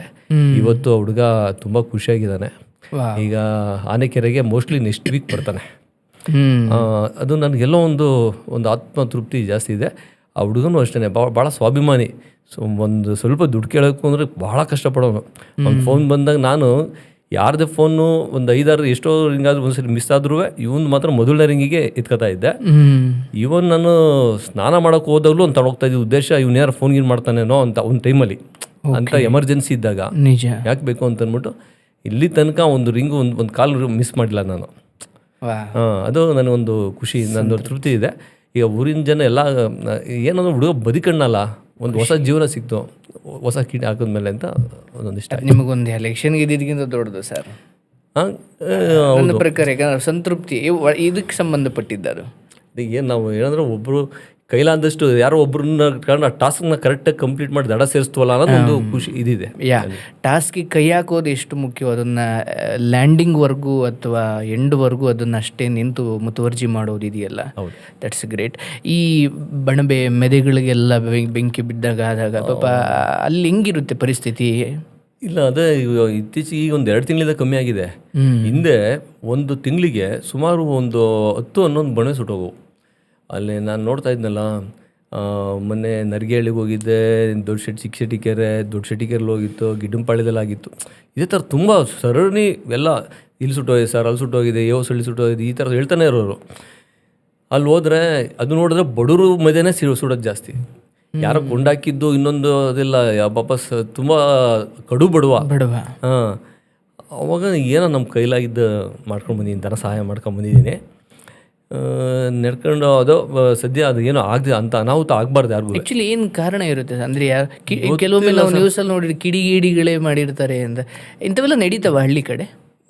ನನಗೆ ಅದ್ರ ಬಗ್ಗೆ ಅರಿವಿಲ್ಲ. ಕಿಡಿಗೇಡಿಗಳದ್ದು ಎಲ್ಲೂ ಇಲ್ಲಿ ತನಕ ಇಂಥವ್ರು ಮಾಡಿದ್ರು ಅಂತ ಮಾಹಿತಿ ಇಲ್ಲ. ಯಾಕೆಂದರೆ FIR ಆಗಿಲ್ಲ, ಇನ್ನೊಂದಾಗಿಲ್ಲ, ಸುಮ್ಮನೆ ನಾವು ಹೇಳೋಕ್ಕೆ ಹೋಗೋಕ್ಕಾಗಲ್ಲ. ಬಟ್ ಒಂದು ಆಕಸ್ಮಿಕವಾಗಿ ಆಗಿರೋ ಚಾನ್ಸಸ್ ಜಾಸ್ತಿ ಇರ್ತವೆ, ಆಕಸ್ಮಿಕವಾಗುತ್ತೆ. ಜೊತೆಗೆ ನನಗೆ ಉದ್ದೇಶ ಈ ವಿದ್ಯಾರ್ಥಿಗಳಿಗೆ ಓದೋರಿಗೆ ಹಣಕಾಸಿನ ಬೆಂಬಲ ಇರದೆ ತುಂಬ ಓದೋವಂಥ ಕ್ರೇವಿಂಗ್ ಇರುತ್ತೆ, ಓದಲೇಬೇಕು ಅಂತ, ಛಲ ಸಾಧಿಸ್ಬೇಕು ಅಂತ. ಅಂಥವ್ರು ಸಪೋರ್ಟ್ ಇಲ್ದಲೇ ಇರೋಂಥ ಇದ್ದವ್ರಿಗೆ ನಾನು ಸಪೋರ್ಟಾಗಿ ನಿಂತ್ಕೋಬೇಕು ಅಂತ ನಿಂತ್ಕೋಬೇಕು ಅಂತ ಆಸೆ ಇದೆ. ಯಾಕೆಂದರೆ ಈ ಓದದಲ್ಲೇ ಇದ್ದವರು ನಂಗೆ ಆಗಲ್ಲ ಅನ್ನೋರಿಗೆ ಏನೇ ಪುಷ್ ಮಾಡೋರಿಗೆ ಉಪಯೋಗ ಇಲ್ಲ. ಬಡತನ ಒಂದು ನನ್ನ ಓದ್ಸೋಕೆ ಆಗ್ತಾ ಇಲ್ಲ, ನನ್ನ ಡೆಸ್ಟಿನೇಷನ್ ತಲುಪೋಕೆ ಆಗ್ತಾ ಇಲ್ಲ ಅಂತ ಯಾರ ಮಕ್ಕಳಿಗೆ ಅವ್ರು ಕಣ್ಣು ಬಂದರೆ, ನನ್ನ ಕಣ್ಣಿಗೆ ಬಿದ್ದರೆ, ಹೌದು ಅದು ಒಂದು ಸಂಪಿಗೆಯಲ್ಲಿ ಒಂದು ಸೇಮ್ ಇದೇ ಥರ ಒಂದು ಸಂಪಿಗೆಯಲ್ಲಿ ಒಂದು ಇನ್ಸಿಡೆಂಟ್ ಆಗುತ್ತೆ. ಸಂಪಿಗೆ ಕಾಲೋನಿಲಿ ಅವನು SC ಜನಾಂಗದವರು, ಶ್ರೀನಿವಾಸ್ ಅಂತ, ಅವನ ಪಾಪ ಅವ್ನು IAS ಮಾಡೋಕ್ಕೆ ಅಂತ ಡೆಲ್ಲಿಗೆ ಹೋಗ್ಬಿಟ್ಟಿದ್ದಾನೆ. ಒಂದು ಹುಚ್ಚು ಓದ್ಬೇಕು, ಜರ್ನಿಗೆಲ್ಲ ತಗೊಂಡು ಹೋಗಿದ್ದಾನೆ. ತುಂಬ ದಿನ ಆಗಿದೆ, ದುಡ್ಡು ಹಣ ಇಲ್ಲ, ಉಳ್ಕೊಳ್ಳೋಕ್ಕೆ ವ್ಯವಸ್ಥೆ ಇಲ್ಲ. ನಮ್ಮ ತಾಲೂಕಲ್ಲಿ ಒಬ್ಬರು ಸ್ವಾಮಿ ಅಂತ ಅಂದ್ಬಿಟ್ಟು ಪ್ರೆಸ್ ರಿಪೋರ್ಟರ್ ಇದ್ದರು. ಅವ್ರು ನನಗೆ ಫೋನ್ ಮಾಡ್ತಾರೆ, ಸರ್ ಒಂಚೂರು ನಮ್ಮ ಫಾರ್ ರಿಲೇಟಿವು ತುಂಬ ಚೆನ್ನಾಗಿ ಓದ್ತಾನೆ ಸರ್, IAS ಮಾಡಬೇಕು ಅಂತ ಹೋಗಿದ್ದಾನೆ, ತಮ್ಮಲ್ಲಿ ಏನೋ ಒಂದು ಧನ ಸಹಾಯ ಮಾಡಿ ಸರ್ ಅಂತ. ಆಯಿತು, ಅವ್ರದ್ದು ಅಕೌಂಟ್ ಡೀಟೇಲ್ಸ್ ಕಳಿಸಿ ಅಂತ ಅಂದ್ಬಿಟ್ಟು ಡೀಟೇಲ್ಸ್ ತಗೊಂಡ್ಬಿಟ್ಟು ಒಂಚೂರು ಅಮೌಂಟ್ ಹಾಕ್ತೀನಿ. ಹಾಕಾದ್ಮೇಲೆ ಆ ಹುಡುಗಂಗೆ ಅವ್ನ ಅಕೌಂಟಲ್ಲಿ ನೋಡಿಬಿಟ್ಟು ಅವ್ನು ಪುನಃ ಅವ್ನು ಸ್ವಾಮಿಗೆ ಫೋನ್ ಮಾಡ್ತಾರೆ, ಅಕೌಂಟ್ ಯಾರು ದುಡ್ಡು ಹಾಕಿದ್ದಾರೆ ಅಂತ. ಇಂಥವ್ರಪ್ಪ ಅಂತ ನಂಬರ್ ಕೊಡ್ತಾರೆ. ಅವ್ರು ಫೋನ್ ಮಾಡಿ ನನಗೆ ಮಾತಾಡ್ತಾನೆ, ಥ್ಯಾಂಕ್ಸ್ ಸರ್ ಅಂತ. ಆಯ್ತು ಬ್ರದರ್ ಅಂದ್ಬಿಟ್ಟು ಓಕೆ ಕ್ಲೋಸ್ ಮಾಡ್ತೀನಿ. ಅದೆಲ್ಲ ಕೋಚಿಂಗ್ ಮುಗಿಸ್ಕೊಂಡು ಸೀದಾ ಬೆಂಗಳೂರಿಗೆ ಬಂದಾಗ ನಾನು ಎಲ್ಲಿ ಸಿಗ್ತೀನಿ ಅಂತ ಸರ್ ತಮ್ಮ ನೋಡಬೇಕು, ಭೇಟಿ ಆಗಬೇಕು, ಮಾತಾಡಿಸ್ಬೇಕು ಅಂತಾನೆ. ನಾನು ಆಯಿತು ಒಂದು ಕೆಲಸ ಮಾಡಿ ಅಲ್ಲಿ ಅಯೋಧ್ಯೆ ಹೋಟೆಲ್ ಹತ್ರ ಬನ್ನಿ, ನಾನು ಬರ್ತೀನಿ ಈಗ. ಬರ್ತಾನೆ, ಬಂದಾದಮೇಲೆ ನೋಡ್ತಾನೆ, ಒಂದು ಇಬ್ಬರು ಕಾಫಿ ಕುಡಿತೀವಿ. ಕುಡ್ದಾದ್ಮೇಲೆ ಈಗ ಸರ್ ನೆಕ್ಸ್ಟು ನಾನು ಇಲ್ಲೇ ಕಂಟಿನ್ಯೂ ಮಾಡೋಣ ಅಂತ ಇದ್ದೀನಿ ಕೋಚಿಂಗು, ನನಗೊಂದು ಕೆಲಸ ಕೊಡಿಸಿ ಸರ್ ಅಂತ ಕೇಳ್ದೆ. ಅದಕ್ಕೆ ಏನು ಕೆಲಸ ಮಾಡ್ತೀಯಪ್ಪ ಅಂತ ಕೇಳಿದೆ. ನಾನು ಒಂದು ಸೆಕ್ಯೂರಿಟಿ ಕೆಲಸ ಮಾಡ್ತೀನಿ ಅಂತಾನೆ, ವಾಚ್ಮ್ಯಾನ್ ಕೆಲಸ ಮಾಡ್ತೀನಿ. ನಾನು ಎಲ್ಲ ನೀನು IAS ಹೋಗ್ತೀನಿ ಅಂತ ನಾನು ವಾಚ್ಮ್ಯಾನ್ ಕೆಲಸ ಮಾಡ್ತೀನಿ ಅಂತೀಯಲ್ಲಪ್ಪ ಅಂತ ಅಂದೆ. ಇಲ್ಲ ಸರ್, ನಾನು ರಾತ್ರಿ ಹೊತ್ತು ಓದೋಕ್ಕೆ ಅವಕಾಶ ಇರುತ್ತೆ, ಲೈಟ್ ಬೆಳಕಲ್ಲಿ ಓದ್ಕೋತೀನಿ ವಾಚ್ಮ್ಯಾನ್ ಆದರೆ ಅಂತ ಹೇಳ್ತಾನೆ. ಓಕೆ. ನಾನು ಅವ್ರು ಕೊಡೋದು 10,000 ರೂಪಾಯಿ ಸಂಬಳ, 10,000 ರೂಪಾಯಿಗೆ ಏನೋ ಮಾಡ್ತೀಯ ನೀನು ಅಂತ. ಪರವಾಗಿಲ್ಲ ಸರ್, 10,000 ರೂಪಾಯಿನೇ ಕೊಡಿಸಿ ಸರ್ ಅಂತ. ಒಂದು ಕೆಲಸ ಮಾಡು, ನೀನು ಓದೋ ತನಕ ನಾನು 10,000 ರೂಪಾಯಿ ತಿಂಗಳ ನಾನು ಕೊಡ್ತೀನಿ, ನೀನು ಎಲ್ಲೂ ಕೆಲ್ಸಕ್ಕೆ ಹೋಗ್ಬೇಡ, ರೂಮ್ ಒಂದು ಓದೋದು ಕೆಲಸ ನೀನು ಮಾಡ್ಕೊಂಡು ಹೋಗು, ನೀನು ಒಳ್ಳೇದಾಗುತ್ತೆ ಅಂತ ನಾನು ಒಳ್ಳೇದು ಬಯಸ್ತೀನಿ. ಅವನು ಆಯಿತು ಅಂತ, ಆಯ್ತು ಸರ್ ಅಂತಾನೆ. ಅವಾಗಿಂದ ಸ್ಟಾರ್ಟ್ ಮಾಡ್ತೀನಿ, ಅವನಿಗೆ ನಿರಂತರವಾಗಿ ಮಾಡ್ಕೊಂಡು ಹೋಗಿ ಕೊಡ್ತಾ ಇರ್ತೀನಿ. ಅವನಿಗೆ ಎಷ್ಟೋ ತಿಂಗಳು, ವರ್ಷ ಆಯಿತು, 2 ವರ್ಷ ಆಯಿತು, ಒಂದು ಎಲ್ಲ ಆಗ್ತಾ ಇರುತ್ತೆ. ಅವನಿಗೆ ಸ್ವಲ್ಪ ಸ್ವಾಭಿಮಾನ, ಕೇಳೋಕ್ಕೆ ಭಯ, ಇನ್ನೊಂದು ಮಾಡೋಕ್ಕೆ. ಒಂದು ತಿಂಗಳು ಕ್ಲಾಸ್ ಆದಷ್ಟು ನಾನೆಲ್ಲ ಒಂಚೂರು ಬ್ಯುಸಿ ಆಗಿಬಿಟ್ರೆ ಅವನಿಗೆ ಕೇಳೋದು ಹೆಂಗೆ ಅಂತ ಅನ್ಕೋತಾನೆ ಅಂತ ನಾನು ಒಂದು ಜಾಗ ನೋಡಿಬಿಟ್ಟು ಅವ್ರಿಗೊಂದು ಚೆಕ್ ಕೊಟ್ಟು ಹೋಗಿರ್ತೀನಿ, ಅವ್ರು ಕಲೆಕ್ಟ್ ಮಾಡ್ಕೊ ಅಂತ ಹೇಳ್ತೀನಿ. ಅವ್ನು ಬಂದು ಅದನ್ನು ಕಲೆಕ್ಟ್ ಮಾಡ್ಕೊಂಡು ಹೋಗ್ತಾ ಇರ್ತಾನೆ. ಒನ್ ಡೇ ಫೋನ್ ಮಾಡ್ತಾನೆ, ಅಣ್ಣ ನನಗೆ ಕೋರ್ಟಲ್ಲಿ ಕೆಲಸ ಸಿಕ್ತು FDIಗೆ ಇದ್ರ ಮಂಡ್ಯದಲ್ಲಿ ಅಂತ. ಅವತ್ತಿಂದ ಅವನು ಆಯಿತು ಒಳ್ಳೇದಾಗಲಿ, ನೀನು ಕ್ಯಾರಿ ಮಾಡ್ಕೊಂಡು ಹೋಗಿ, ಇನ್ಮೇಲೆ ಸಮಸ್ಯೆ ಇಲ್ವಲ್ಲ. ಯಾಕೆಂದರೆ ಅವ್ರ ತಾಯಿ ಕೂಲಿ ಮಾಡ್ತಾ ಇರ್ತಾಳೆ, ತಂದೆ ಇಲ್ಲ, ಏನೋ ಸಮಸ್ಯೆ. ಇವತ್ತು ಅವನು ಆದಾಗ ನೆಕ್ಸ್ಟು ಒಂದು ಸಬ್ ಇನ್ಸ್ಪೆಕ್ಟ್ರು ಸೆಲೆಕ್ಷನ್ ಆಗ್ತಾನೆ. ಸೆಲೆಕ್ಷನ್ ಆಗಿಬಿಟ್ಟು ಇವತ್ತು ಸರ್ಕಾರದಲ್ಲಿ ಏನೋ ಅದು ಸಮಸ್ಯೆ ಆಗಿಬಿಟ್ಟು ಅದನ್ನು ಹಂಗೆ ಪೆಂಡಿಂಗ್ ಇಟ್ಟಿದ್ದಾರೆ. ಅದಾದ ನಂತರ KS ಸೆಲೆಕ್ಷನ್ ಆಗ್ತಾನೆ. KS ಇಂಟ್ರ್ಯೂ ಇವತ್ತು 8ನೇ ತಾರೀಕು 9ನೇ ತಾರೀಕು ಇಂಟ್ರ್ಯೂ ಆಗಿದೆ ಅವನು, ಶ್ರೀನಿವಾಸ್ ಅಂತ. ಅವ್ನು ಫೋನ್ ಮಾಡ್ದೆ, ಅಣ್ಣ ಇಂಟ್ರ್ಯೂ ಬಂದಿದೆ ಅಂತ. ನಾನು ವಿಯೆಟ್ನಾಮ್ಗೆ ಹೋಗಿದ್ದೆ, ಅವತ್ತು ಫೋನ್ ಮಾಡಿದ್ದ. ಭಾಳ ಖುಷಿ ಆಯಿತು ನನಗೆ. ಯಾರೋ ಒಬ್ಬ ನನ್ನ ಕುಟುಂಬ ಸದಸ್ಯ ಯಾರೋ ಒಬ್ಬ ಕಾಲ್ ಮಾಡಿ ನನಗೆ ಸಿಕ್ತು ಅಂದರೆ ಎಷ್ಟು ಖುಷಿ ಆಗುತ್ತೋ ಅಷ್ಟು ಸಂತೋಷ ನನಗಾಯಿತು. ಅವನಿಗೆ ಏನಾರು ಮಾಡಿ ಒಬ್ಬ ಅಸಿಸ್ಟೆಂಟ್ ಕಮಿಷನರ್ ಆಗಿ ನೋಡಬೇಕು ಅಂತ ನನ್ನ ಆಸೆ. ಅವನೇನಾರು AC ತಹಸೀಲ್ದಾರ್ ಮೇಲೆ ಯಾವುದೋ ಒಂದು ತಹಸೀಲ್ದಾರ್ ಯಾವುದೋ ಒಂದು AC ಯಾವುದೋ ಅದು ಆಯಿತು ಅಂದರೆ ನಮ್ಗೆ ಅದೇ ಆತ್ಮತೃಪ್ತಿ. ಈ ಥರ ಇನ್ನೊಬ್ಬ ಸಬ್ ಇನ್ಸ್ಪೆಕ್ಟರ್ ಆದ, ಒಬ್ಬ ನಮ್ಮಲ್ಲೇ ಇವರಿದ್ದಾರೆ, ನಮ್ಮ ತುರುವೇಕೆರೆ ತಾಲೂಕಲ್ಲಿ ಒಂದು ಗಣೇಶನ್ ಮಾಡ್ತಾರೆ, ದೇವರಾಜಣ್ಣ ಅಂತ, ಅವ್ರ ಅಕ್ಕನ ಮಗ. ಅವನು ಧಾರವಾಡ ಕೋಚಿಂಗ್ ಹೋಗೋಕ್ಕೆ ಪಾಪ ಅವನು ಹಿಂಗೆ ಆಡ್ತಾ ಇದ್ದ. ಅವನು ಏನೋ ನಮ್ಮ ಕೈಲಾಗಿದ್ದು ಮಾಡೋದು, ಅವನು ಇವತ್ತು ಸಬ್ ಇನ್ಸ್ಪೆಕ್ಟರ್ಗೆ ಸೆಲೆಕ್ಷನ್ ಆಗಿದ್ದಾನೆ. ಎಲ್ಲ ಒಂಥರ ಸಂತೃಪ್ತಿ. ಈಗ ಏನಾಗುತ್ತೆ, ನಿಮಗೆ ಕಷ್ಟ ಅನ್ನೋದು ತಪ್ಪಿದ್ದಲ್ಲ ಯಾವುದೇ ವ್ಯಕ್ತಿಗೂ. ನಿಜ. ನೀವು ಏನಾರು ಮಾಡಬೇಕು ಅಂತಂದರೆ ಎಷ್ಟೇ ಕಷ್ಟಗಳಿಗೆಲ್ಲೂ ಸ್ವಲ್ಪ ಮಧ್ಯೆ ಮಾಡ್ಕೊಂಡು ಹೋದರೆ ಅದೊಂದು ತೃಪ್ತಿ ಸಿಗ್ತಾ ಇರುತ್ತೆ. ಸತ್ಯ ಅಲ್ವಾ? ಸತ್ಯ. ಈಗ ಸಮುದ್ರದಲ್ಲಿ ಅಲೆ ಹೋದ್ಮೇಲೆ ನಾನು ಸ್ನಾನ ಮಾಡಿದ ತಲೆ ಮುಳುಗಿಸ್ತೀನಿ, ಇನ್ನೊಂದು ಅಲೆ ಬರೋಕ್ಕಿಂತ ಅದು ಮಧ್ಯದಲ್ಲಿ ಮುಳುಗಿಬಿಡ್ಬೇಕು. ನಿಜ. ಈ ಒಲೆ ಆದಮೇಲೆ ಆ ಒಲೆ ಆದಮೇಲೆ ಬರ್ತಾನೆ ಇರ್ತಾವಲೆ. ನಿಜ. ನನಗೇನು ಅನಿಸುತ್ತೆ, ನೀವು ಈ ಥರದ ಒಂದು ವ್ಯಕ್ತಿತ್ವವನ್ನು ತೋರಿ ಅವ್ರಿಗೆ ಯಾರಿಗೂ ಉಪಕಾರ ಮಾಡಿದ್ರೆ ಅವರು ನಾಳೆ ಒಂದಿನ ಸ್ಥಿತಿವಂತರಾಗ್ತಾರೆ.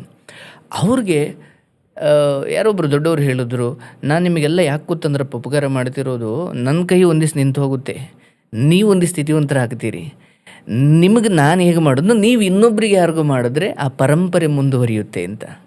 ಈಗ ನೀವು ಎಷ್ಟು ಜನರನ್ನು ಏನೋ ಅವ್ರ ಬದುಕನ್ನು ಕಟ್ಟಿಕೊಟ್ಟಿದ್ದೀರಿ, ಅವರಿಗೆ ನನಗೂ ಯಾರೋ ಹಿಂಗೆ ಉಪಕಾರ ಮಾಡಿದ್ರು, ನಾನು ಯಾರಿಗೂ ಮಾಡೋದೇ ನಿಜವಾದ ಪುಣ್ಯ. ಯಾಕೆಂದರೆ ನೀವು ಅವರಿಗೆ ಮಾಡಿರೋದರಿಂದ ಉಪಕಾರವನ್ನು. ಬಹುಶಃ ಈ ಪರಂಪರೆಯನ್ನು ಮುಂದುವರಿಸುವ ನಿಮ್ಮಂಥ ನಾಯಕರು ಎಷ್ಟೋ ಹುಡುಗರಿಗೆ, ನಾನು ಹಾಗೆ ನೋಡಿದ್ರೆ ನೀವು ಆಗಲಿ KM ನಾಗರಾಜ್ ಅವ್ರ ಬಗ್ಗೆ ಮಾತಾಡಿದ್ರಿ. ನನಗೆ ಸರ್ ಆಶ್ಚರ್ಯ ಅನಿಸೋದು, ಅವರು ವರ್ಷ ಸಾವಿರಾರು ವಿದ್ಯಾರ್ಥಿಗಳಿಗೆ, ಆ ಸಮುದಾಯದ ವಿದ್ಯಾರ್ಥಿಗಳಿಗೆ ಅವರು ಸ್ಕಾಲರ್ಶಿಪ್ ಕೊಡ್ತಾರೆ.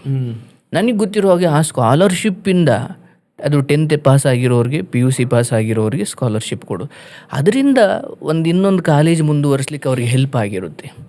ಸೊ ನಾನು KM ನಾಗರಾಜ್ ಸರ್ ಅಂತ ಇದ್ದ ಅವರು ಹಳ್ಳಿಕಾರ್ ಸಮುದಾಯಕ್ಕೆ ಕೊಡ್ತಾರಲ್ಲ, ನಾನು ತಗೊಂಡಿದ್ದೀನಿ. ಸೊ ನೀವು ಹೇಳಿದ್ರಿ ನಮ್ಮ ವಿದ್ಯಾರ್ಥಿಗಳನ್ನು ನಾನು ಹಾಗೆ ಅವ್ರಿಗೇನಾದರೂ ಉಪಕಾರ ಮಾಡಬೇಕು ಅಂತ ನೀವು ಒಂದಷ್ಟು ಉದಾಹರಣೆ ಕೂಡ ಹೇಳಿದ್ರಿ. ಸೊ ನಾನು ಯಾವಾಗಲೂ ಅವ್ರಿಗೆ ಕೃತಜ್ಞತೆ ಇರ್ತೀನಿ, ಯಾಕಂದರೆ ನಾನು 10ನೇ ಕ್ಲಾಸಲ್ಲಿ PUCಯಲ್ಲಿ ಅವ್ರ ಸ್ಕಾಲರ್ಶಿಪ್ ತಗೊಂಡಿದ್ದೆ. ಸೊ ನಿಮ್ಮ ಕನಸುಗಳು ವಿದ್ಯಾರ್ಥಿ ಕುರಿತಾಗಿ ಹೀಗಿದ್ದಾವೆ ಅಂತ ನೀವು ಹೇಳಿದಾಗ ನನಗೆ ಅದು ನೆನಪಾಯಿತು. ಎನಿವೇ ಸರ್, ಅಂತಿಮವಾಗಿ ಮುಂದಿನ ಒಂದು 10 ವರ್ಷ ನಿಮ್ಮ ಬದುಕು ಹೇಗಿರಬೇಕು ಅಂತ ನೀವು ಭಾವಿಸ್ತೀರಿ? ಜನಗಳ ಜೊತೆನೇ ರೂಪಿಸ್ಕೊಂಡಿರ್ಬೇಕು. ಅವರ ಪ್ರತಿನಿತ್ಯ ನನಗೆ ಮೈಂಡಿನ ತುರುವೇಕೆರೆ ಇನ್ ಮೈಂಡ್ ಆ ಥರನೇ ಇರಬೇಕು. ತುರುವೇಕೆರೆ ಜನಗಳಿಗೋಸ್ಕರ ಸೇವಾ ಕ್ಷೇತ್ರದಲ್ಲಿ ಒಂದು ಹೆಜ್ಜೆ ಗುರುತನ್ನು ಬಿಟ್ಟೋಗ್ಬೇಕು ಅನ್ನೋದು ಒಂದು ನನಗೆ ಆಸೆ ಇದೆ. It's great. ಹಾಗಾದರೆ ಮುಂದಿನ ಎಲೆಕ್ಷನಿಗೆ ತಯಾರಿದ್ದೀರಿ? ಹೌದು. Very good sir. ಅಂತಿಮವಾಗಿ ಈ ಅನುಭವ, ಐ ಥಿಂಕ್ ನಿಮಗೆ ಇದು ಫಸ್ಟ್ ಪಾಡ್ಕಾಸ್ಟ್ ಅಂದ್ಕೊಳ್ತೀನಿ ನಾನು. ಹೇಗೆ ಅನ್ನಿಸ್ತು ಅದ್ರ ಬಗ್ಗೆ ಒಂದೆರಡು ಮಾತು ಸರ್? ಫಸ್ಟ್ ಸ್ಟಾರ್ಟಿಂಗಲ್ಲಿ ಕೂತ್ಕೊಂಡಾಗ ಇವೆಲ್ಲ ಲೈಟ್ಸ್ ಇವೆಲ್ಲ ಫಸ್ಟ್ ಅಲ್ಲ, ಎಲ್ಲ ಒಂಚೂರು ನನಗೆ ತೊದಲು ಬಂತು ಅಂತ ಅನಿಸುತ್ತೆ. ಏನೋ ಒಂಚೂರು ಮೈ ಎಲ್ಲ ಟೈಟ್ನೆಸ್. ಆಮೇಲೆ ಬರ್ತಾ ಬರ್ತಾ ನೀವು ನ್ಯಾಚುರಲಾಗಿ ಪರಿಚಯ ಇರೋಂಥ ವ್ಯಕ್ತಿ, ನ್ಯಾಚುರಲ್ ಮಾತಾಡಿದೆ ಅಂತ ಅನ್ನಿಸ್ತೀನಿ. ಆಮೇಲೆ ನಾನು ಏನು ಮಾತಾಡಿದ್ದೀನೋ ಎಲ್ಲ ನೈಜತೆ ಇದೆ, ಅದರಲ್ಲಿ ನನಗೆ ಆತ್ಮತೃಪ್ತಿನೂ ಇದೆ. ಭಾಳ ಖುಷಿ ಆಯಿತು ನೀವು ಇಲ್ಲಿ ಕರೆಸಿ ನನ್ನಂಥವ್ರು ಒಬ್ಬ ಸಾಮಾನ್ಯ ಕಾರ್ಯಕರ್ತನಿಗೆ ಇಲ್ಲೊಂದು ಅವಕಾಶ ಮಾಡಿಕೊಟ್ಟು ಮಾತಾಡೋಕ್ಕೆಲ್ಲ ಅವಕಾಶ ಮಾಡಿಕೊಟ್ರಲ್ಲ. ಯಾಕೆ ಅಂದರೆ ಒಂದು ನಮ್ಮ ತಾಲೂಕಿನ ಮೊಮ್ಮಗ ಅಂತಲೂ ನನಗೊಂದು ಖುಷಿ. ನೀವೆಲ್ಲ ಮಾಡ್ತಾಯಿದ್ದೀರಾ, ಯಾವುದೇ ಥರ ಒಂದು ಎಕ್ಸ್ಪೆಕ್ಟೇಷನ್ ಇಲ್ದಲೆ ಒಂದು ಜನಗಳಿಗೆ ಇಲ್ಲಿಂದ ಒಂದು ವೇದಿಕೆಯಿಂದ ಅವರು ಅನುಕೂಲ ಆಗ್ಬೋದು. ಎಷ್ಟೊಂದು ನೊಂದಿರೋ ಇನ್ನೂ ಕೆಲವು ಏನೋ ಮಾಡ್ತಾಯಿದ್ದೀರಾ ಅಂತ ಅನ್ಕೊಂಡೆ ನಾನು. ಈವ್ನಿಂಗ್ ಟೈಮಲ್ಲಿ ನೊಂದ ಮನಸ್ಸುಗಳಿಗೆ ಸಾಂತ್ವನ, ಮತ್ತು ಅವೆಲ್ಲ ಸಾಂತ್ವನ ಎಲ್ಲ ಏನಂದರೆ ಅವೆಲ್ಲ ಶಕ್ತಿ. ಅದು ಅವ್ರಿಗೊಂದು ಒಂದು ಕಷ್ಟದ ಕಾಲದಲ್ಲಿ ಏನೋ ಒಂದು ಹಿಡ್ಕೊಂಡು ಏನೋ ಒಂದು ಬಲ ಕೊಟ್ಟಂಗೆ ಮಾನಸಿಕವಾಗಿ ಸಮತೋಲನ ತರುವಂಥದ್ದು ಅದು ಸಾಮಾನ್ಯ ಕೆಲಸ ಅಲ್ಲ. ಅದು ಯಾವಾಗ ಅವ್ರು ಓಪನ್ ಅಪ್ ಆಗ್ತಾರೋ, ಅವ್ರಲ್ಲಿ ಇರೋವಂಥ ಒಂದು ಇದನ್ನು ಔಟ್ಸೈಡ್ ಅನ್ಲೋಡ್ ಮಾಡ್ತಾರೋ, ಅವಾಗ ಅವ್ರಿಗೆ ಒಂದು ಸ್ವಲ್ಪ ನಿರಾಳ ಆಗ್ತಾರೆ, ಯಾರೋ ವ್ಯಕ್ತಿ ಆಗಲಿ. ಆ ನಿರಾಳತನ ತರೋವಂಥದ್ದು ಇದೆಯಲ್ಲ, ಅದಕ್ಕೆ ಎಲ್ಲರ ಕೈಲೂ ಮಾಡೋಕ್ಕೆ ಸಾಧ್ಯ ಇಲ್ಲ. ಅದಕ್ಕೊಂದು ಪ್ರಾಯೋಗಿಕ ಅನುಭವನೂ ಇರಬೇಕು. ಆಮೇಲೆ ಮಾತಿನಲ್ಲಿ ಅದನ್ನು ಹೊರ ಹಾಕೋಕ್ಕೆ ಅವರ ಇದನ್ನು ಚಾಣಕ್ಷತನೂ ಇರಬೇಕು, ಬೌದ್ಧಿಕತೆ ಇರಬೇಕು, ಬೌದ್ಧಿಕ ಕ್ಷಮತೆ ಇರಬೇಕು. ಇವೆಲ್ಲ ನಿಮ್ಮಲ್ಲಿದೆ. ನೀವು ತುಂಬ ಇನ್ನೂ ಭವಿಷ್ಯ ನಿಮ್ಮದು ಚೆನ್ನಾಗಿರಲಿ, ಚೆನ್ನಾಗಿ ಬೆಳ್ಕೊಳ್ಳಿ. ನಮಗೆ ಇನ್ನೂ ತುಂಬ ಜನ ಸಾಧಕರು ಬಂದು ಇಲ್ಲಿ ಕೂತ್ಕೊಂಡಿರೋ ಜಾಗದಲ್ಲಿ ನಮಗೊಂದು ಅವಕಾಶ ಮಾಡಿಕೊಟ್ಟಿದ್ದೀರಾ. ಅವಕಾಶ ಏನಿಲ್ಲ ಸರ್, ನೀವು ಇದಕ್ಕಿಂತ ಹೆಚ್ಚಿನದಕ್ಕೆ ಡಿಸರ್ವ್ ಇದ್ದೀರಿ ನನ್ನ ದೃಷ್ಟಿಯಲ್ಲಿ. ಯಾಕಂದರೆ ನಿಮ್ಮ ವ್ಯಕ್ತಿತ್ವ ರಾಜಕೀಯದಿಂದ ಆಚೆಗೆ ಬಹಳ ಶ್ರೇಷ್ಠವಾಗಿದೆ. ಆ್ಯಂಡ್ ನನ್ನ ವೈಯಕ್ತಿಕ ಆಸೆ ಏನಂದರೆ, ನಾನು ಬೆಳೆದಂತಹ ಹಳ್ಳಿ ಅಥವಾ ಆ ತಾಲೂಕು, ಹೌದು ನನಗದು ಅಜ್ಜಿ ಮನೆ, ಬಟ್ ಇವತ್ತಿಗೂ ನನ್ನ ಹೆಸರು ಮುಂದೆ ನಾನು ಆ ಹಳ್ಳಿ ಹೆಸರು ಸೇರಿಸ್ಕೊಂಡಿದ್ದೀನಿ. ಸೊ ನಿಮ್ಮಂಥ ನಾಯಕರು ಅಲ್ಲಿ, ಅಥವಾ ನಿಮ್ಮಂಥ ನಾಯಕರ ಸಂತತಿ ಹೆಚ್ಚಾಗಲಿ, ಆ ತಾಲೂಕು ಆ ಜನರು ಯಾವಾಗಲೂ ಸುಭಿಕ್ಷವಾಗಿರಲಿ ಅಂತ ನಾನು ಇಲ್ಲಿಂದ ಯಾವಾಗಲೂ ಹಾರೈಸ್ತೀನಿ. ದೇವರು ನಿಮ್ಗೆ ಒಳ್ಳೇದು ಮಾಡಲಿ. ಅಧಿಕಾರ ಇವೆಲ್ಲವನ್ನು ಮೀರಿ ಜನರು ನಿಮಗೆ ಅವರ ಹೃದಯದಲ್ಲಿ ಸ್ಥಾನ ಕೊಟ್ಟಿದ್ದಾರೆ, ವೈಯಕ್ತಿಕವಾಗಿ ನನಗನ್ನಿಸಿದ್ದು ಅಲ್ಲಿ ನೋಡಿದಾಗ. ಸೊ ಆ ಸ್ಥಾನ ಶಾಶ್ವತವಾದದ್ದು. ಕರೆಕ್ಟ್. ಆಮೇಲೆ ಅದಕ್ಕೆ ನಾನು ನೀವು ಹೇಳಿದ್ರೆ ಒಂದು ಶಾಂತಿ ಅನ್ನೋದು ಈ ಎಲ್ಲದಕ್ಕಿಂತ ಇಂಪಾರ್ಟೆಂಟು ಶಾಂತಿ, ನೆಮ್ಮದಿನೇ. ಅದಕ್ಕೆ ನಿಮ್ಗೆ ಎಲ್ಲೇ ಯಾವುದೇ ಕಡೆ ಹೋದ್ರೂ ಮೊದಲನೇದೇ ಶಾಂತಿ ಮಂತ್ರ.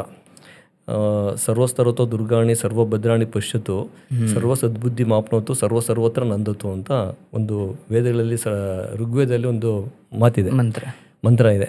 ಅದರಲ್ಲಿ ಏನು ಅಂತಂದರೆ, ಎಲ್ಲರೂ ಕಷ್ಟಗಳನ್ನ ನೋಡ್ದಲೇ ಇರಲಿ, ಎಲ್ಲರೂ ಒಳ್ಳೆಯದನ್ನೇ ನೋಡಲಿ, ಎಲ್ಲರೂ ಸದ್ಬುದ್ಧಿಯೆಲ್ಲ ಒಳ್ಳೆ ಬುದ್ಧಿನ ಪಡ್ಕೊಂಡಿರಲಿ, ಎಲ್ಲರೂ ಆನಂದವಾಗಿ ನೆಮ್ಮದಿಯಾಗಿರಲಿ ಅನ್ನೋದೇ ಈ ಶ್ಲೋಕದ ಸಾರ. ಇದು ಎಲ್ಲ ನಮ್ಮ ಜಗತ್ತೇ ಆ ಥರ ಆಗಬೇಕು. ಹಾಗಾಗಿ ನಮ್ಮ ಸನಾತನ ಧರ್ಮದಿಂದ ಬಂದಿರೋವಂಥ ಇದು. ಹಾಗಾಗಿ ನಮ್ಗೆ ಎಲ್ಲೋದ್ರೂ ಒಂದು ಶಾಂತಿ ನೆಮ್ಮದಿ ಅನ್ನೋದನ್ನ ಬಯಸುವಂಥದ್ದು ನಮ್ಮ ಮೂಲ ಕರ್ತವ್ಯ. ಹೌದು. ಆ ನಿಟ್ಟಿನಲ್ಲಿ ಇವತ್ತು ನೀವು ಜ್ಞಾನಾಶ್ರಮನ ಮಾಡ್ತಾಯಿದ್ದೀರಾ, ಅದು ಮುಂದುವರ್ಸ್ಕೊಂಡು ಹೋಗಿ, ಒಳ್ಳೆಯದಾಗಲಿ. ಇನ್ನೂ ಒಳ್ಳೊಳ್ಳೆಯವ್ರನ್ನ ಇಂಟ್ರೂ ಮಾಡಿ ನಿಮ್ಮ ಭವಿಷ್ಯ ಚೆನ್ನಾಗಿರಲಿ.